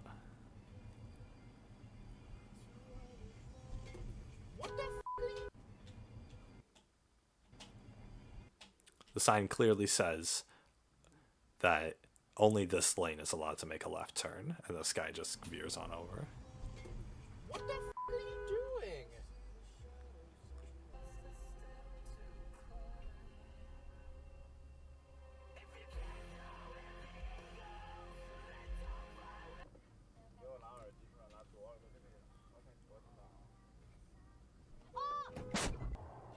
Oh my god.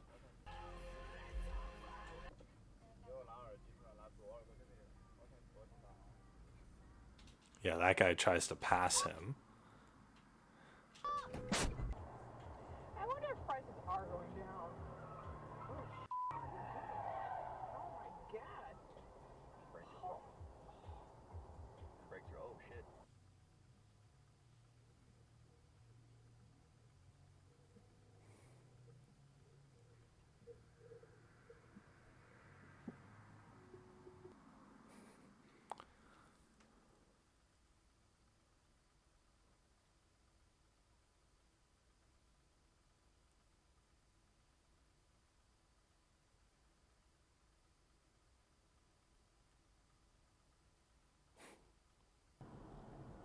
Yeah, maybe don't try to make a left turn like that, you idiot.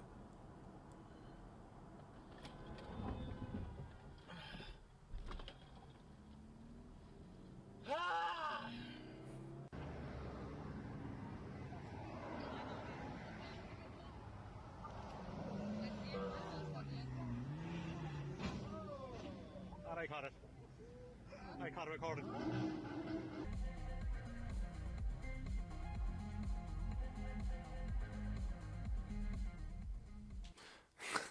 This guy is on the wrong side of the road. Oh my god.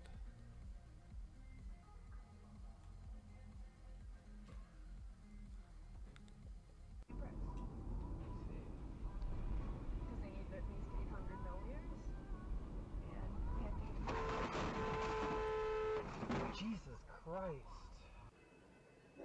What are you doing?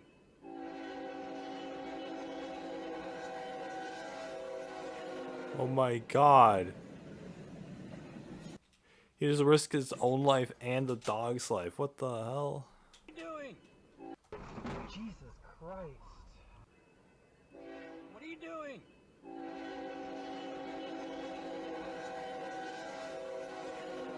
Oh my god, if that dog had just stopped and stared or like was gonna be uncooperative, that train came literally like 2 seconds after they passed.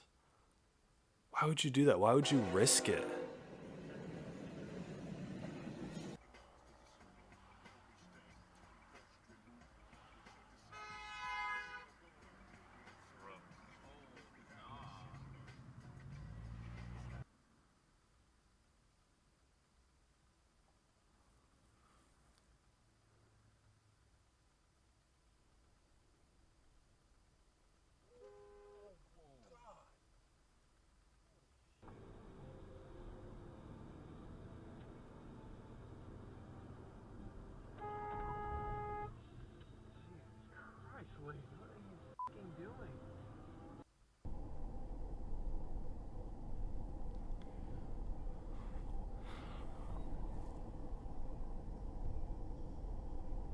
Oh my god, that guy's trying to be Speed Racer. Like, you can maybe do that with a motorcycle. Yeah, and then he hits the wall, and then he runs, and then he crashes.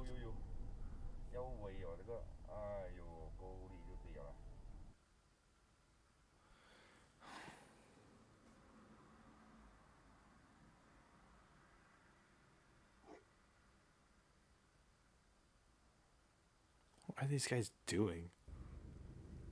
It's like watching a bunch of toddlers drive.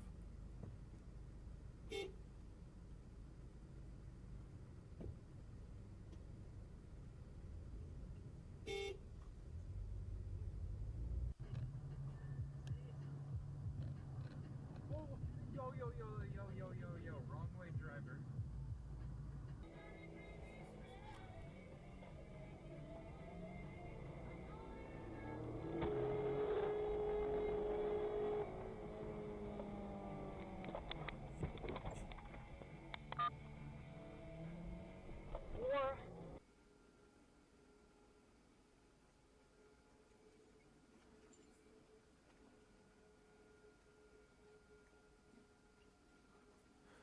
Oh my god.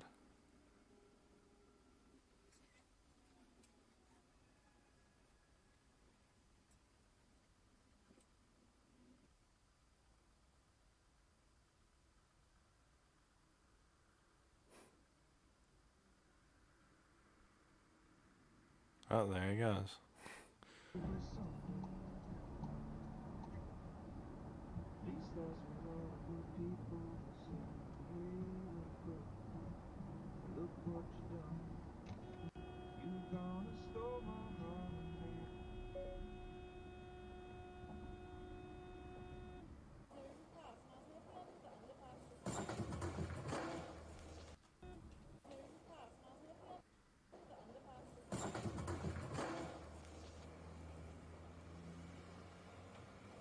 Oh, there he goes.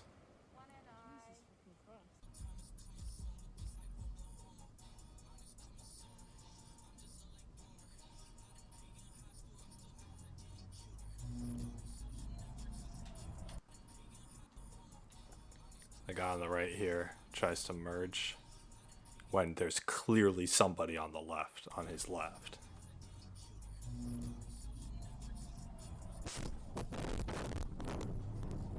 Everything's filled up, bro. I'll just go around, maybe check out the street better. Oh, there's a cop. Right, passenger. Not passenger, pedestrian. What the f? The cop just cut him off. Just cut me off. What the fuck? Atendemos. Compramos carros y camionetas viejas para desarmar. He just shows up. What the fuck? Atendemos. Compramos carros y camionetas viejas para desarmar. Just shows up on his web, on his mirror. What's this guy doing?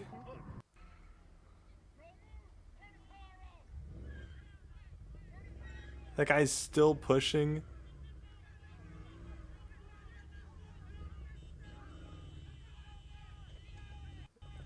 Wow, that guy in the red car is really trying to have a muscle battle with this policeman.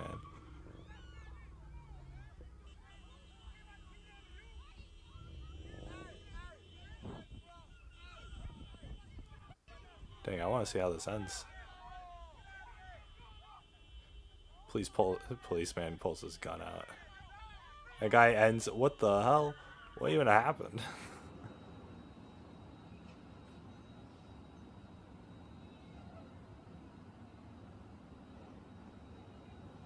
That guy can't make that tight of a turn. He needs to go left and then around. Oh, yeah, no. He's just gonna do that.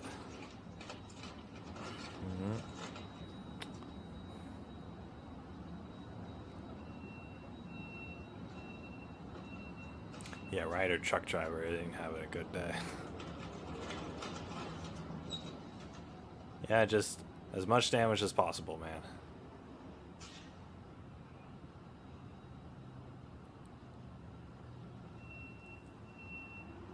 Yeah, run to light. Oh, he tapped it.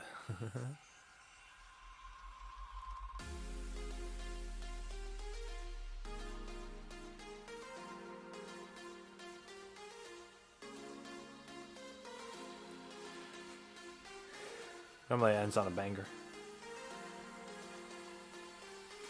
Oh well.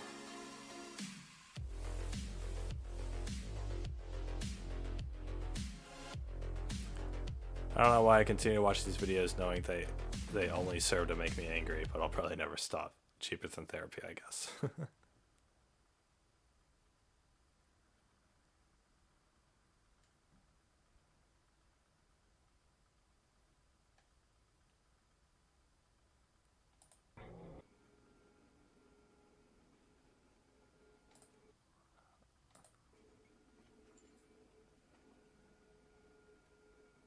Yeah, this black car was, I mean, the tractor shouldn't have been going around, trying to go around, but this black car is is adjusting its speed to make sure that, to like prevent the tractor from going around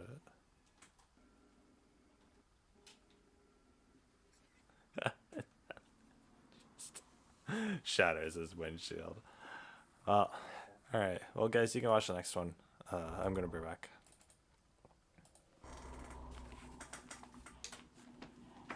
Kiwi.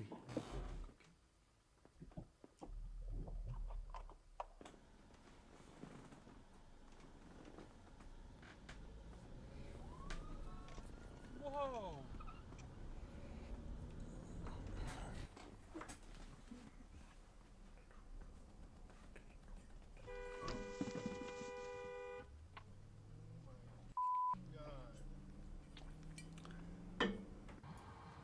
You know, mate. How do you open the window? Open the window, Dad. Stop! Oh, you idiot! Stop! Stop! Hey! Greg, you idiot! Stop! Stop! Stop! Stop, mate! You! Whoa! Whoa! Whoa! Whoa!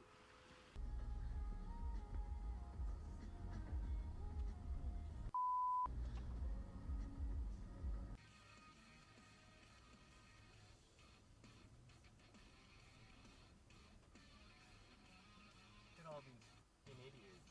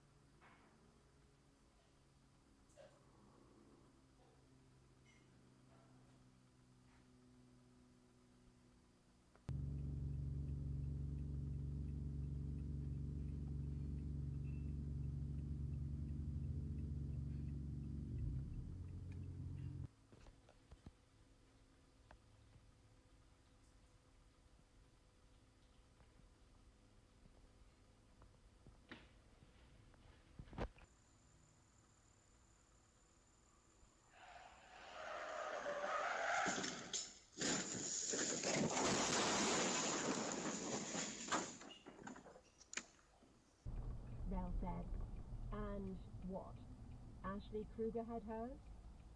We don't know, I said. But I'm starting to think the history we learned in school isn't right. If the Command A...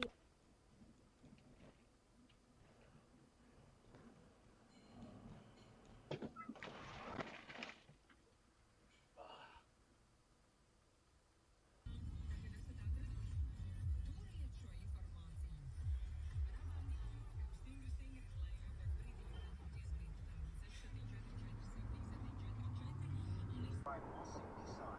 Mossy Nissan has 7 Mossy Nissan locations online at mossynissan.com.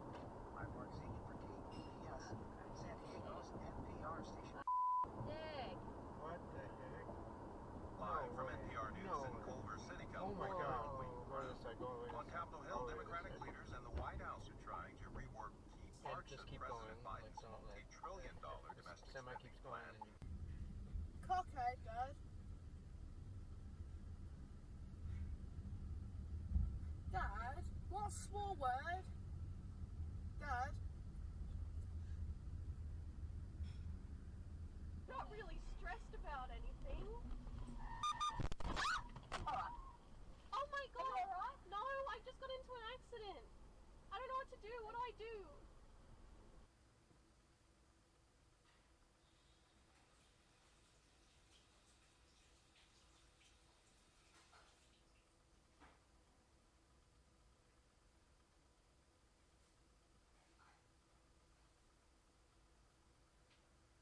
Just not come out for me.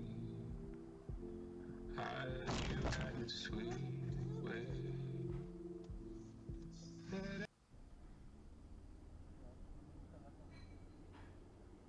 Órale, cabrón. Fíjate, pendejo. Ya la cara, güey.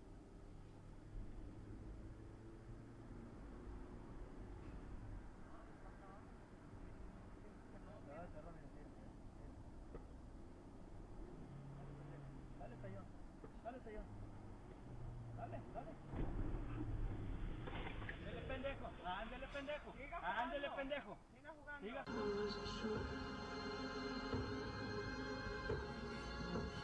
I'll take you with me wherever I go. I'll keep 40 miles an hour. It's a 70. You're gonna kill me. you take no hold from me.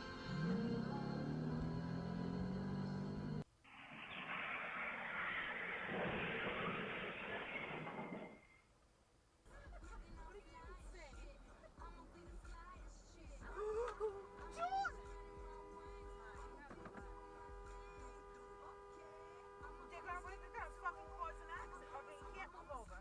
Just try to get around him because cars are gonna come up on you.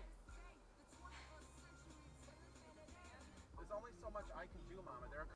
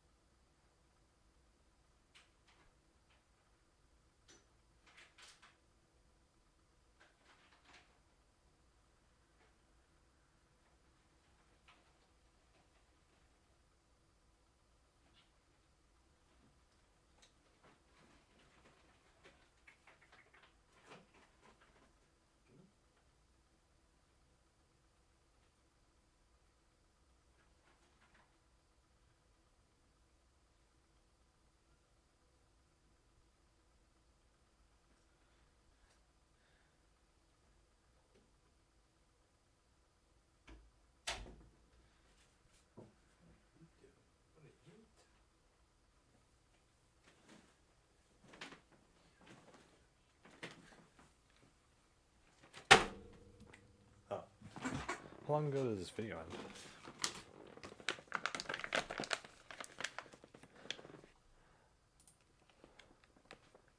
What are you doing? Pickle, come here.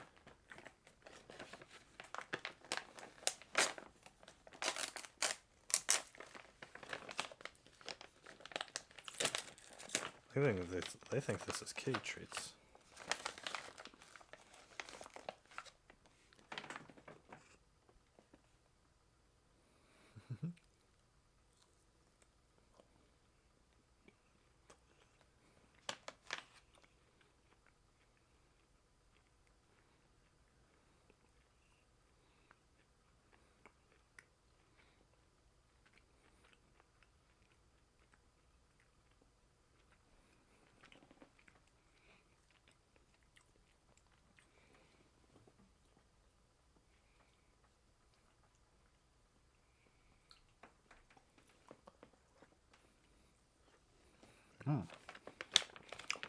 These are Jack Link's tenderloin steak.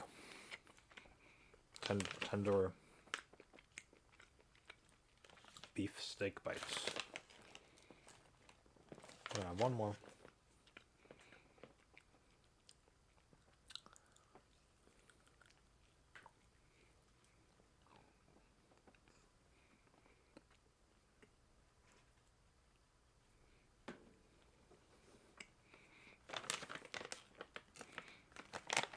Gotta conserve these. This is like this little bag,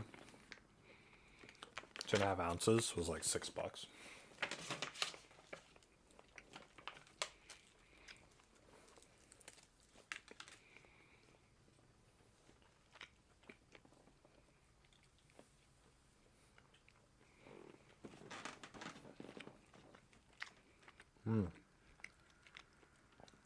Delicious.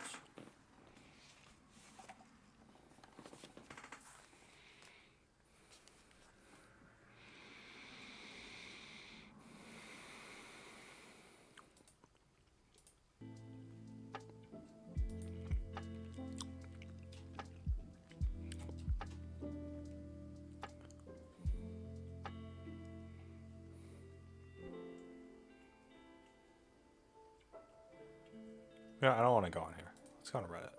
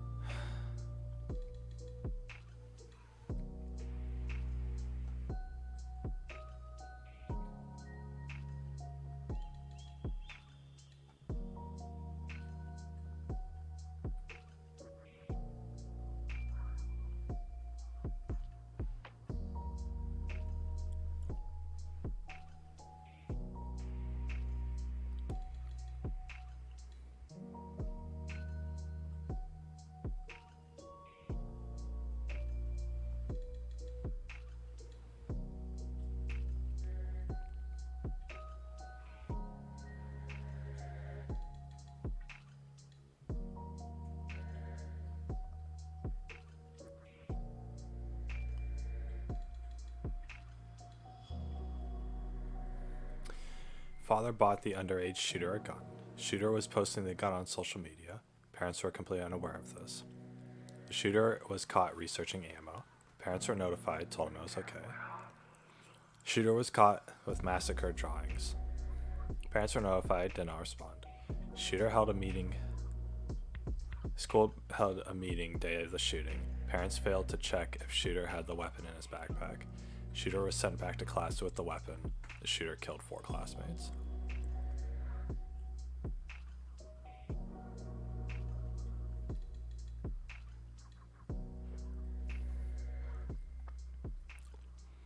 So what, the parents are being charged as accomplice to murder?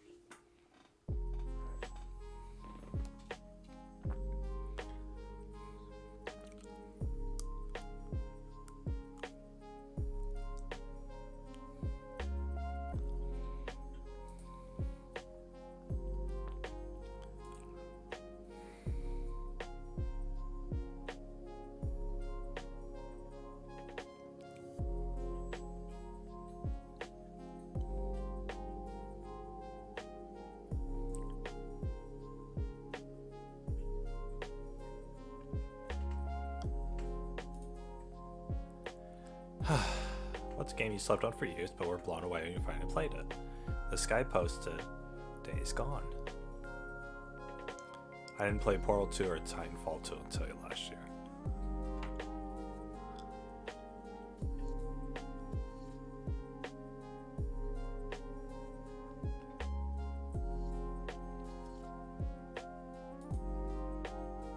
Subnautica.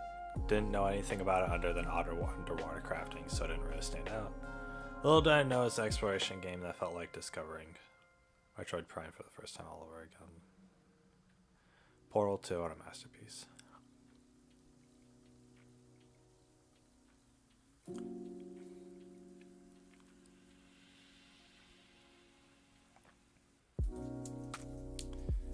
Castlevania games.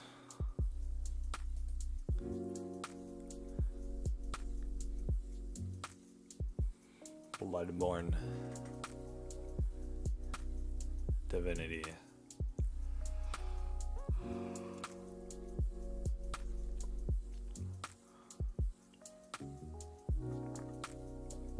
super hot.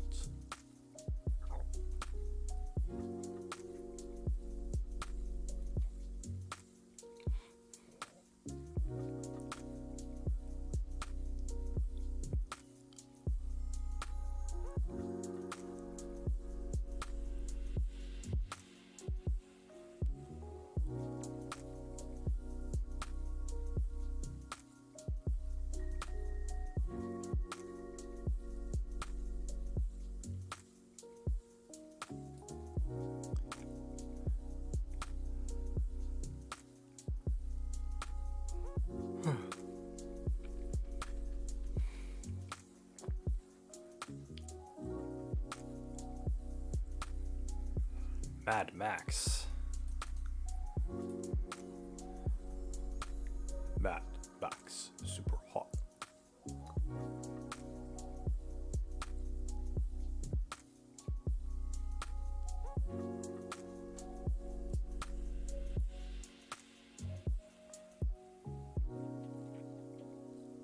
Mad Max.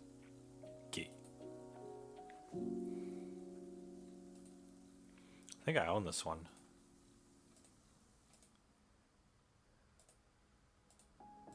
I think I got it for a free PlayStation thing.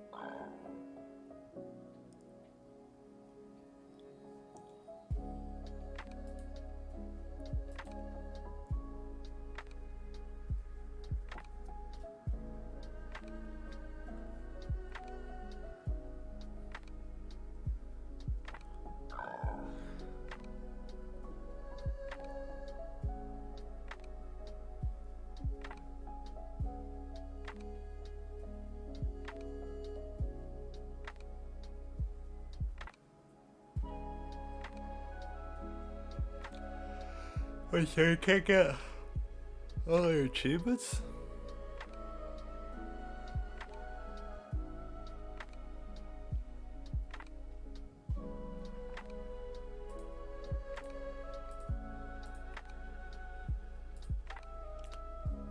I don't even know what this game is about. The Reluctant Hero.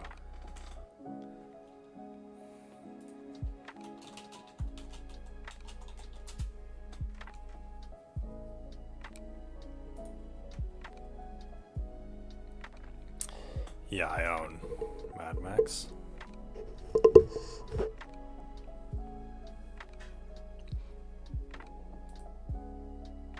Peggy 18. It's time to power up your PlayStation experience with PlayStation Plus.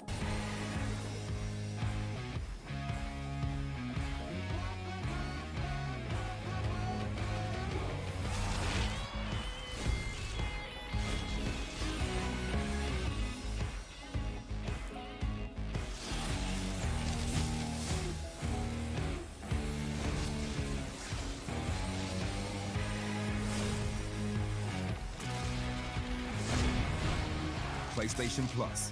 Power up your play. Power up your play. 4K play gameplay.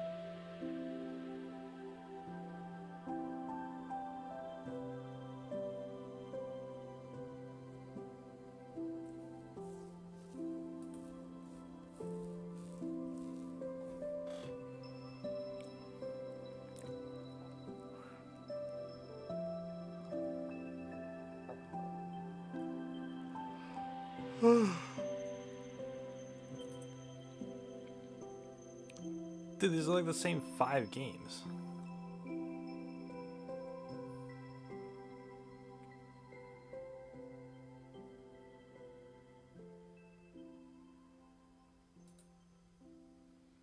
BioShock, Nier Automata. There's an actual good recommendation.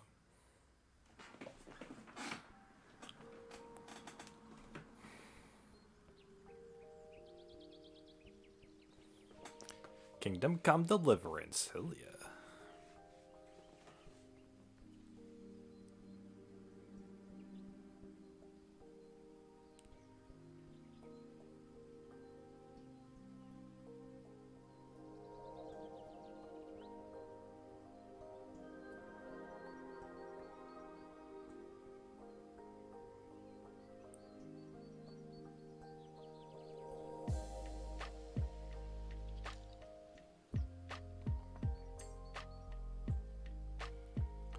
Spin the bottle.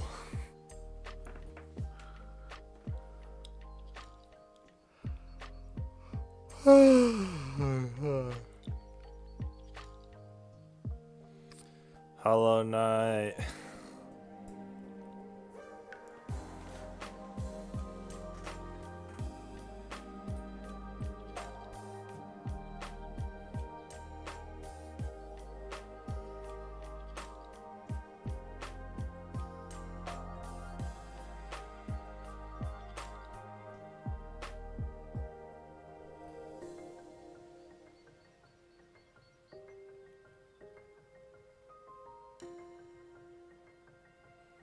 So the kid shot his school bullies, and the parents got arrested too. That's pretty bad.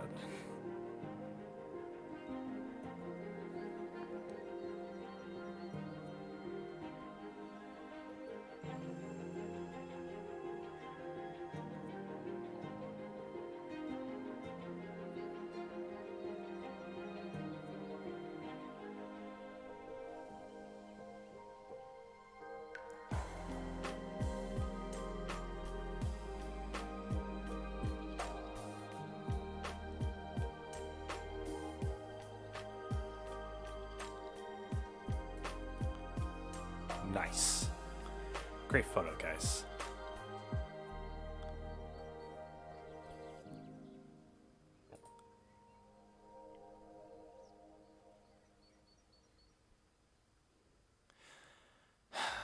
That's what I get for going on a liberal site like Reddit.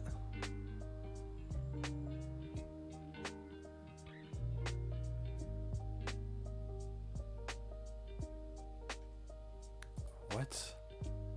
Yeah, whatever, man. You're not gonna show me any pictures. That's...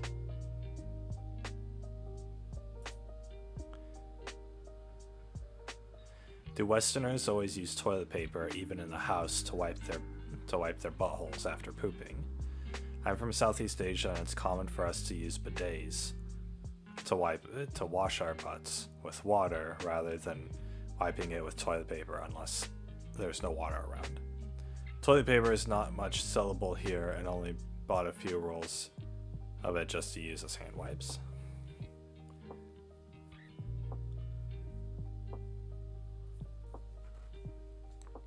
Wipe until the brown turns red. Oh god.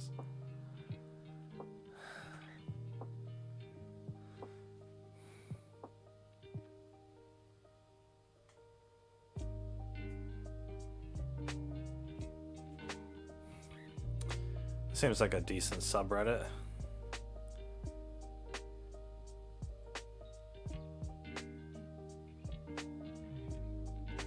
Anti-vax comments will result in a ban. Hell yeah.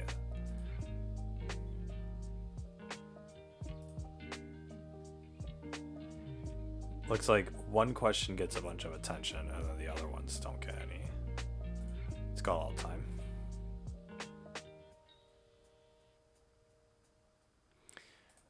Why does nobody seem to care about the fact that China literally has concentration camps in which they put undesirable minorities and subject them to constant torture and propaganda?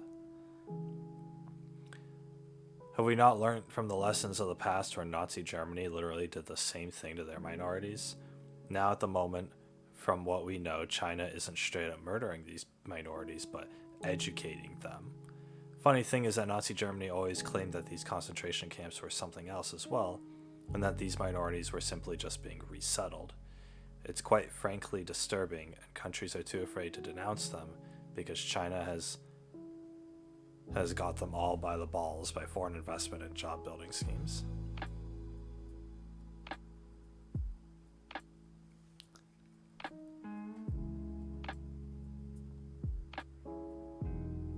Have you stood up in the last hour? Have you eaten or had any water recently? Don't forget to take a break every once in a while.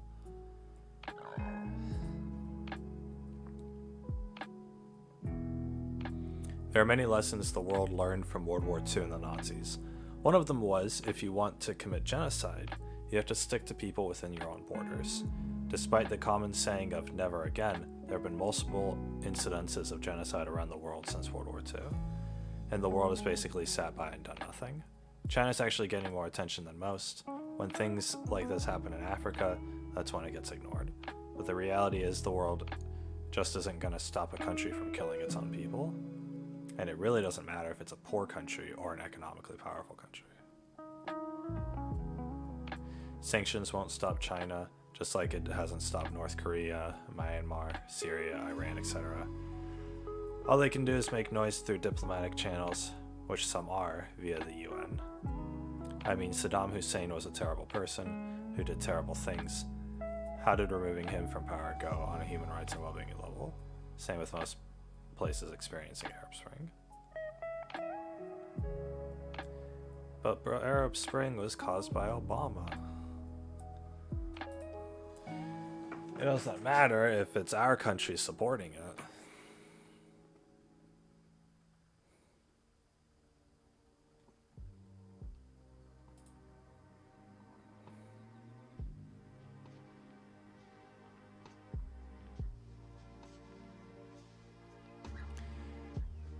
After seeing firsthand what the virus does, we don't feel like laughing. We're pretty angry at those who don't want to wear masks and social distance, and we're worried for the rest of you, and us if you end up bringing the virus in. We're still dealing with our cases, some of which are in fact imported already by travelers.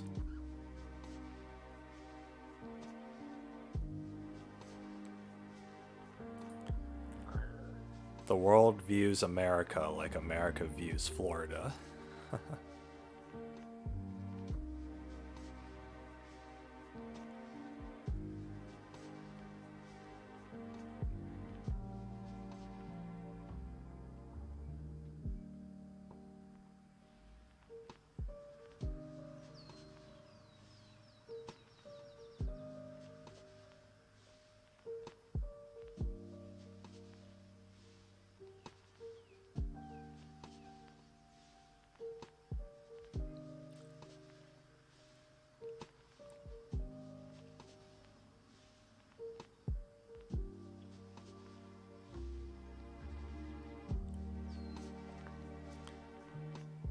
If Trump's whole immigration thing is come here legally and do it the right way, then why would he and his supporters say things like go back to where you came from and send her back to people who did come here the right way? They're cherry picking. Oh. Is anyone else like super suspicious of Elon Musk? Can't really put my finger on it. Maybe it's his explosive wealth, which I don't understand how he made. Or maybe it's his pseudo bad boy public persona, which strikes me as curated. Or maybe it's just something about his face, which kind of looks like the face of a blind person would draw after feeling a bunch of faces with their hands. Either way, he's off-putting. I don't trust him. My favorite Elon Musk is a lizard person quote was a comment from that video where he's dancing on stage. Elon Musk dances like he read about a high-level concept of dancing in a book. And the humans, they enjoy this. Yes, Elon, they enjoy it very much. Then I shall enjoy it too. Very nice.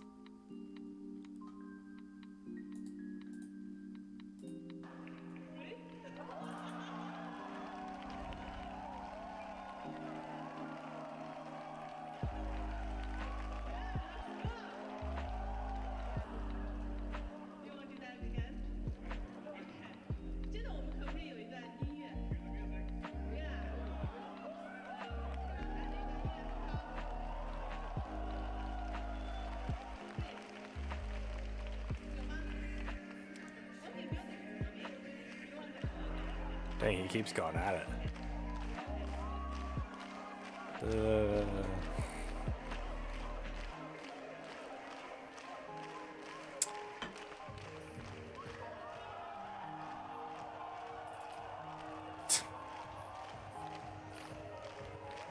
He's not dancing, he's sending a message to the aliens. Let's appreciate this being. He's doing his best to act like us humans.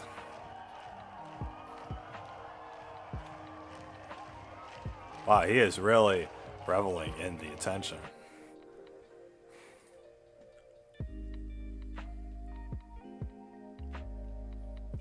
Everyone seems to love him and see him as cool and almost one of us, but he's still an uber-rich trillionaire who screws over the lower classes and who has privatized space travel and therefore future leaps in technology, as well as other reasons he isn't a good person, like the fact that he's transphobic, and no one seems to call him out on that. Well, yeah, his fans and constituents don't care that he are probably also transphobic and other things like that. Man gives off the I'm a secret supervillain vibes. He's a twist villain in some lame action movie from 2004, hell yeah.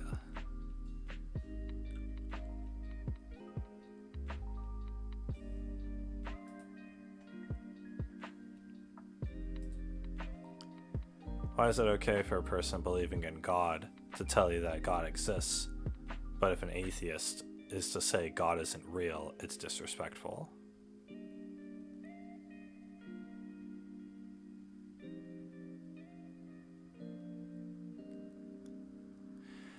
As a Christian, hearing someone say, I do not believe in God is not insulting at all. That's their personal belief. But them saying to me, there is no God, is then implying that my experience with God is invalid.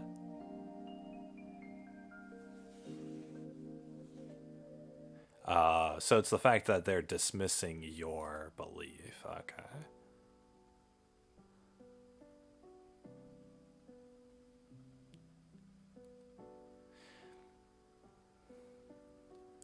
When my friends need their faith, I tell them God is watching out for them, because I just assume in their own life and their own story there is a God, just not in mine. Yeah, I mean, God is a manifestation of your own ego. So if that's how you need to cope, then this is what you use to cope.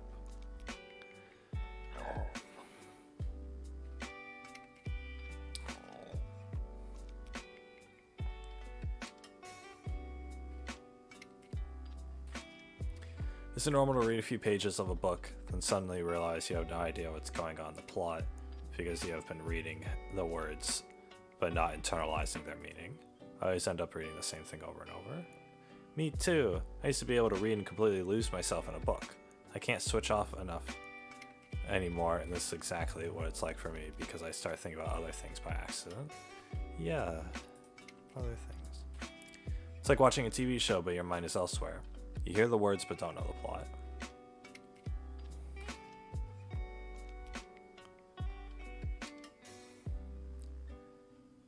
Yeah, that's what I'm afraid of. I don't want to watch a TV show unless I can get like super immersed into it, you know? It's like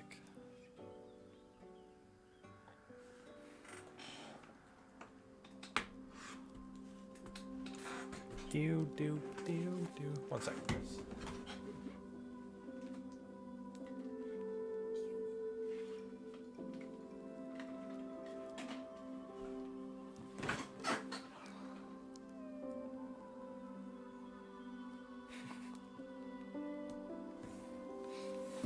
She's like squinting at me through the moving blinds. So she can only see me some of the time.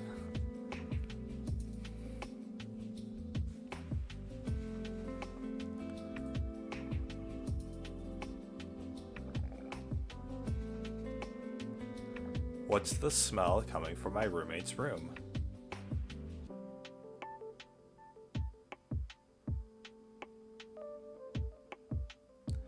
It all started when I was sitting in my room, headphones on, watching YouTube. I caught a whiff of something kind of stanky, and when I went into the hall to investigate, it changed from mild stank to downright vile. I deducted that the smell was coming from one of my 3 roommates' bedrooms. I texted one of my other roommates, and after describing the smell, he came home to make sure I wasn't exaggerating about how bad it was.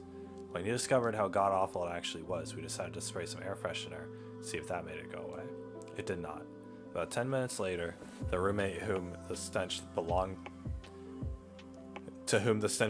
to exited his room, and I kid you not, the smell tripled in strength when he opened his door. My other roommates and I decided that we would confront him the next day if the smell was still there. Next morning, sure enough, the smell was still awful, so we knock on his door and talk to him, and he peeks his head out and asks what's up. We tell him we're smelling something offensive coming from his room area and asks what's going on. He responds with something along the lines of, I don't smell anything and I showered a couple days ago. He goes back to his room.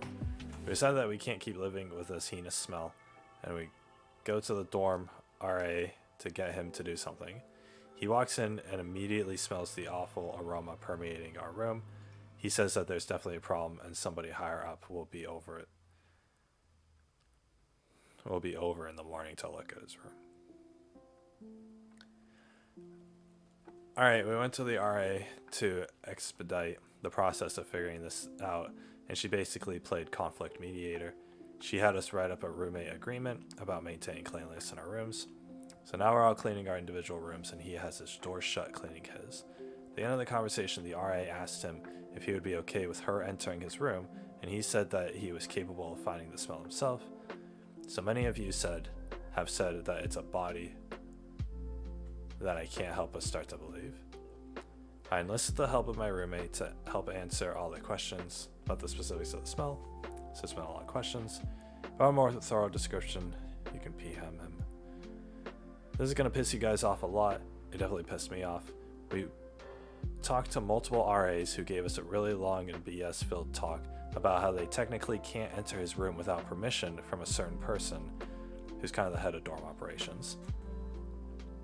So my roommate and I decided that tomorrow after his exam, we're going to face-to-face talk to the big man in charge and get him to smell the room. It doesn't seem that some of the RAs are taking this very seriously. The exception is the ones that actually smelled it. Once the people smell it, they can tell something ain't right. So tomorrow, if getting the dude with the key rights into the rooms and smelling it doesn't work, my roommate and I really have no other choice than to call the non-emergency police line. I'd like to say that it's been a very interesting Friday for me, my roommate. In fact, he's been in his room with 2 cans of Monster, diligently answering all your questions, yada yada. The smell evolved. I went to get some water from the living room, and when I walked past the room, there was a distinct sourness to what was already a god-awful smell. Roommate can confirm that the smell is undergoing some sort of mutation. This night will be a bad one. So we decided to at least talk to the roommate to which the smell belongs with a more forceful attitude before bringing out the big guns. We knocked on the door and told him straight up that we wanted to go in and give him one more chance for redemption before we potentially make it a bigger deal. Then in conversation we got clarification that he definitely can't smell it, and since many of you suggested he can't smell it at all, I asked if he has a history of not smelling things that other people could. He said no, so I suggested maybe a bird or rodent died in his air vent and asking him if he would let me in to get on a chair and take the vent off. Now I didn't really suspect that there was anything in there, but this would provide the roommate and I with opportunity to get a better look. What's going on inside? While I was in there, the smell was very intense, and I knew it wasn't from the vent because my head was up there and nothing but clean air was coming out. But to prolong our stay in the room, I took the vent off and used my phone flashlight to look around. There was nothing. After putting the vent back on, I asked him if there was any way he dropped any kind of food item under his bed or behind his desk, and he said he's sure that he didn't, but will check since we're making a big deal out of it. Thought this was the end of the conversation, so I got ready to call the head of the dorm when he came into the hall and says that he believed he found the source of the smell and was going to sanitize whatever it was. He didn't specify because we think he might be embarrassed. Now it's a matter of waiting and see if the smell goes away. Alright, so this is the grand finale. Roommate and I discovered the source of the smell. So after we did some talking with people on the Discord, we went to the roommate and had a very long conversation with him about how he needed to eradicate the smell, not just try to cover it up by cleaning. We told him that we didn't care what it was, we just needed to tell us what the heck was going on. He told us that while he was looking for the source of the smell, he put his nose inside one of his snow boots and found it had a slight odor. Said he would take one for the team to sniff the boots in order to determine if this is the same smell. When the boots were brought into the hallway, it was immediately obvious they were the source. No up-close sniff required. The smell was just like we described in previous comments, but like 100 times worse. It was eye-watering and made me want to gag. He said that he was planning on cleaning the shoes. The roommate and I didn't want the source of the smell to continue to live. We sat him down, and after some conversation, convinced him to just straight up throw them away. He took them outside, Remain, I assumed that he threw him in the dumpster. Waited a few hours to see if the smell went away. I have to report that it's mostly gone.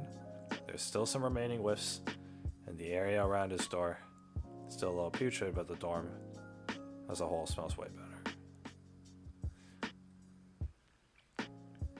Aw, I was expecting that he had like a dead body in there or something.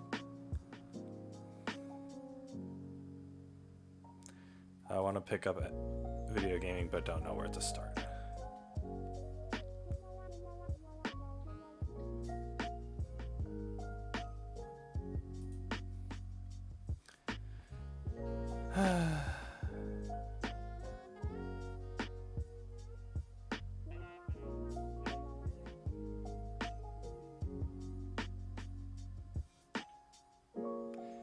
Wow, what you download Steam, and then what you want to play is up to you.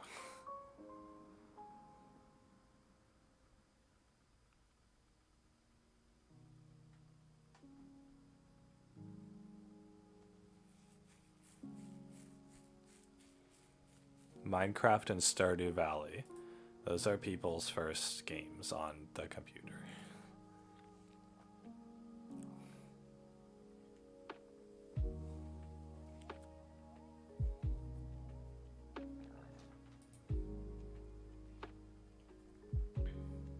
Does anyone think that gay characters are forcefully pushed into many series just so the series can be politically correct on the expense of characters and plot?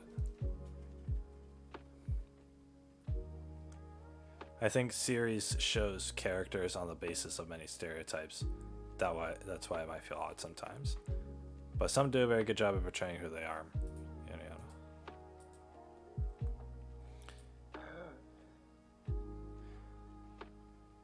Yeah, look at freaking like Big Bang Theory.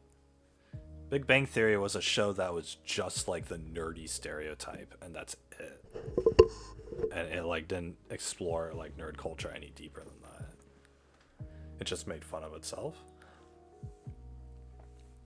So when you throw gay people into that, then it might come off as offensive in the same way that Big Bang Theory was offensive to nerds. How many chuggas are you supposed to say before choo choo? I've always just said 2, but now my kid is saying 3. However, my kid's preschool teacher says 1, and it pisses me off that there aren't enough chuggas for a chew. How's the train supposed to go anywhere? It really depends on if the train's going. It's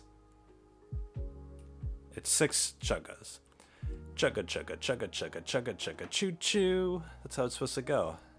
And you gotta say the whole thing, otherwise it's invalid. What is preschool teacher saying 1? Chugga choo choo. Chugga choo choo. Railroader here, I can confirm that this is a valid point. I don't use as many chuggas in a downhill stretch of territory as I would climbing uphill. I don't know if this is serious or not, and it's worrying me.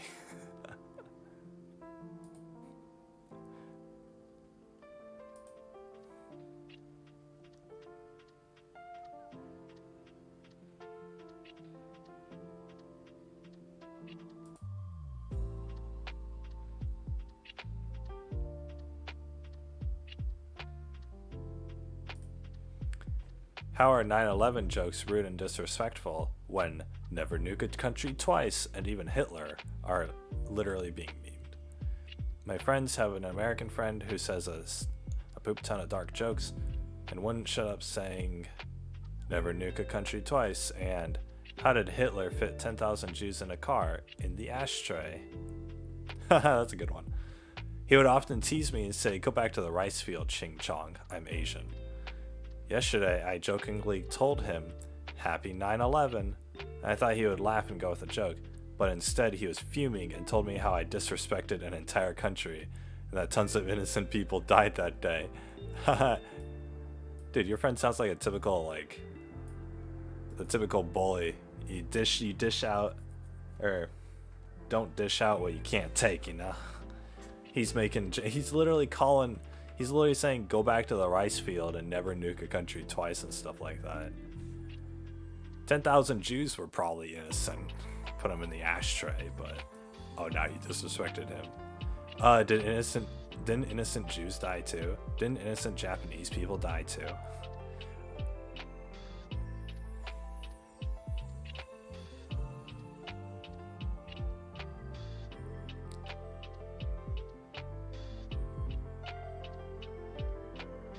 In general, people are more sensitive about an event that changed their specific lives, but your friend is absolutely overreacting. If he wants to make dark jokes about other countries or people, he should appreciate ones about his own country. Or he should not get offended at them, at least. That's somebody you don't want to hang out with.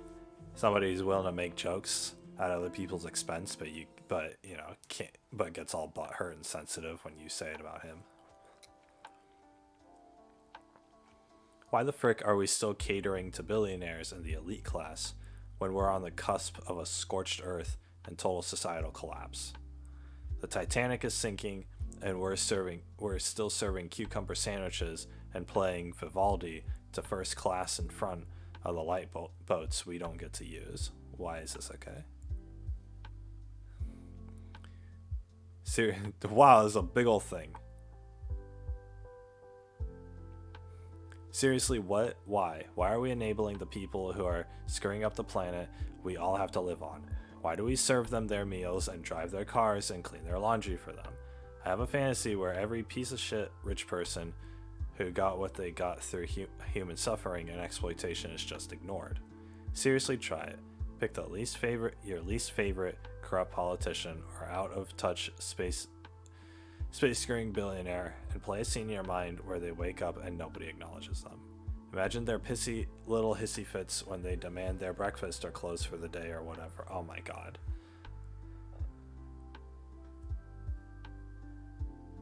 I know there will always be indoctrinated dipshits who foam at the mouth in a frenzy to serve the predator class, but why? Why, after all the mounting evidence that billionaires and the elite are essentially parasites who make the world objectively worse through the working conditions they create and the environmental abuses they perpetuate, why do we keep working to make their lives comfortable while they lay the foundation for our deaths? It's because none of you are willing to change it. Nobody's willing to quit their 9-to-5 job, even though everybody else is on board.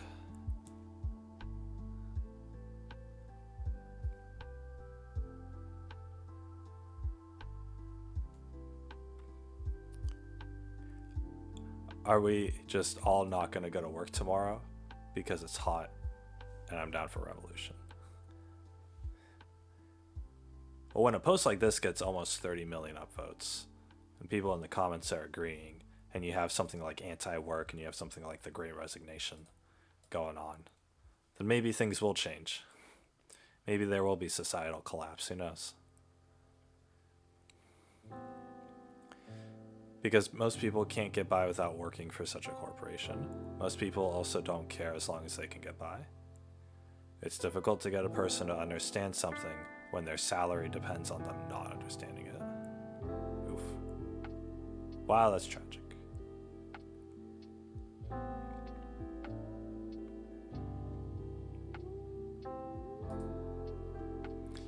Well,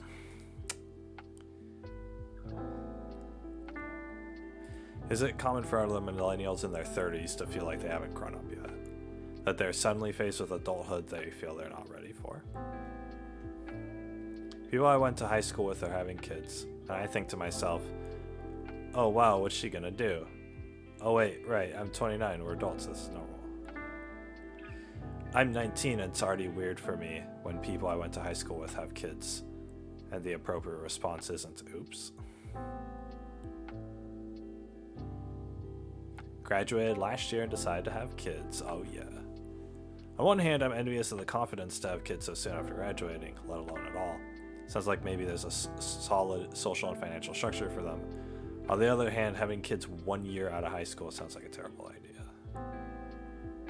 I'm 47 and I feel the same way.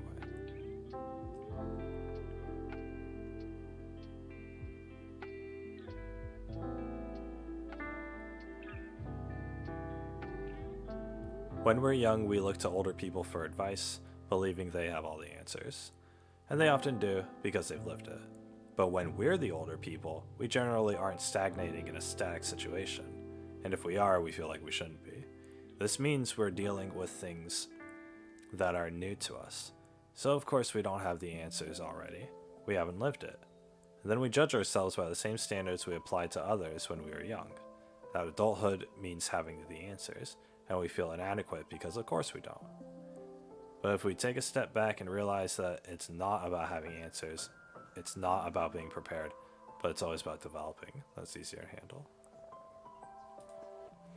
Yeah, that sounds great. How has pedophilia and sexual harassment become so normalized in anime? It seems though that too many anime I've encountered feature these in some way. From the constant oversaturation of harems and isekais, underage girls being seen as viable sexual partners, and everyone's waifus seemingly being a 12-year-old child, all the way to the main character freely going around molesting others without having any consequences because everyone gives him a pass, or everyone tolerates it, but phrases such as, he's not a bad guy, just a perv, he's realistic, or even that it's just his character flaws. Yeah, 7 Deadly Sins. It's an example of that. Main character goes around sexually harassing people. There's even been instances of rape and sexual assault being quickly brushed over. And what's worse is that these same issues are continually defended, or their severity is sidestepped with phrases of, it's not that bad, it's just an anime bro, it's not real, if you don't like it, don't watch it, she's 1,000 years old, he has the body of a child, so it's okay. I know what the anime that's from, or whatever justification one can make up. And genuinely scares me.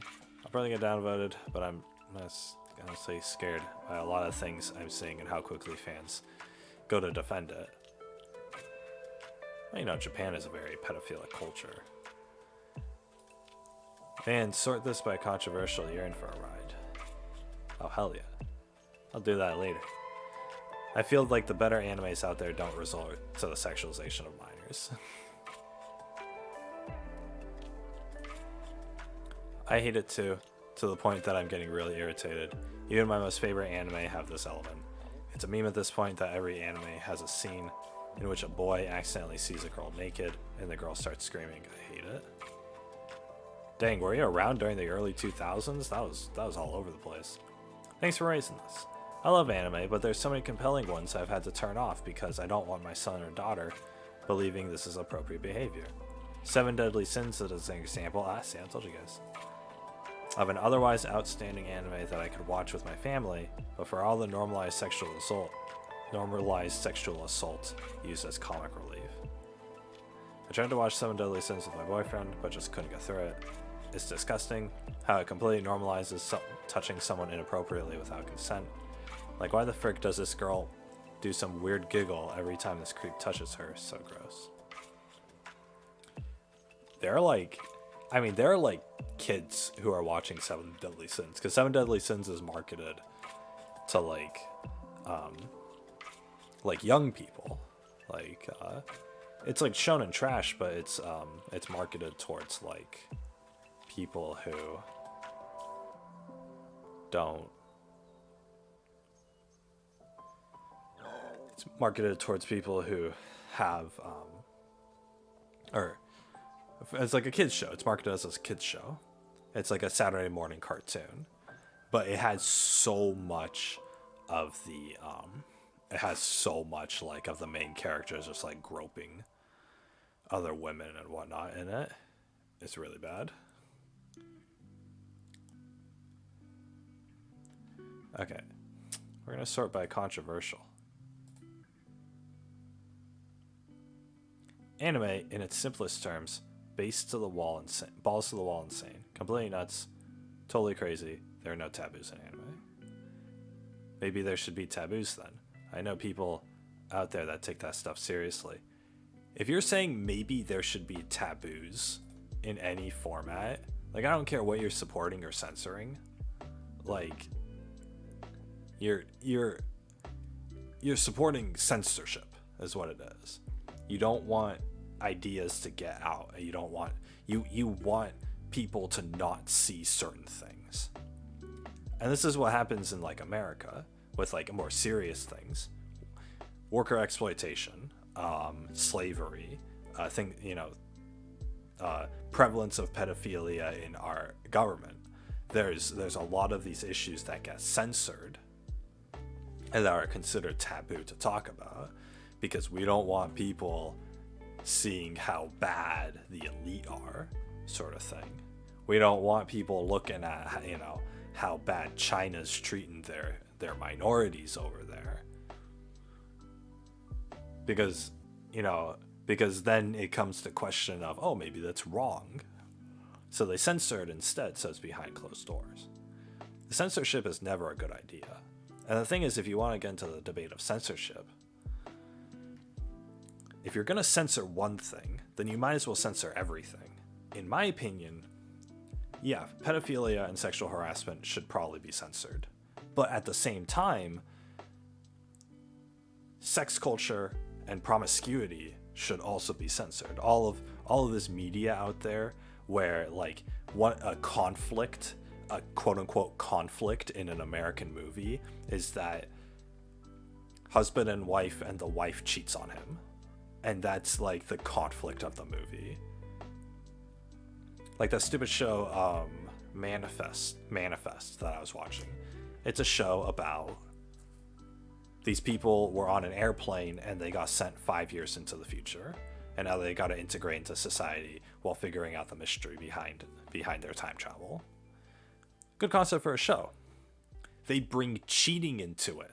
The wife of one of the dudes on the plane cheated on him, and she's continuing to cheat on him even though he's back. That's an idea that's something in the show that should be censored. That's something that turned me off to the show. Because you're pushing this idea that, oh, it's okay, oh, this is a normal thing, right? It's becoming normalized. And to me, it's disgusting, because the fact that this stuff is becoming normalized means that people see that it's okay to cheat.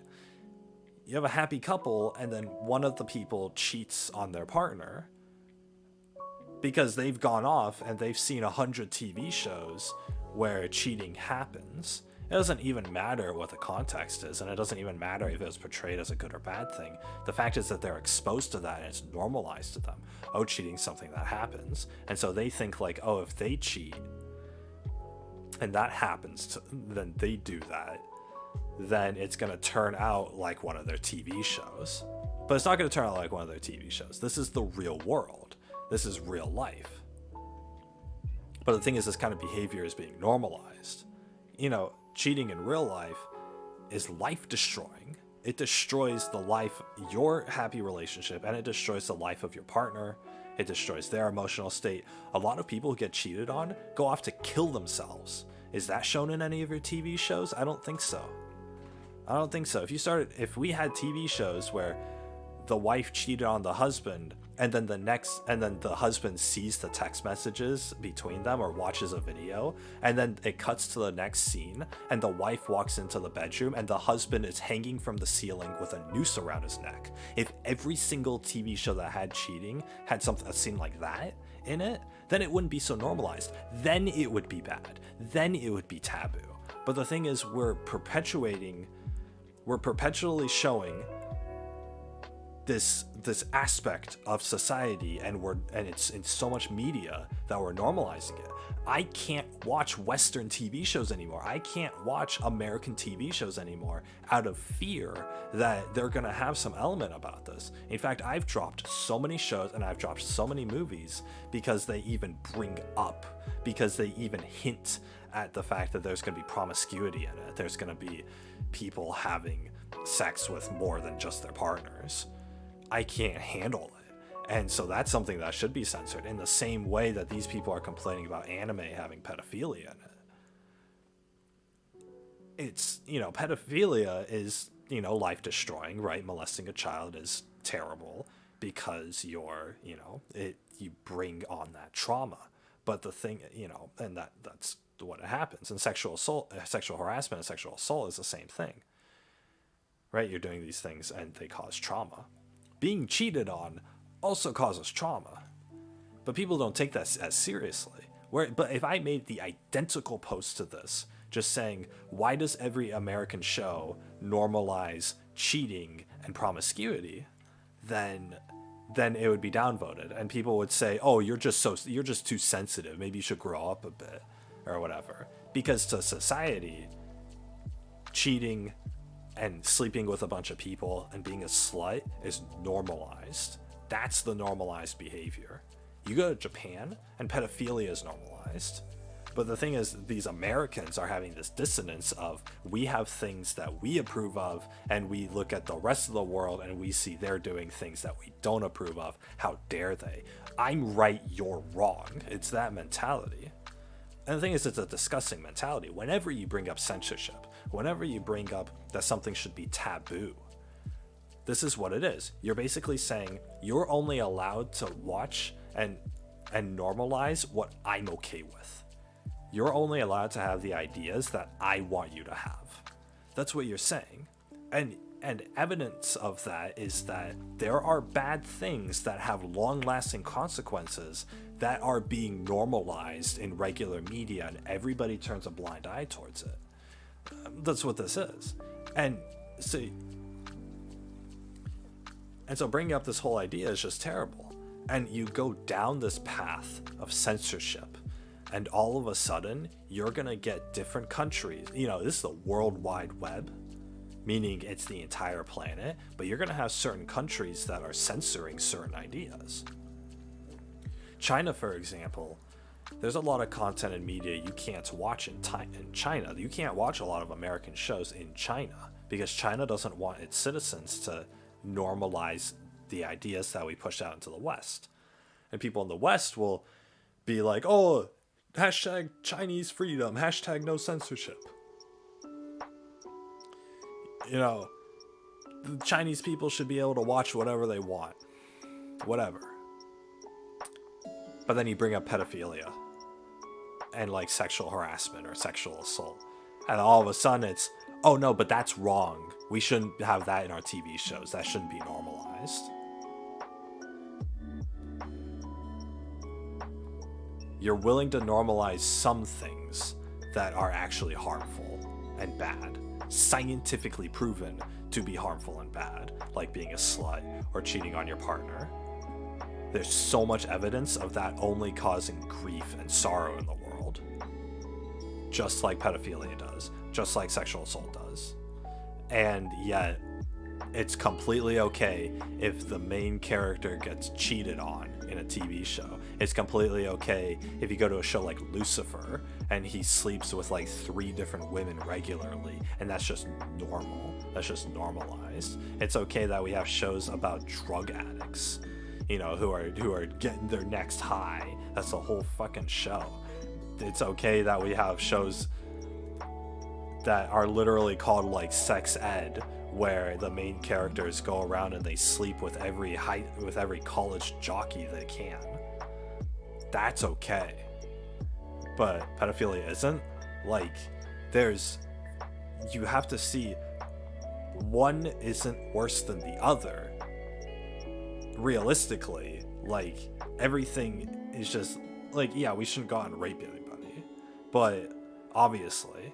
But we shouldn't cheat on anybody either. Maybe we shouldn't slut around with people. Maybe we shouldn't do drugs. Maybe we shouldn't do any of this or that or whatever. But nobody's on board with that. Oh, if you get cheated on, then, oh, it was probably your fault. And, you know, oh, you're just gonna have to deal with it. You're gonna have to man up and grow up. It's like, no. You've pushed this idea and you're destroying marriages because you've normalized this idea. People who would have otherwise not cheated will watch 100 shows and movies where cheating is accepted. And then they're going to be more inclined to do it. And that's just the reality of it. It's the same thing that that these people are complaining about with anime. If anime is normalizing pedophilia, then people who watch a lot of anime will take it seriously and will normalize that. But in the same sense that the average American has normalized cheating and slut culture. And so it's like, yeah, obviously pedophilia has more of a direct consequence. than cheating or than being a slut has. But the consequence is still there. Just because you're an adult doesn't make it hurt any less. Like, you get cheated on as an adult, it destroys you. And these people, you know, it destroys their lives. But you have the next scene after the guy finds his wife cheating on him. You have the next scene be him hanging himself from his ceiling. That show won't go to air. Everybody's going to turn that show off. They're going to be upset on the internet because to them cheating is okay, but they don't want to acknowledge the fact that there's long-lasting consequences to it, that there's actual consequences to it. You cheat on me, I'm probably going to kill myself. It's like, you know, nobody wants to accept that, and nobody wants to be seen that because they don't want to think about that. And they're going to say that should be censored. You should have never put that scene in there.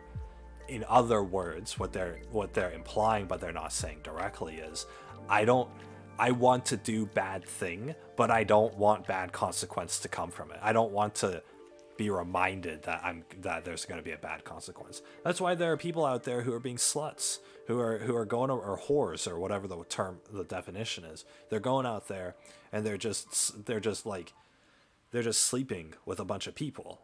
They're out there to have fun, and then when they hit a wall when they're 40 and they can't pair bond with anybody, then they don't want to accept that there was consequences to their actions. And so it doesn't get censored because TV and shows and entertainment caters towards the people who consume it. And in Japan, and in America, sex sells. And if we have every show have some sexual conflict, then you know, people are going to be invested in that because people can't keep their pants on for 24 hours in this country. And then you go to Japan and it's a different side of it. Pedophilia is what it is. You have a lot more perverts over there. You have a lot more child molesters over there. And so of course anime is going to appeal to those guys. Of course anime is caters towards its audience. Entertainment caters towards its audience. In America, it's sex culture with being sluts and cheating. In Japan, it's sexual assault, groping, and pedophilia. That's what it is. And so you can't advocate for censorship for one aspect of media without addressing it for everything. If you're going to advocate for censorship, if you're going to say that there should be taboos, then you can't just limit it to anime. You can't just limit it to what you don't like. You have to expand that censorship to everything that can be potentially harmful. Otherwise, it's just manipulation. You're saying my way's the right way and your way's the wrong way. Therefore, we're gonna block out only your stuff, but we're gonna keep my stuff because that's what I want. It's hypocrisy. It's absolute hypocrisy. You're complaining about censorship, but you want to censor something, but you don't want to censor other things, even though those other things fall under the same category of being harmful to society. If you make Japan censor the sexual harassment, you're gonna have to make America censor all of its stuff that it does bad. And it's not just limited to sex culture, but that's probably the biggest thing. And so it infuriates me because these people, it's a double standard. It's a double standard meant to fit your narrative. It's a double standard meant to fit what you think. And I'm not sitting here, I'm in no way supportive of pedophilia. No way. But at the same time, I'm not supportive of any of this other crap either. And so if you're going to censor it, censor everything. It's insane that these people can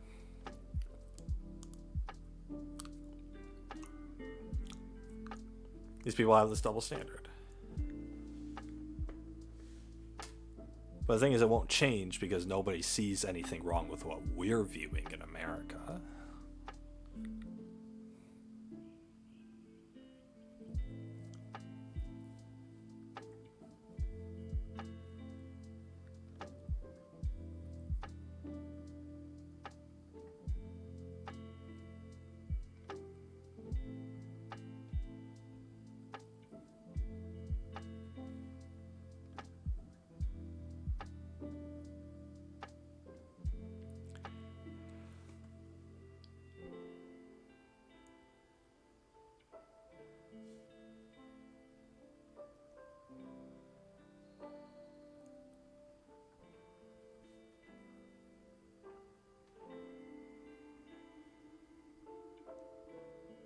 you're watching the sketchy animes. It's not as if he's watching the sketchy animes. This is all over the place.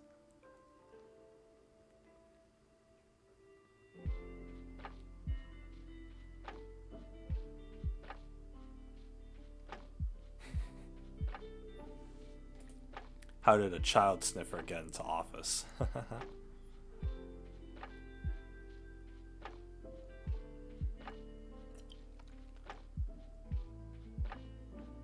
That's controversial. People are going to be downvoting that.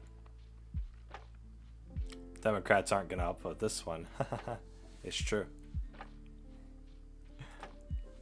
I mean, yeah, it's within the own country too. We put a pedophile in. We elected a pedophile as the president, and you're complaining about anime. No, but nobody's. But that's the thing. That's what's being censored. You look at censorship. Censorship is normally only censorship never benefits anybody. Censorship is only used to manipulate the flow of information and try to change people's opinions.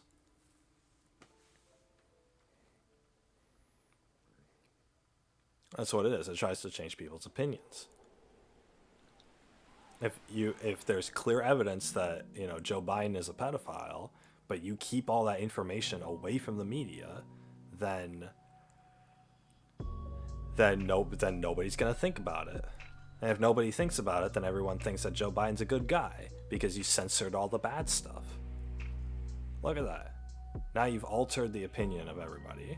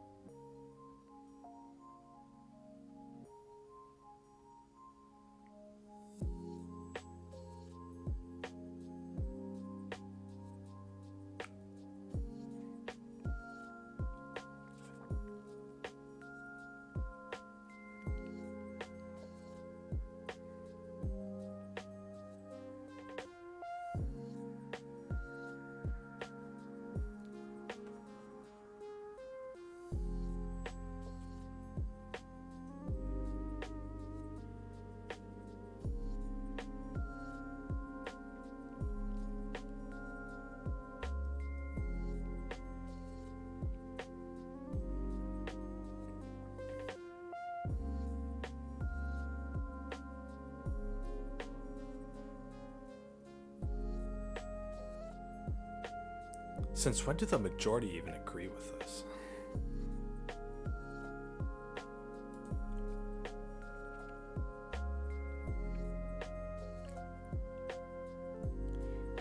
Oh boy, this guy.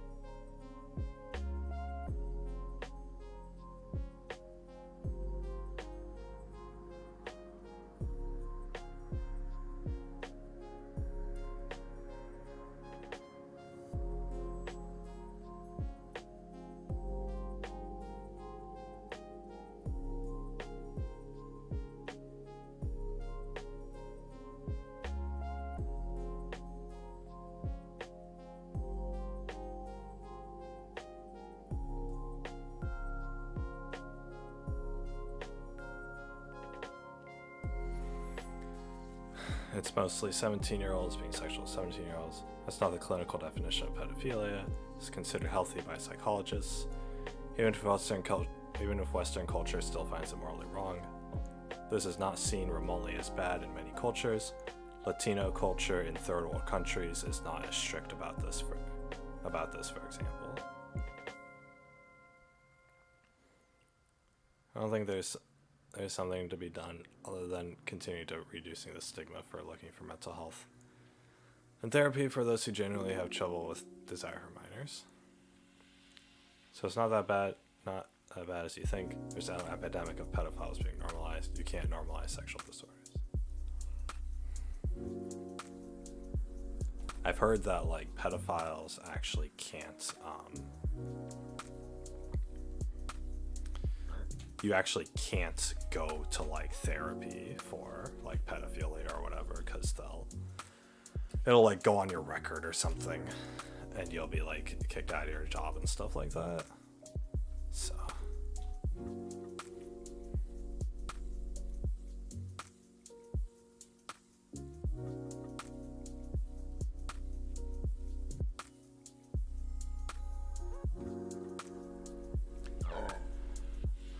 Anime's target audience is lonely, horny people who've never had any sexual experience before. So they fantasize about 2D characters instead. This comment was in the context of lonely, horny males who haven't had experience with women. But I know there are girls out there, like the Fujoshis, who are attracted to anime men, like Black Butler and Ouran High School Host Club and other stuff like that. There's a lot less of them, but it's still out there. Those girls aren't getting any relationship experience either. That's why they gravitate towards that. So it's both. It's 100% both.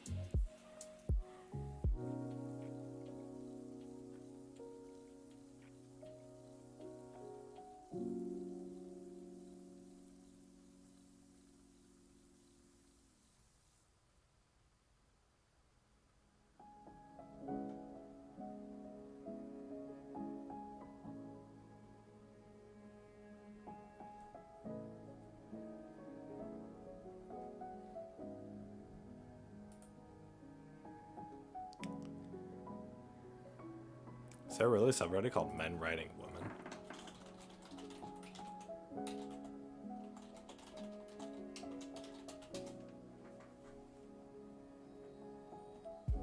There is.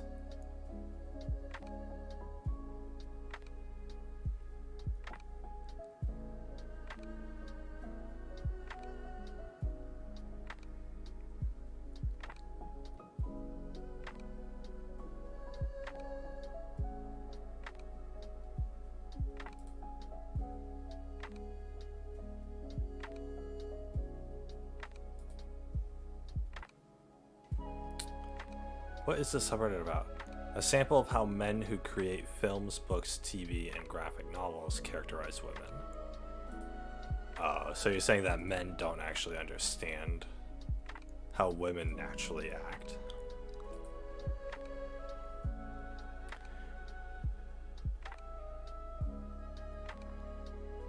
One in 8 men say they could win a point in a game of tennis against 23 Grand Slam winner Serena Williams. Confident in my ability to properly tennis, I take the court. I smile at my opponent. Serena does not return the gesture. She'd be prettier if she did, I think. She serves. The ball passes cleanly through my skull, killing me instantly. Now that's comedy.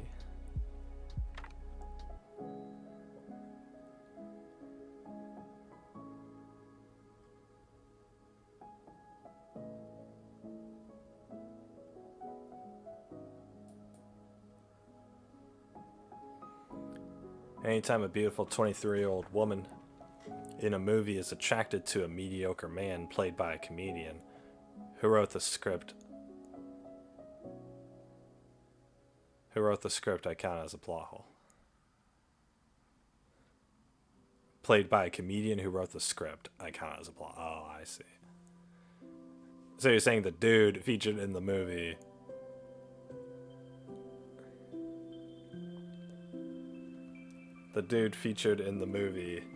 is the one who wrote the character and then got an actor to fall in love with him.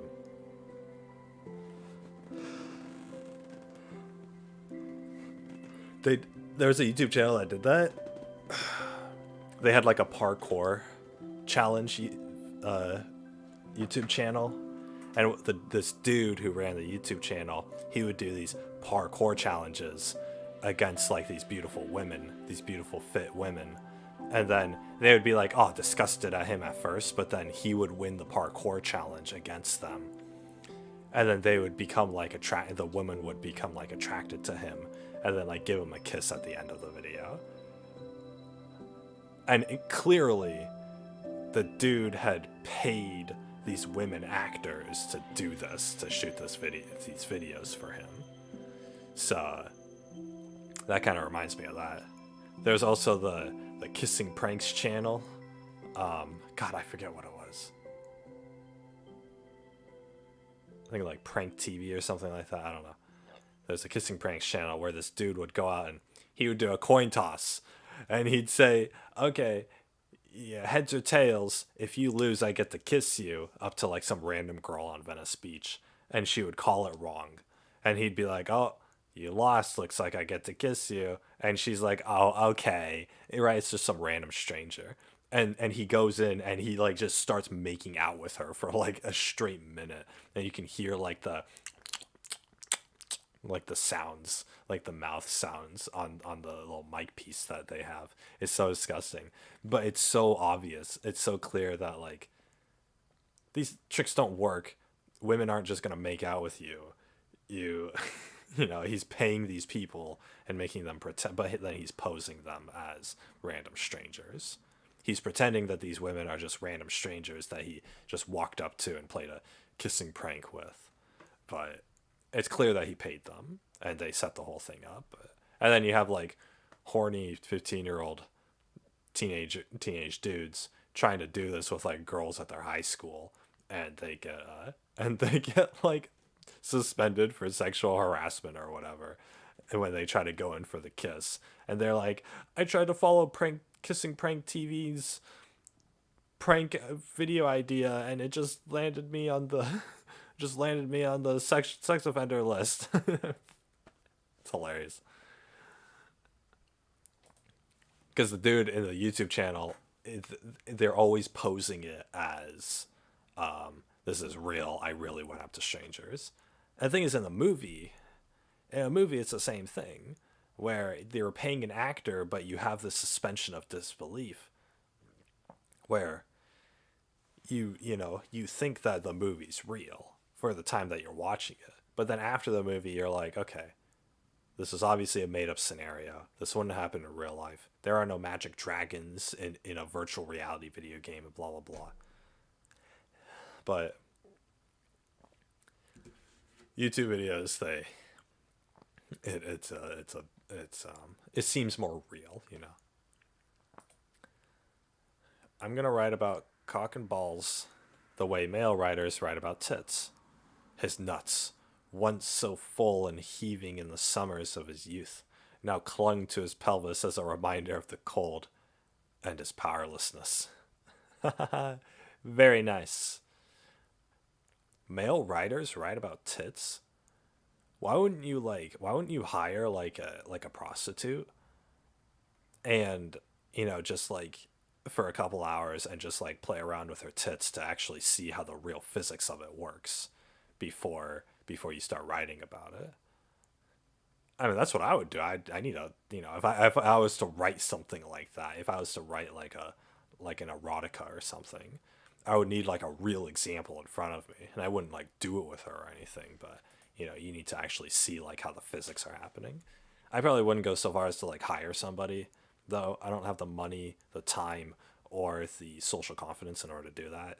I would probably just look up images on the internet. But yeah, no, it's like if you're making a living off of it, why don't you like hire the real deal? I mean, okay, you know, never mind, because there are guys who are married and who have like healthy marriages with women, who then go on to write these really unrealistic sex scenes in like books and movies and stuff.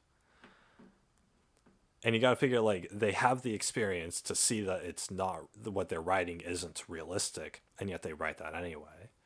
And I think it's, well, one, it's fiction, but two, but more importantly, it's it appeals to all the dudes who don't know the difference. And so if the tits bounce wildly, you know, up and down as her body throbs back and forth against the squeaking mattress, then you know, all these lonely guys who've only watched pornography and who haven't been with a woman before, you know, are looking at that and thinking, or reading that, and they're thinking like, man, that must be how it works. You know, wow, that sounds so epic. But then any experienced person knows that it's not that great. It's not that exciting. Real life sucks compared to fiction, or compared to stories. That's why we read stories. They bounced with every step, swinging back and forth like two cherries in a grocery bag. Cherries? Oh, he's talking about the balls. They served as a constant reminder that it was swampy as frick outside. He yearned for youth again, a time when scratching your balls was recreational, when his lesser brains had not beckoned to his hand for a scratch every 11 seconds. His eyes began to water, in equal parts to mourn the loss of youth met with the inability to pinch and twist, until parting with his elevator traveling companion. His sugar packets had turned to salt, and his spirit was floppy.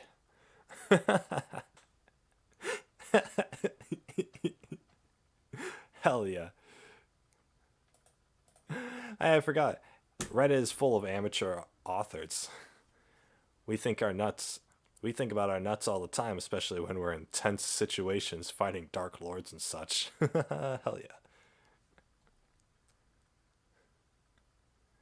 Clung to his inner thighs, stretched and translucent, their tiny hairs glowing as if electrified. See, I wouldn't even have to do the whole, like, hire a prostitute thing. I could probably just, like, ask somebody on the internet, hey, women out there, how do your physics work? As a woman who is totally not Donald Trump himself. Based on the fact that I work for Donald Trump as his secretary, and therefore know him well, I think he treats women with great respect, contrary to what Julie Baumgold implied in her article. I do not believe any man in America gets more calls from women wanting to see him, meet him, or go out with him. Oh, I do not believe any man in America gets more calls from women wanting to see him, meet him, or go out with him. The most beautiful women, the most successful woman, all women love Donald Trump.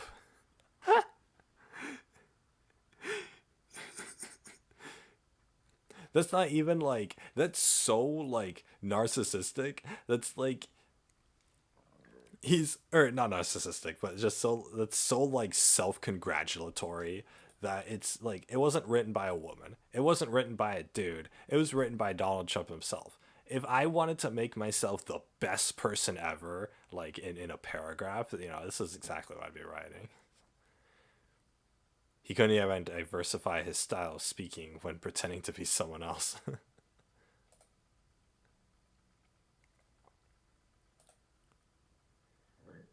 Wife of Bears lineman wins a bronze medal today at Rio Olympics. You spelled 3-time Olympian Corey Cogdiello-Rin wins second bronze medal today at Rio Olympics wrong.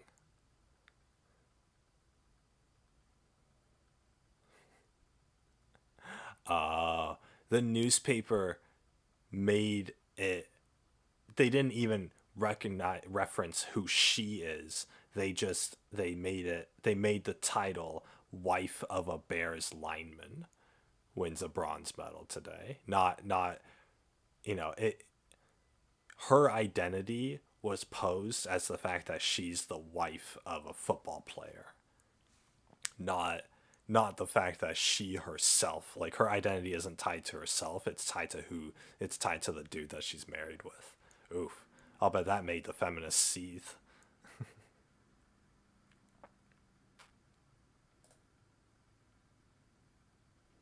Less impressed when I realized they were not talking about actual bears. I thought Wife of a Bear was the name of a band.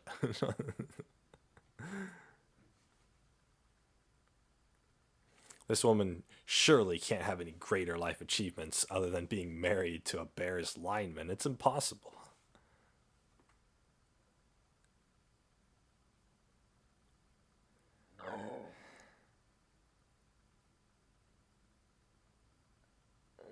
Yeah, but that title's too long to read.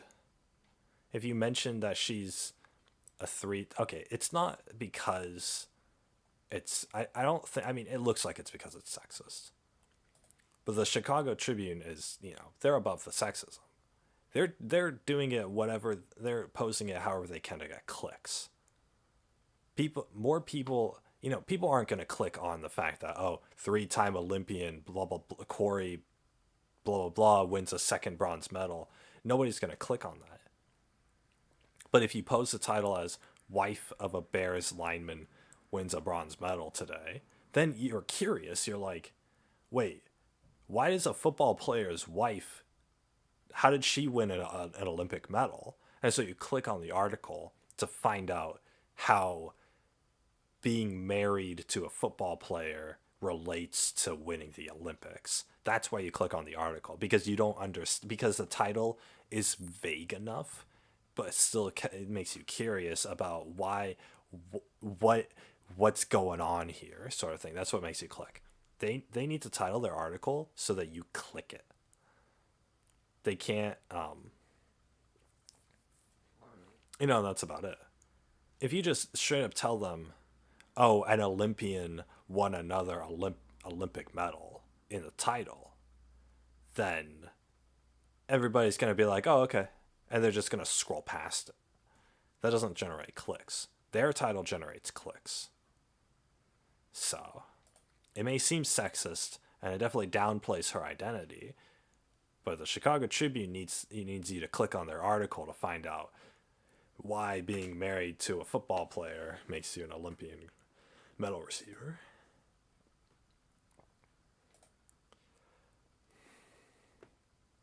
Video game. Here's an adult female character with the mentality of an 8-year-old. Me, I don't want this. Video game. Sorry, my mistake. Here's a 700-year-old female character with the appearance of a child. I don't want this either. Imagine a ridiculously powerful dude sitting in a tower waiting for a grizzled female former soldier to rescue him. He knows how to rearrange atoms with his mind, but doesn't understand forks and handshakes. His only clothing is wispy silk. It's a gender reversal comment. This trope has reared its gross head into multiple anime I've tried to watch recently. Instantly ruined. Sure, I don't like anime like that either. You're watching the wrong anime. I don't like, as much as I complain about the whole censorship thing, I don't like anime that, tries to be sexual in any sense. In fact, all the anime that I like don't have sexual elements in them. Hell, they hardly have romance in the first place. And they certainly don't have, ecchi moments or anything like that. You can't watch something like Deadly Seven Sins, or Seven Deadly Sins, or, anything with a little ecchi category to it. You can't watch anything like that without getting something like that. So you have to find. That's why anime recommendations are really important, because there's a lot of trash anime out there. And if you just click the random button on Crunchyroll, you're probably going to get a series that, you know, it's going to be very distasteful for you.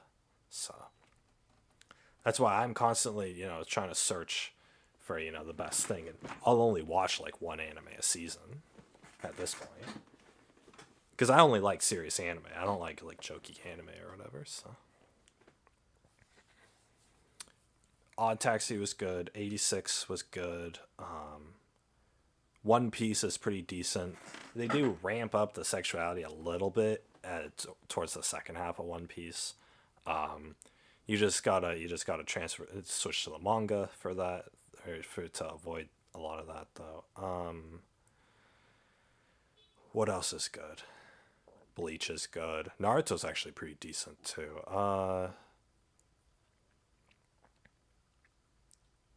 There are actual romance anime out there that don't have these tropes. Nozaki-kun is fantastic. Doesn't have these tropes. Toradora has a lot of like regular tropes, but but nothing like overtly sexual, and it doesn't go overboard at all. So I like that. Or it still stays on the serious side, is what I mean to say. That's good. Violet Evergarden didn't have any tropes. Anohana didn't. I mean, I made that video a long time ago. I don't even think it's on this channel. That was like anime recommendations. Like every single one of those anime recommendations didn't have these tropes, because I drop an anime when it starts having like those sort of like overtly sexual ecchi things. I just drop it. I just look for something else. So, and you can tell like by the second episode if it's gonna be like that. So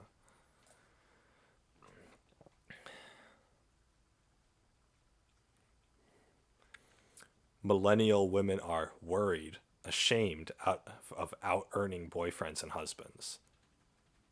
Then a woman responds, "No one feels this way, give us more money." Yeah, you gotta figure who does that article like really appeal to? See, it's controversial. That's why I don't get more clicks, CNBC. How many times will I have to read breasts described like they're caffeinated Yorkshire Terriers, perky, hand-sized, straining to be free. Straining to be free. The woman sat there, a lonely night, and her one fervent wish was to just let the beasts on her chest free. Who describes breasts? I know they describe breasts as like perky. That's always put me off. I don't want someone with perky breasts. That perky sounds like pointy, like prickly. I don't want prickly breasts. Her breasts were small but perky. They pushed against her bra, requesting to be let loose. When I granted their request, I was rewarded with a beautiful sight. They were firmer than I had hoped, and as perky as I'd imagined. Ow, my hand's so perky. They were also covered in a lusciously patterned soft fur, and they'd obviously been to a groomer recently. When I reached out to caress her breasts, they bit down on my hand and shook it vigorously until I offered each a small sausage. She was truly a unique goddess. I hate it when autocorrect changes beasts to breasts. Beauty and the breast.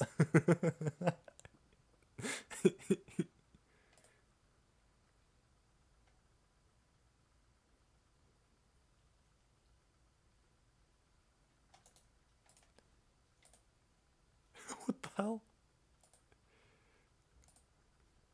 Freaking Roger Federer. Very little would scare me more than a pair of breasts tearing to be freed from the skin they are chapped in. No doubt they would be bloodthirsty. Hallmark movie. Woman. I have a high-paying job in New York City that I love, and Christmas isn't that important to me. start of a Christmas movie, I could tell. Her black friend, you need a man. The woman's dad, come to the small town. We are suffering without a baker for our town festival. The woman, okay, Dad. A random man, I harvest maple syrup for a living and make $2 a year. The woman, brr. The man, will you harvest maple syrup with me? The woman, I've decided I hate my job and I'm gonna resign myself to making Christmas tree ornaments in Fuckburg for the rest of my life.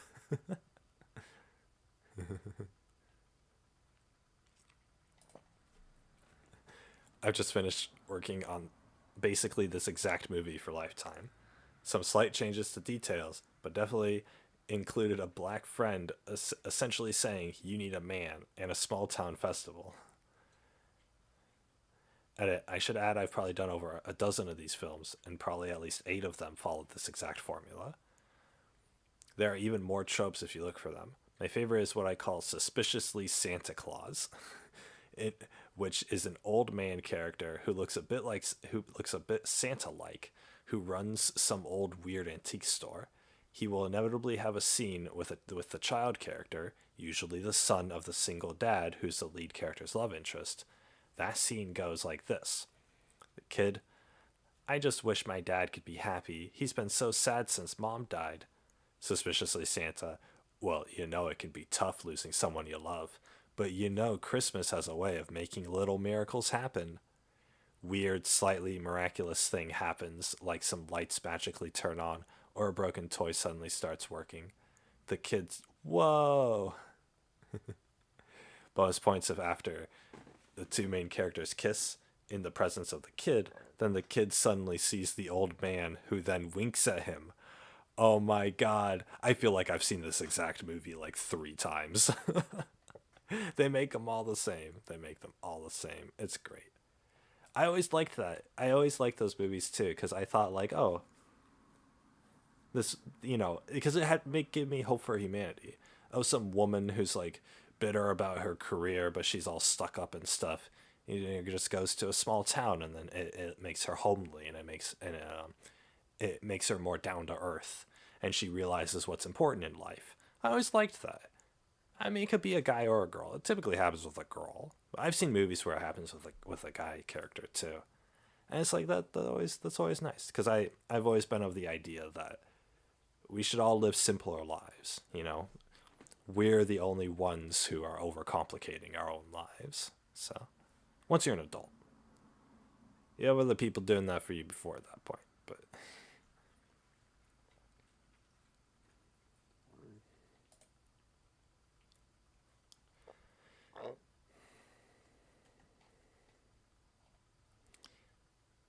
My least favorite trope is the "here's how we do Christmas from where I'm from" scenes.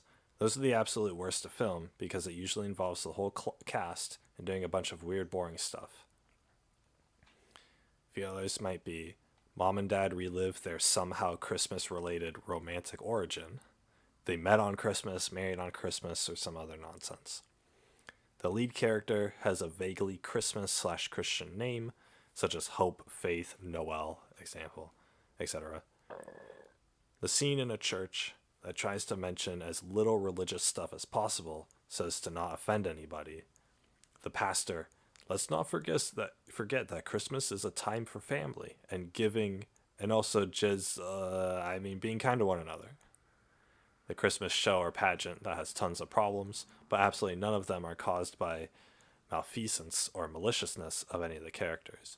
The lights burn out, a fire in the proposed venue, the music system goes down, the lead actor sprains his ankle, etc. It's very important that no problems ever stem from anyone being unreliable or failing to do their job. Everyone is trying their absolute best, and just weird circumstances make things fall apart. Of course, however, the lead character solves them only makes the end result even cuter or more small-towny. So if the termites ate all the set decorations, the town all gets together and chips in. Very nice. An example of men riding women. They're actually all decently, like, unique. I mean, it's all the same art style, but it's pretty decent. You got Princess Mononoke,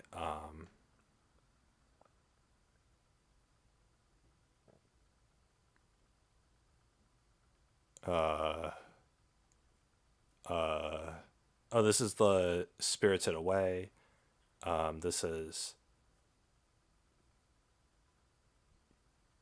the witch one, where she's like the delivery witch and she flies the broom, and like she has a cat named Coco, or her name's Coco. This like Wolf Princess, marrying the Witch's Flower. Howl's, I think this one's Howl's Moving Castle. Yeah. I don't know my Ghibli movies or my Miyazaki movies.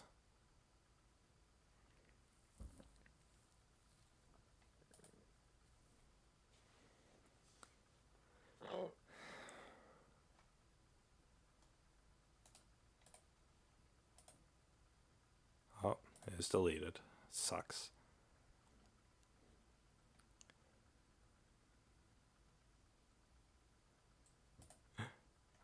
When you really love his ass, but he's a shonen protagonist, so you can't tell him until he needs it for character development.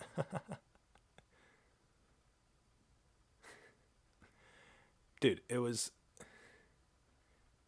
freaking Misaka from Attack on Titan. What's the character's name? Eren. Yeah, Eren. Eren always knew that she was in love with him. In fact, he even references it like heavily in the manga. But he never acts on it. But they do have a scene about him like recognizing it. Freaking Naruto marries Hinata in the end. It's terrible. Freaking Bleach.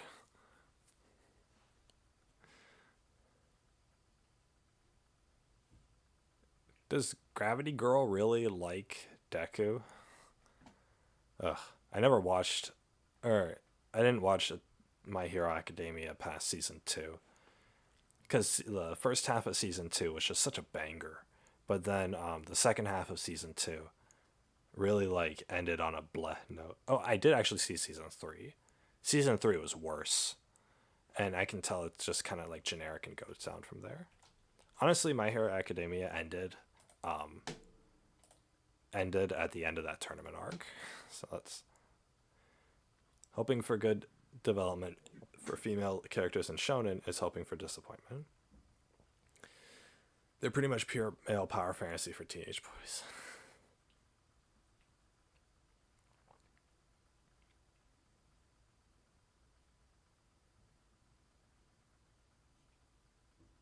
Everyone recommends Gintama.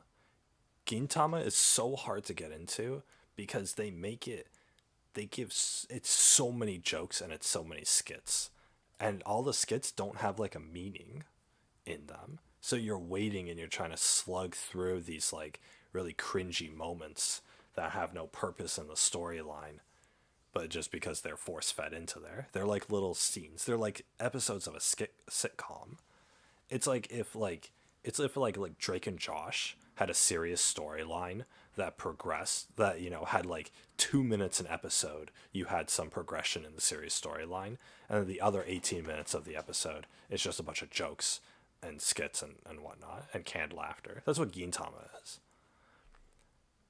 It's like, I don't mind a sitcom. Like, Drake and Josh is pretty funny, but, or it's entertaining at the very least. Same with SpongeBob.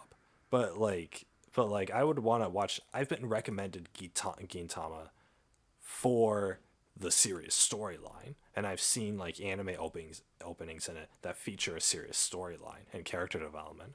But I'm not going to sit through, you know, the majority of. I'm not going to sit through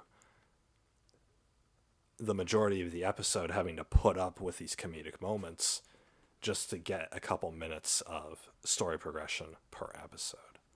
And I watched a couple episodes of it, and it's just too hard It's just too hard. You have to go into it for the comedy and then stay for the serious storyline. I don't want a comedy anime. There are very few comedy anime that I actually laugh at. Nozaki-kun is one of them. Nozaki-kun is hilarious. I freaking love Nozaki-kun. Oh my god. I cannot stop talking about monthly issue Nozaki. I think that's what it's called. Gekkan Shoujo Nozaki-kun. Yeah, monthly girls Nozaki-kun. God, this anime. Oh my god. Dude, I will sing the praises of this anime for the rest of my life. I've already seen the series like 3 times. Oh god, I love Nozaki-kun. Are there any anime that are like this?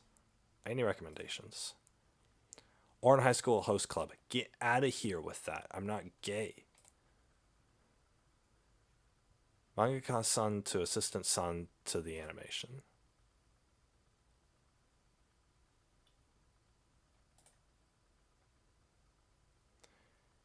Yuki Aito is a perverted manga artist who appreciates panties, wishing to draw as many as he can. Being surrounded by numerous female assistants, he's constantly asking to use them as references for the manga he draws.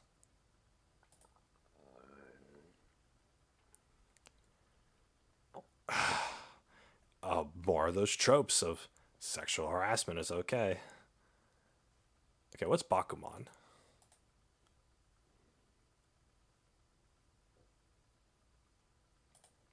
See, what's good about Nozaki-kun is that the characters aren't perverted.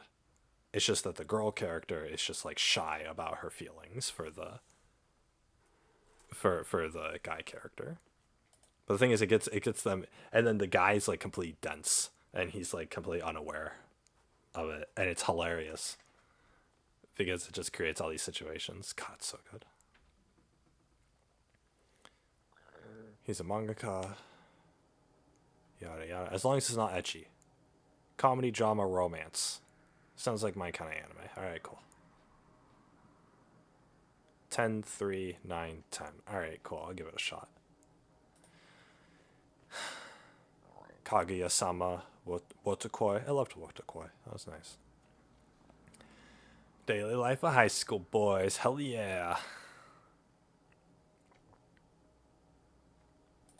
Huh. Don't even get me started on Naruto.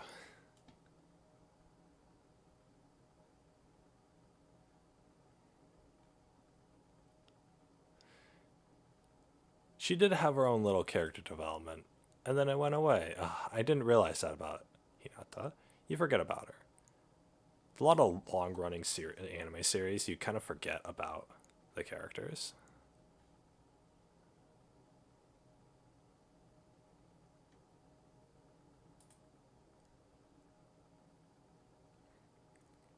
Male writers often struggle writing female characters, but luckily I grew up with sisters, so I'm able to craft rich, realistic dialogue for my female characters, such as, "Leave us alone, you dumb idiot," or "Screw off, back to your room, you stupid dumb idiot." Nice. Epic.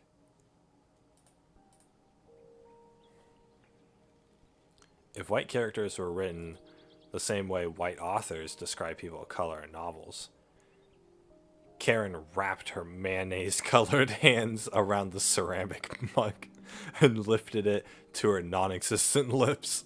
Her Tide Pod-hued eyes narrowed when she realized she'd forgotten to ask for a manager.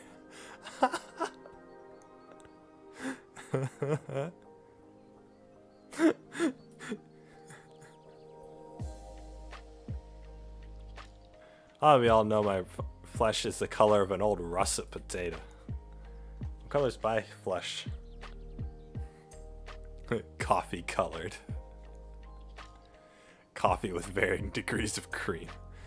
She was a 2-sugar sweetheart with candy red lips and almond eyes. Her legs went on for days until they gave way to the perfect peach that was her ass. The cleavage of sweet toffee breasts like a siren song singing of drowning sailors in their lust. What the fuck?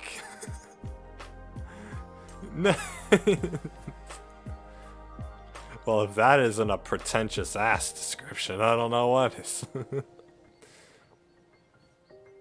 No.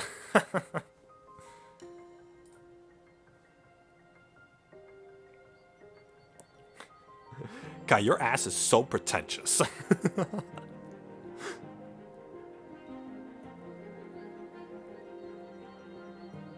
To be fair, milk is often used to describe white women. I think both deserve to go. Milk, cream, ivory, alabaster skin. It's described as glowing because it's so pale. Seen all these in just the last week. Hell yeah. Chocolate tone, coffee colored, mahogany skin. Yeah, that's a bit racist.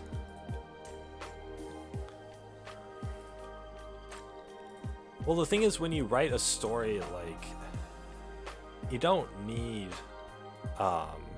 when you write a story, you shouldn't need to even mention the ethnicity of your people, of, like, your characters, because it doesn't matter. And there are a lot of stories that don't mention the ethnicity, like, they don't mention the skin tone or anything. If they really want to speak about how vibrant somebody is, they could say their skin is glowing or something like that. That could apply to anybody. A black person's skin can glow.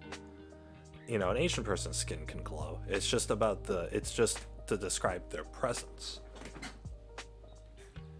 The instant you start putting other people's race in it, you're being racist. Race should only have a place in it if there is some relevance to the race. Like,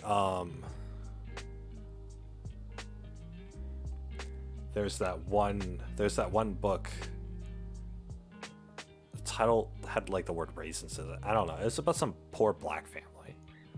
Anyway, they were described as black because them being poor black people was kind of like central to the plot. And it wasn't racist in that aspect, although it did have a lot of stereotypes in it. I don't know. I'm sure America's gotten that banned from schools now. It was a good book. It has a scene that'll stick with me, or that stuck out to me.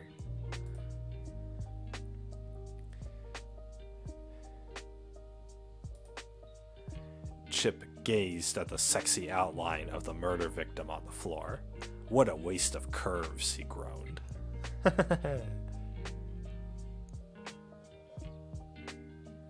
Apparently The Good Place is a good show. I wouldn't know. I don't watch Western show. I don't watch American shows anymore.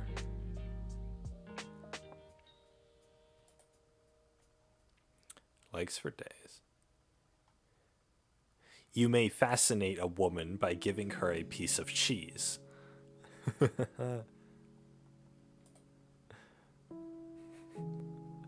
Alright, for all you women out there, here's some cheese. Swipe it away from the hand. Num num num num, my cheese. Num num num num num.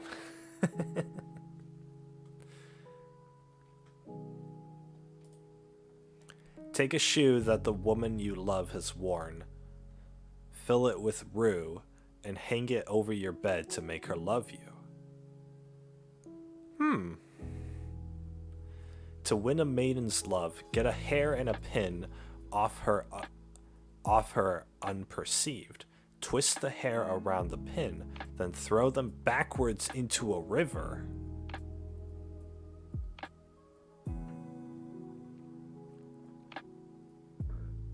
Oh, like she, like one of her shed hairs. Okay, I thought they were suggesting get a pin and then twirl the hair that's on her head and then just chuck everything into the river. Like just with her and all, you know, the hair and the head and the body that's still attached to it, just chuck it in the river. She'll love you after that. Put 9 drops of her fresh blood on a cloth in which you will steam. What the frick? Dude, this book is messed up.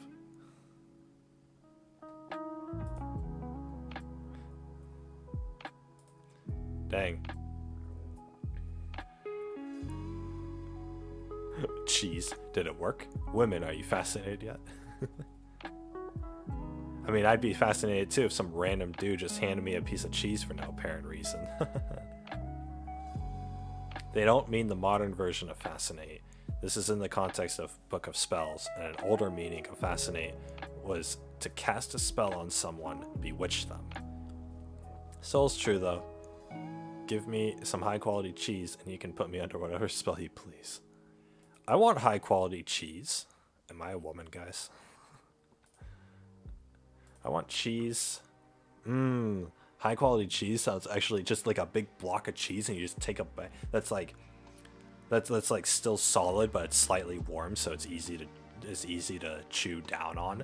And you just oh, and you get that dense cheese, and you get to scrape the cheese from the block with your teeth. Ooh, that is so satisfying. I've done that once or twice in my life, and you pay for that luxury, that's for sure. Maybe one of my Whole Foods, I should just get a block of cheese. At Whole Foods, they just have like wheels of cheese. Whole Foods cheese. Yeah, the cheese department. Oh my god. You guys know there's a bank that you can give the bank a wheel of cheese as collateral for a loan, and they'll actually store the cheese for you. It's in Italy. But yeah, one of these blocks of cheese, oh my god, just imagine, slightly warm, but still solid. You just bite into it. Oh man, get that, just that intense Parmigiano Reggiano flavor. Oh yeah. Hell yeah. Bro, they got one cheese expert for all of Whole Foods. Whole Foods is like nationwide. You need more than one cheese expert. I want cheese. Oh my god, real cheese is so good. Not that shredded, not the Kraft slices.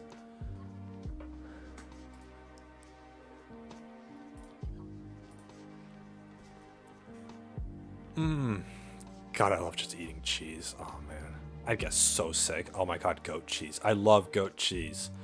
Oh, I used to have blue cheese. I used to get like blue cheese crumbs, and I used to put that on top of, Carl's Jr. had this back in the day. It was crisp cut fries, buffalo sauce, and then sprinkled on blue cheese, but like a lot of it. So good. Oh my god, it's so good. This Jarlsberg sounds delicious. Oh, I want to get into cheese. Dude, it's $6 for this tiny little piece. It's probably so worth it though. I would just sit here and eat it. Just chomp on it. Oh my god. Yeah, it's just a small thing.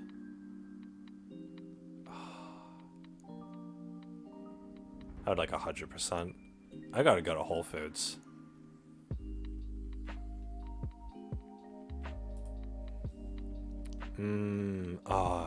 Just a sample. Jarlsberg loaf.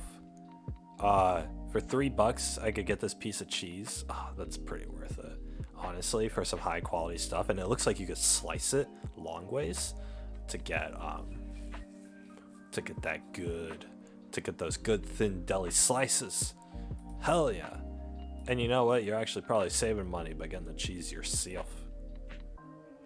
There's a cheese called grilling cheese.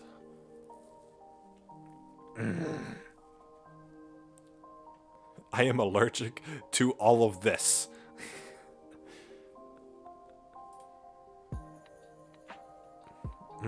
So good.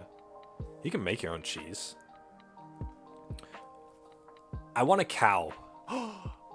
I want to own my own house, like, you know, like one of those houses on Zillow with a big backyard. I want like 2 cows.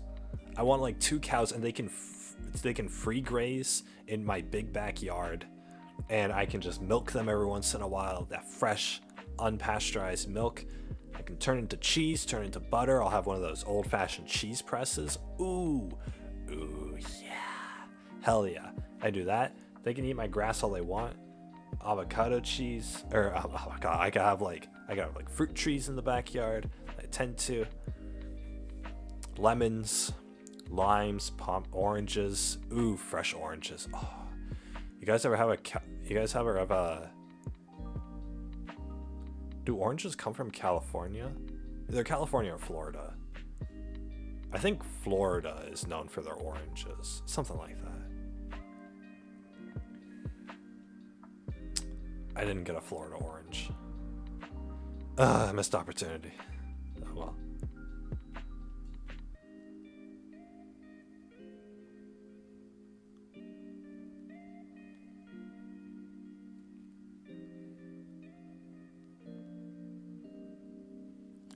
Parmigiano. Hey, the whole wheel. This would be so freaking good. Put the cheese cultures in there. Allergens, milk and dairy. Yeah. Find a store to see price. I'm sure it's expensive.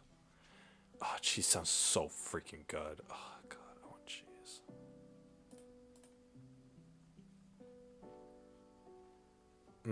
Cheese. I am such a woman. I was kidding. It takes a true man to enjoy cheese. Bam. Bam. What time is it? Guys, I gotta go in 10 minutes. We're starting to have dinner as a family again, so I gotta, you know, it's part of that.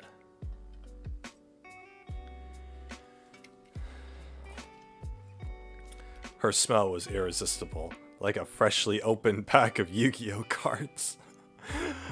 Ooh, if a woman smelled like a freshly opened pack of Yu-Gi-Oh cards, gotta say I might have to pursue this woman.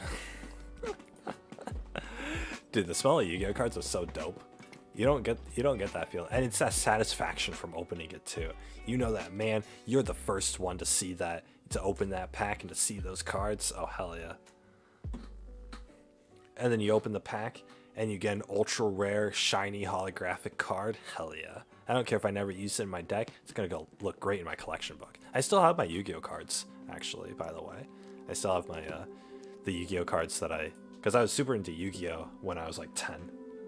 When I was like 10 years old, I used to go to tournaments at the baseball card shop in my area. It was pretty cool. I think I told you guys before, but I placed pretty high. I placed like 2nd or 3rd place in most of those. But when I was like 10 years old, it was pretty dope. But yeah, it was awesome. I loved it. Dang. It's funny how a lot of moments like that, a lot of good moments as a kid, you don't think about until it's brought up.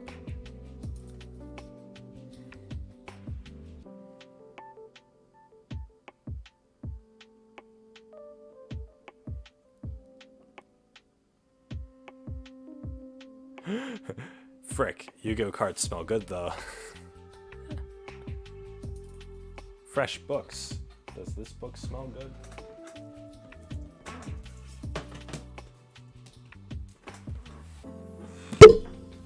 Oops.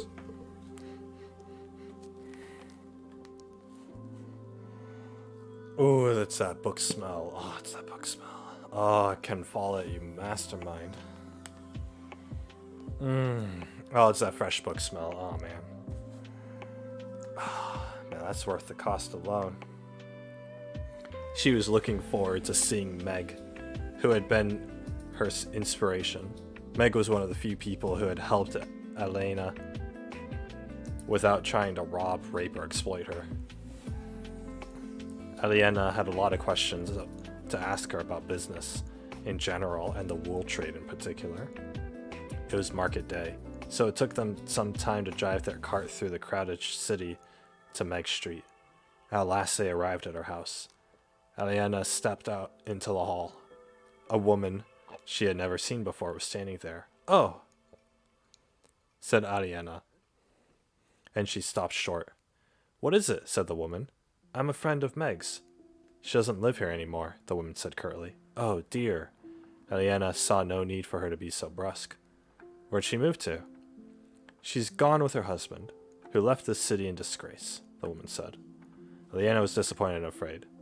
She'd been counting on Meg to make the sale of the wool easy. That's terrible news.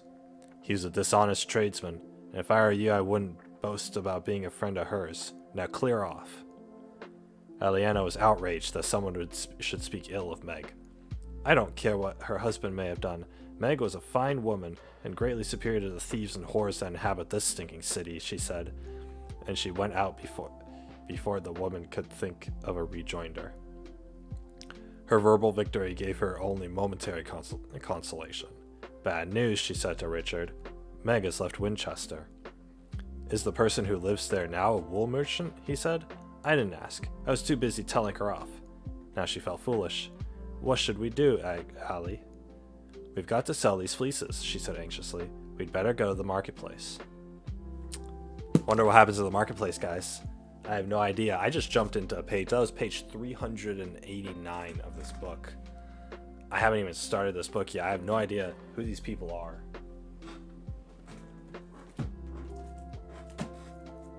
What they're doing or anything like that. Kiwi. How you doing? How you doing, Kiwi?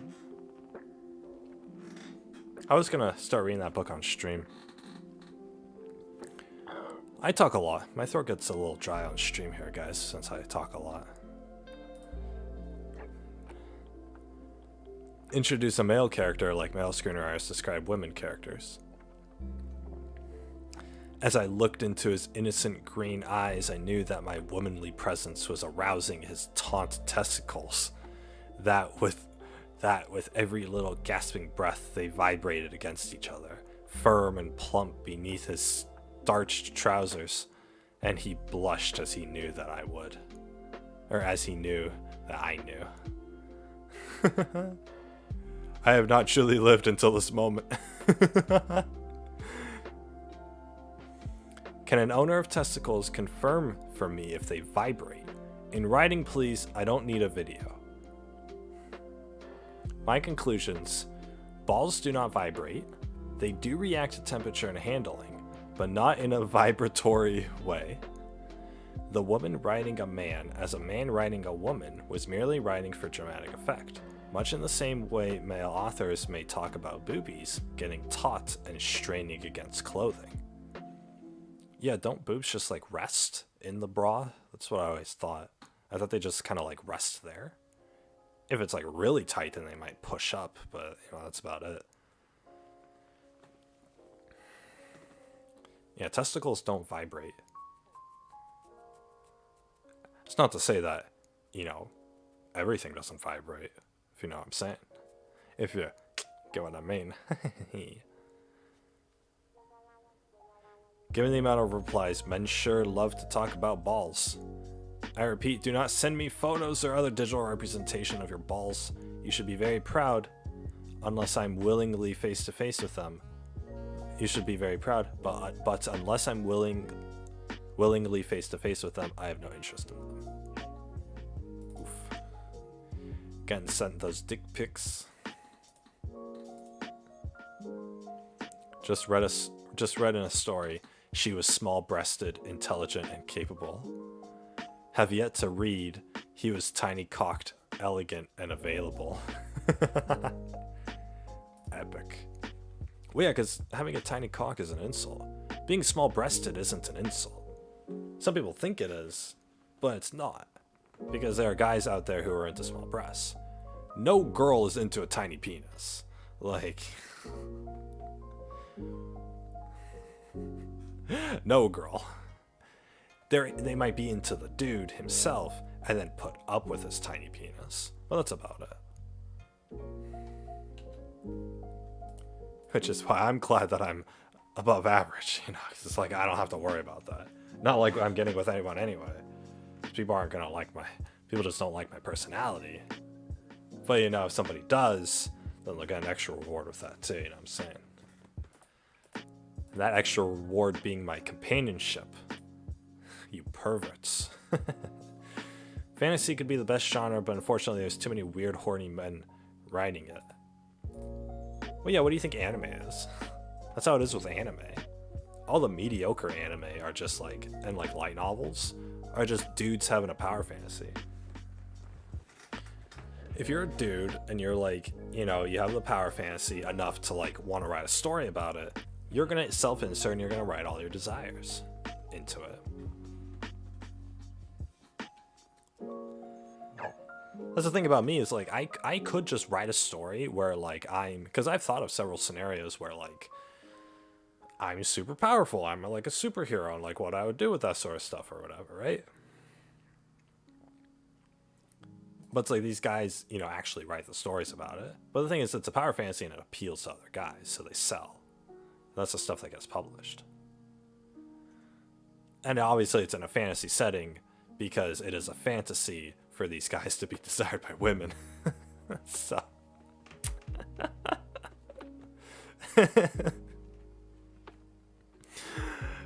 that's probably the meanest thing I've ever said.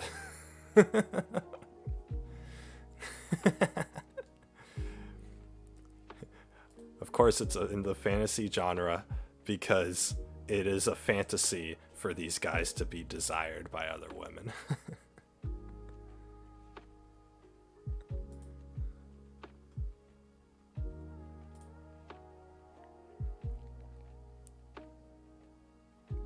He slid your panties off and slid his fingers down your clit, but to his surprise, no opening could be found.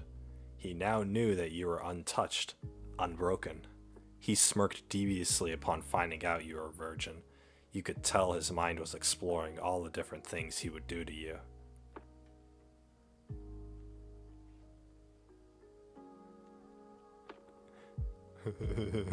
Tamper evidence seal.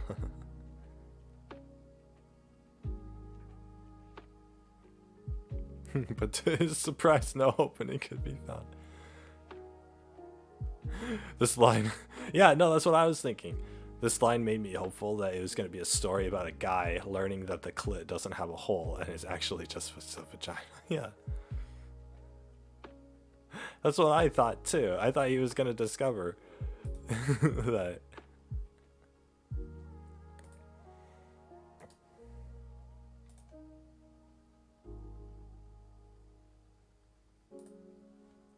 What is this?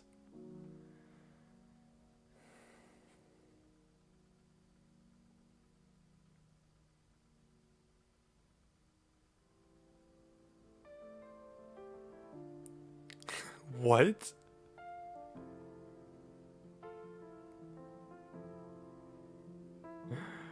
Well, periods suck. Trust me, I was emotionally close with a woman.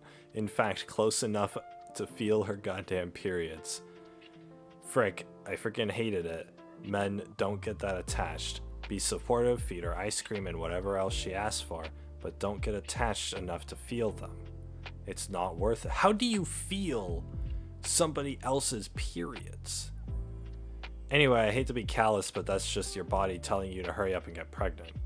Of course, birth control can also make them not as bad, depending on what kind.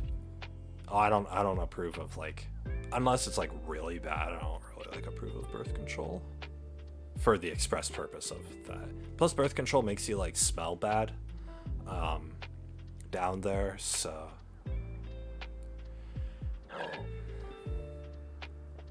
that's what it is. Birth control makes it like changes the chemical composition down there and it makes it smell bad.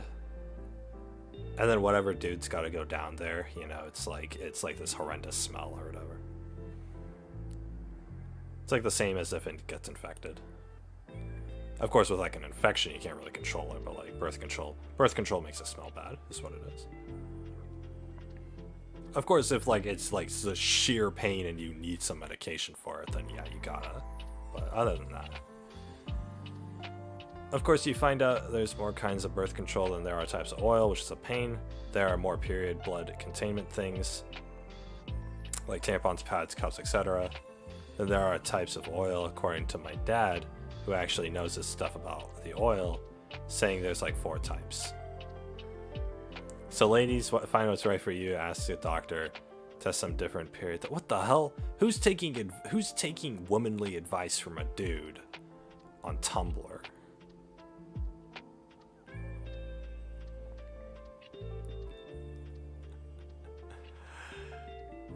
Yeah, I'm gonna dismiss all that advice. That's probably not.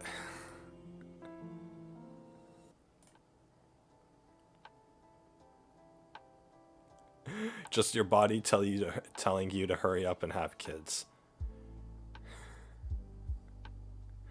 First off, periods can start at age 8. Heck no. Second of all, that's just being pregnant is just new pain. Also, does he think periods stop being painful after you've had kids?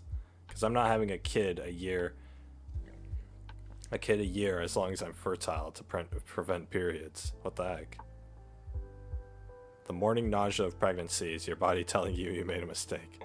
Trust me, I was emotionally close to a woman once.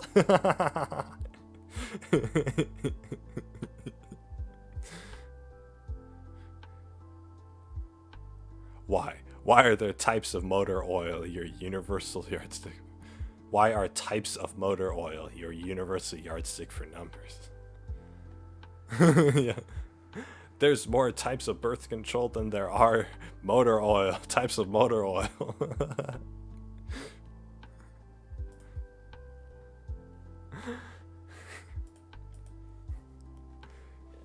Guys, there are more candied apples in the supermarket than there are monkeys in Venezuela.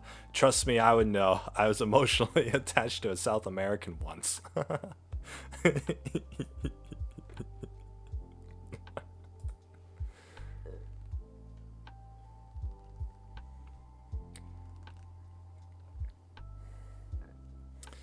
Fine. Casting 20-year-olds as teens, because teens have stuff like school they're required to go to, making adult actors more reliable, and teens also might not be able to handle the workload, and adult actors are generally more experienced. Bad. Casting 20-year-olds as teens so you can make softcore porn of underage kids without getting thrown in jail.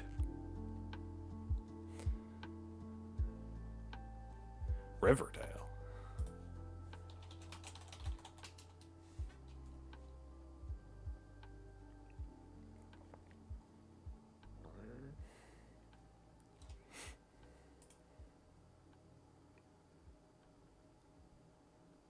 What's this show? Oh no, don't give me the synopsis of the first episode. Just tell me what the show's about.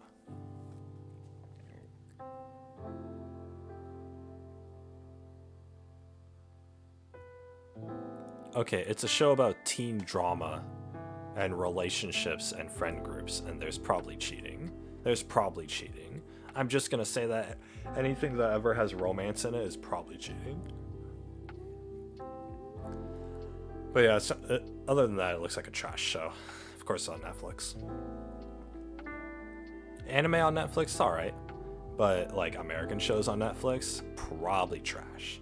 Because you have to figure, Netflix appeals to the typical, like, white college party slut girl. So, or horror, whatever, I don't know. I've been interchanging the two terms.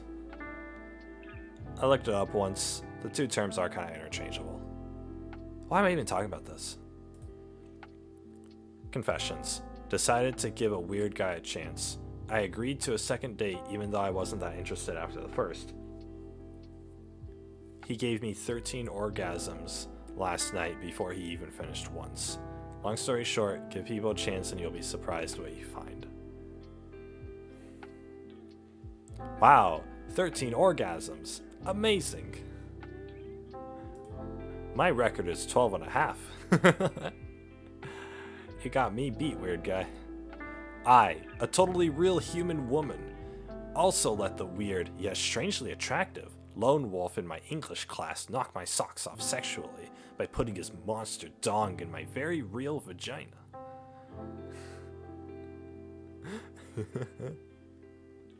Dang, well, I mean, you said it's real, so I have no reason to debate you. I'm just baffled that anyone who upvoted that looked at 13 orgasms and thought, yeah, that sounds legit. It's about spreading the message, you know? Look at some teen girl who doesn't understand anything, and she reads that, and she's gonna be like, wow, I can have 13 orgasms? Better give the loner guy in my English class a chance.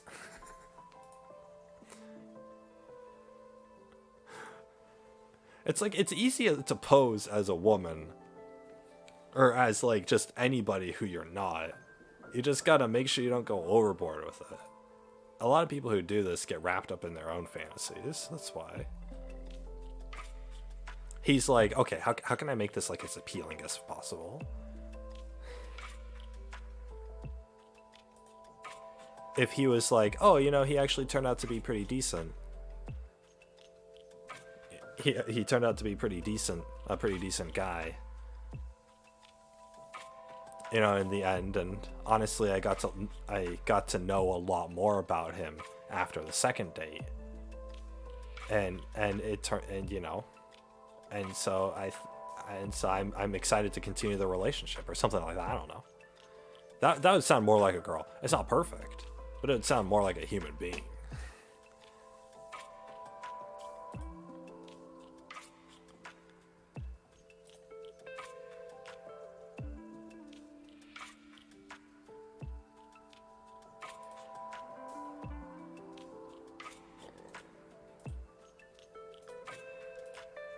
My name is Wicker Basket, and I'm the chosen one. I'm very plain, but also gorgeous. Gee, plain and gorgeous, huh? I'm in love with two nearly identical white dudes. Which do I choose? I'm so clumsy, except all forms of combat. Also, I'm a vampire.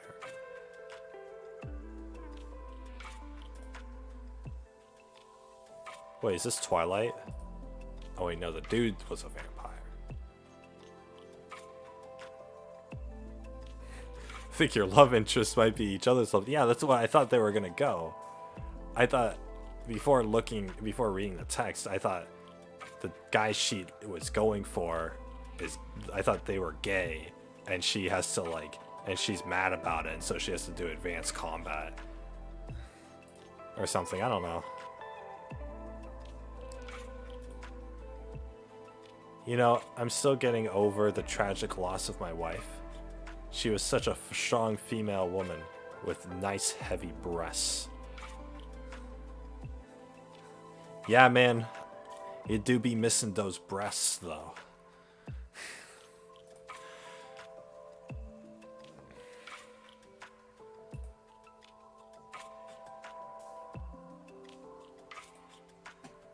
This is like from a show. Brooklyn 99. They've mentioned that before here. The 4 types of female lead in a romantic comedy. The chill girl. Massive tits. She doesn't fart or poop, she's perfect. She knows about sports, it's amazing. Has 8 brothers, so she knows how to wrestle. Is a pro at FIFA, but always lets you win. Eats pizza for every meal, but she's still the skinniest person you've ever seen, okay? The moody smart bitch. Has aspirations to be a lawyer or doctor, not a wife. Smart, yuck. Too many. She's a feminist and isn't even embarrassed by. Can be found sitting on a tree reading a book and will call you an idiot, even though she's secretly in love with you. But she doesn't want to be a wife. Too many opinions. Sheesh. She'll suddenly become hot and popular, so you agree to date her. Oh yeah, is that it? You only agree to date her because she's hot and popular. Career boss bitch. The manic pixie dream girl. Oh god. That facial hair. She can't tell the time. So cute. Works at a cafe or something. Always wants to roll down the hill. Exactly like a child, but sexy? I hate politics. We should replace money with daisy chains. She's always cold. Sorry, I only listen to vinyl. So hipster girl. So like a really dumb hipster girl. I get like the manic pixie dream girl stereotype like exists, but it's one of those cases where it's like that dude who freaking, it's like that fat mukbang dude I was complaining about the other day. This kind of girl is only doing these things like to get attention. If somebody's like clumsy and stupid, but they're self-aware at the very least, then they'll like try their best to hide it and like hold it together because they don't want to be judged. These people, like these girls, think that they can get attention and whatnot by outwardly acting stupid and outwardly acting dumb and cute, and so they do that. They think that their idiocy is cute, and so that's what they do. They're attention whores. Is what I'm saying. They're attention whores. Like, I don't mind any of the personality traits or whatever, but they're attention whores. That's what it is. So you can have all of these personality traits, but not show any of them, and I would have more respect. And then, oh, you happen to slip up every once in a while. Yeah, that's fine. Whatever. Or you happen to slip up like every day, but it's like behind closed doors. That's fine. You know, whatever. Hey, Kiwi. No.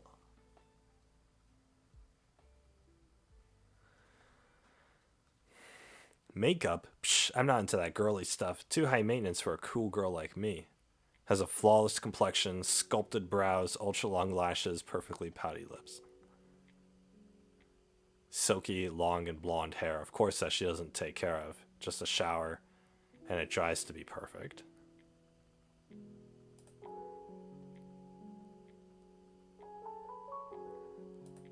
Replace money with daisy chains.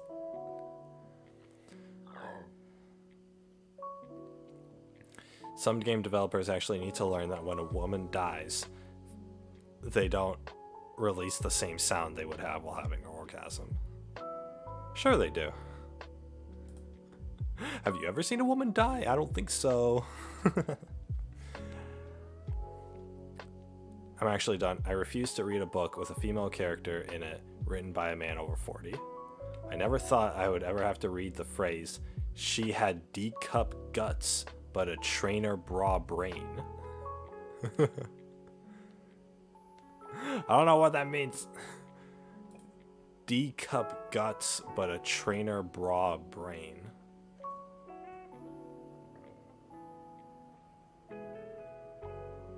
Are you saying she's like fat because she has like heavy guts, like a stomach, like a gut,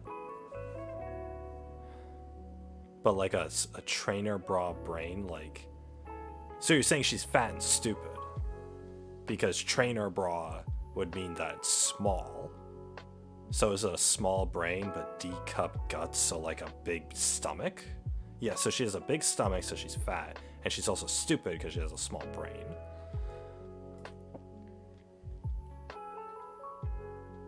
I think it's supposed to mean brave but stupid. But the bra sizes is a metaphor because, haha, woman. Oh, guts as in like she's brave. Oh, okay. Like Luffy. Luffy from One Piece has D-cup guts and the trainer bra brain, that's for sure. Her body tensed and quivered as she felt wave after wave surge through it. I probably should have never told her about the new electric fence.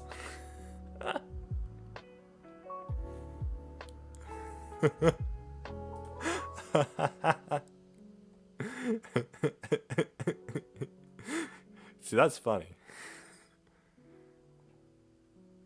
Finally, a book where the description of the first paragraph is totally justified.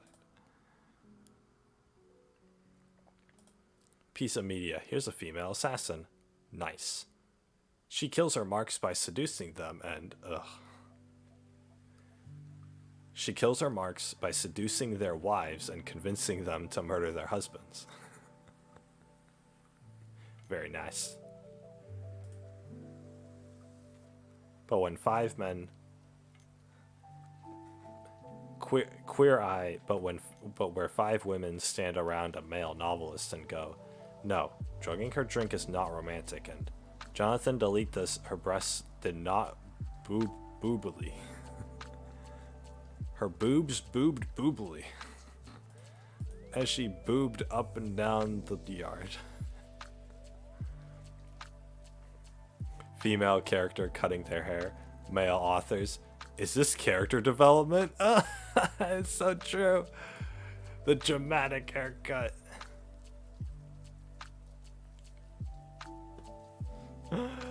Naruto had the Sakura cut her hair.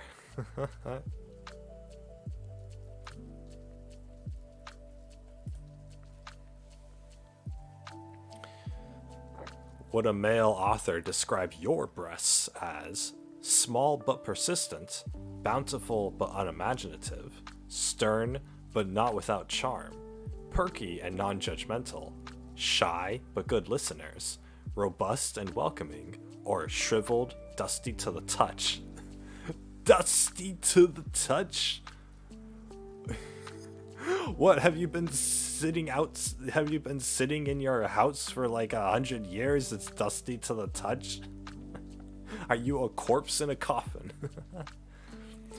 Dang, my breasts are bountiful but unimaginative. Perky and robust and welcome, shy but good listeners. Her supple breasts were shy but good listeners. You felt as though you could confide in them your deepest emotional traumas, and they would accept you as you are. At the very least, they were too socially awkward. Her breasts were too socially awkward to make any remark back at you. She had tits that just wouldn't quit. No matter how hard I tried, I just couldn't get them to leave me alone. I think they followed me home. I saw a shadow shaped like two moderately sized hills behind my window curtain last night. I'm afraid for my life.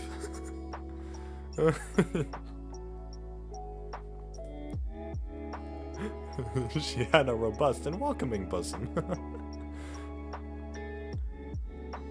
Larger than necessary and awkwardly sweaty.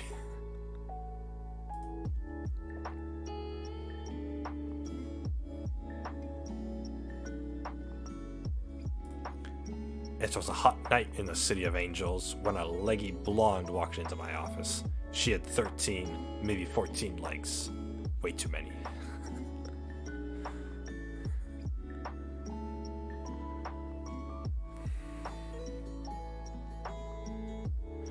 Oh my god. I know I'm on a subreddit that talks about body parts and sexualizing stuff, but I'm just so tired of like talking about this.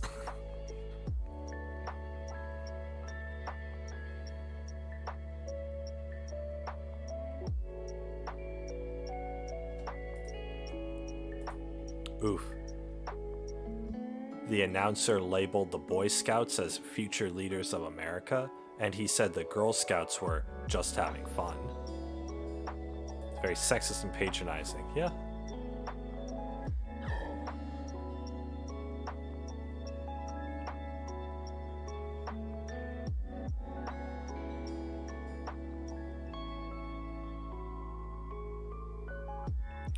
Who joins the Girl Scouts just to have fun, honestly?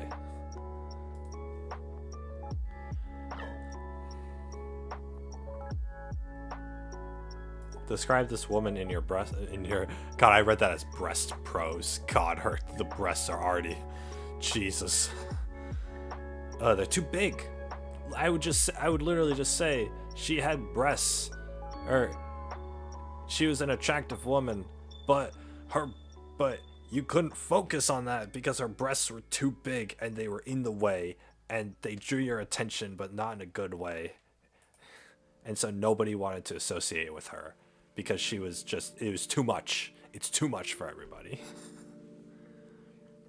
He was stunned by the effortless beauty of her tousled chestnut hair and the deep, mesmerizing chocolate of her eyes.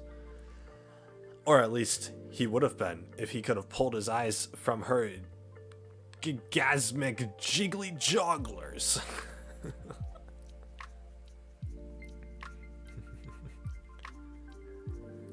My bifocals were way off. Nearby wine glasses were horribly distorted. My new eyewear was not entirely without benefits, however.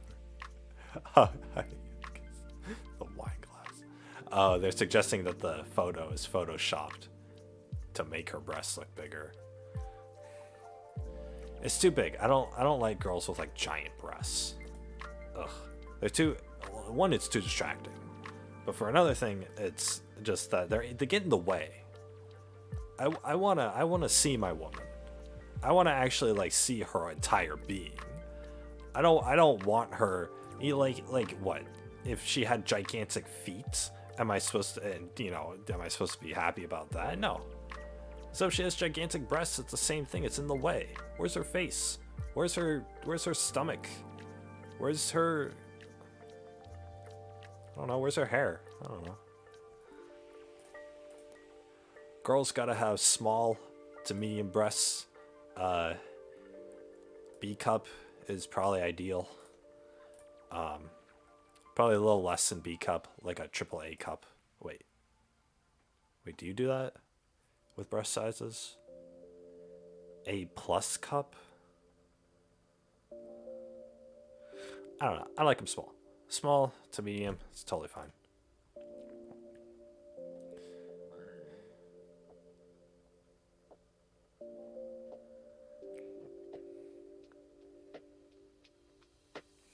Sitcom writers be like, yes, she's mad that her husband murdered 12 people, but what she's really upset about is that he lied to her. You know what, from my experience, this isn't that far off from the truth. If a woman really like loves a dude, then like wholeheartedly, then she like, as long as he likes her and is like being honest with her and stuff, then he could go do whatever he wants, and she'll be like that kind of support system to that, or she'll like support it, or at least turn like a blind eye to it because she loves him. You know, love transcends moral values, you know. It's okay if he murders stuff because I love him, you know. And I think it kind of goes both ways. I'm not saying every woman does this, but you know, some people do. So, and I think the same goes for some guys.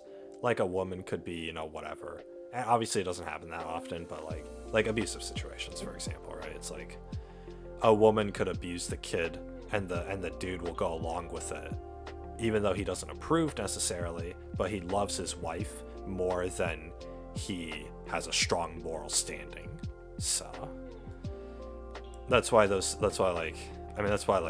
situations for kids is really fucked up, because it's one parent who is abusive and it's the other parent is complacent to it. So that's why it's really bad.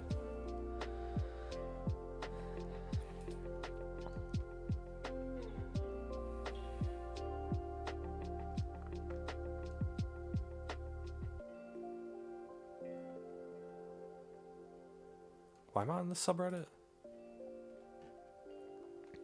Too afraid to ask. Why is suicide considered selfish, but wanting someone to live on in misery so you don't have to experience sadness is not?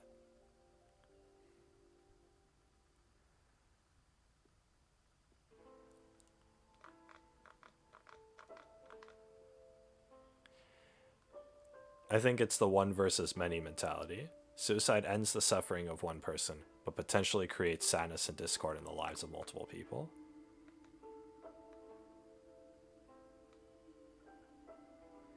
Yeah, but what's objectively correct? Do you sacrifice one for the many, you know? Anyway, guys, I don't want to get into the whole thing about that.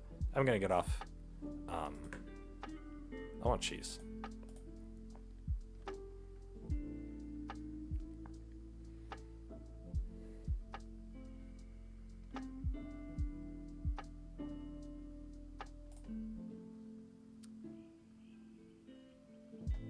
Is this like a reverse harem?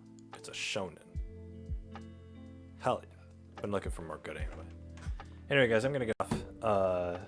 I got 5 Vask.tech comments today. How terrible. Anyway, guys, I gotta rush off. It's time for dinner, but yeah. Guys, that is gonna do it for me. I hope you all enjoy the stream. This has been Big Pasta Gaming. You guys have a little pasta watching. Excuse me. And I will see you all tomorrow. Bye-bye, everybody. Sayonara. Take care, everyone. Hope you all get a good sleep tonight. I'll see you all tomorrow. Good night, everybody. God, I'm getting sick. Botched the ending. Kiwi. Come on, let's go. Good night, everybody. Take care.